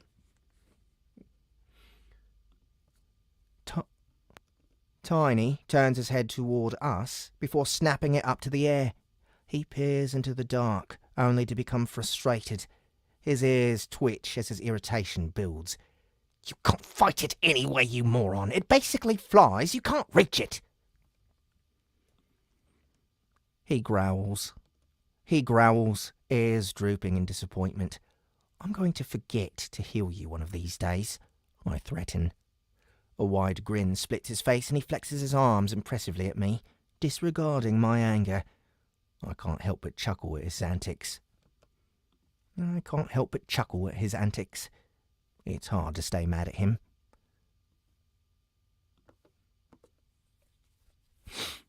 The monster was very large and strong, Cryna says, but that isn't all. I sensed strong magic in it. Was it shadow?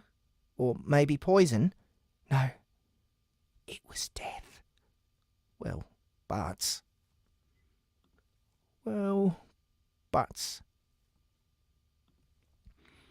Death-aligned creatures adjust.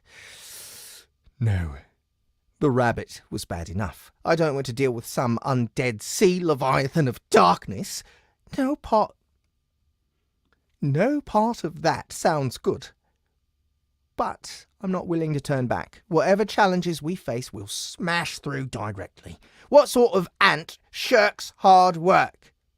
Ignoring the fact that I'm avoiding my work at the colony right this moment, we continue our descent, and after 30 minutes of claw-cramping wall climbing, I notice the wall is starting to curve toward level. What's more, I can sense, rather than see, large obstructions rising from below. As we get closer, those shapes are confirmed to be massive versions of the tiny corals and vegetation in the outer tunnels. More climbing reveals these corals extend almost 100 meters into the open air above, rising from the dark soil of the expanse floor that finally comes into view. The scale of this place is really hurting my head. I think it might be 1 kilometre high, maybe even more. It's difficult to say. I can neither see nor sense that far, but if we assume we entered the expanse at roughly the vertical halfway mark, then 1 kilometre sounds about right. Which is insane! But I'm going to suppress my Earth logic. This is Pangera. There's magic, for goodness sake. What's a giant evolving ant monster to say this would be impossible?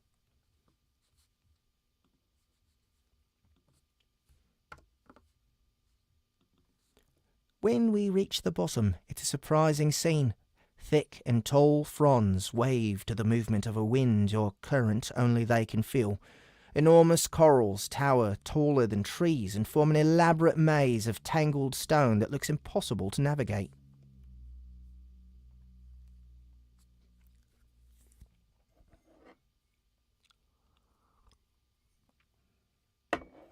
When we reach the bottom, it's a surprising scene. Thick and tall fronds wave to the movement of a wind or current only they can feel. Enormous corals tower taller than trees and form an elaborate maze of tangled stone that looks impossible to navigate. It feels like a reef for titans, but instead of a riot of bright colours, the palette is flat and grey. The leaves are dark, almost black, and the corals are muted white, as if bleached. Here and there, I can detect life, monsters, flicking in the gaps, feasting on the plants or on each other, and somewhere above, the Leviathan swims, perhaps with other creatures who treat this world of shadow as a vast ocean. All right, Anthony, time to get your game face on.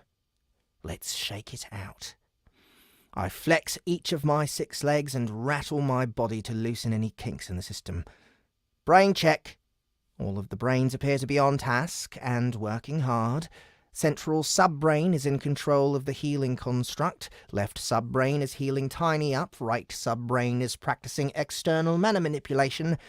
Main mind is checking on the others. Nice. Stamina feels good. Skills are locked. Stamina feels good.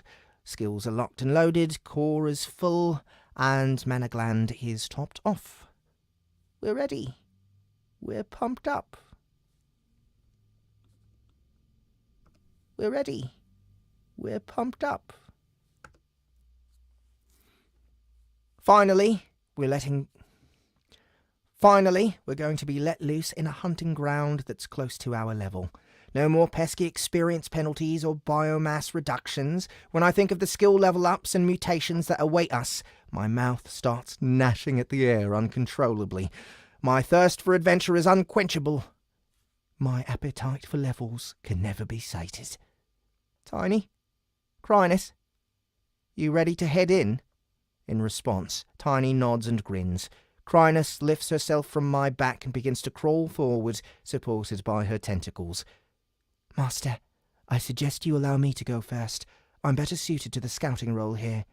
Well, you're right about that. Lead the way, Chrynus. Just make sure you don't take all the prey for yourself. I wouldn't dream of it, Master. I'm sure. All right, guys, y'all have a good day, and watch out for notifications tomorrow. I may do one more cold read, and that's it. Hope you guys have a good day. Bye-bye.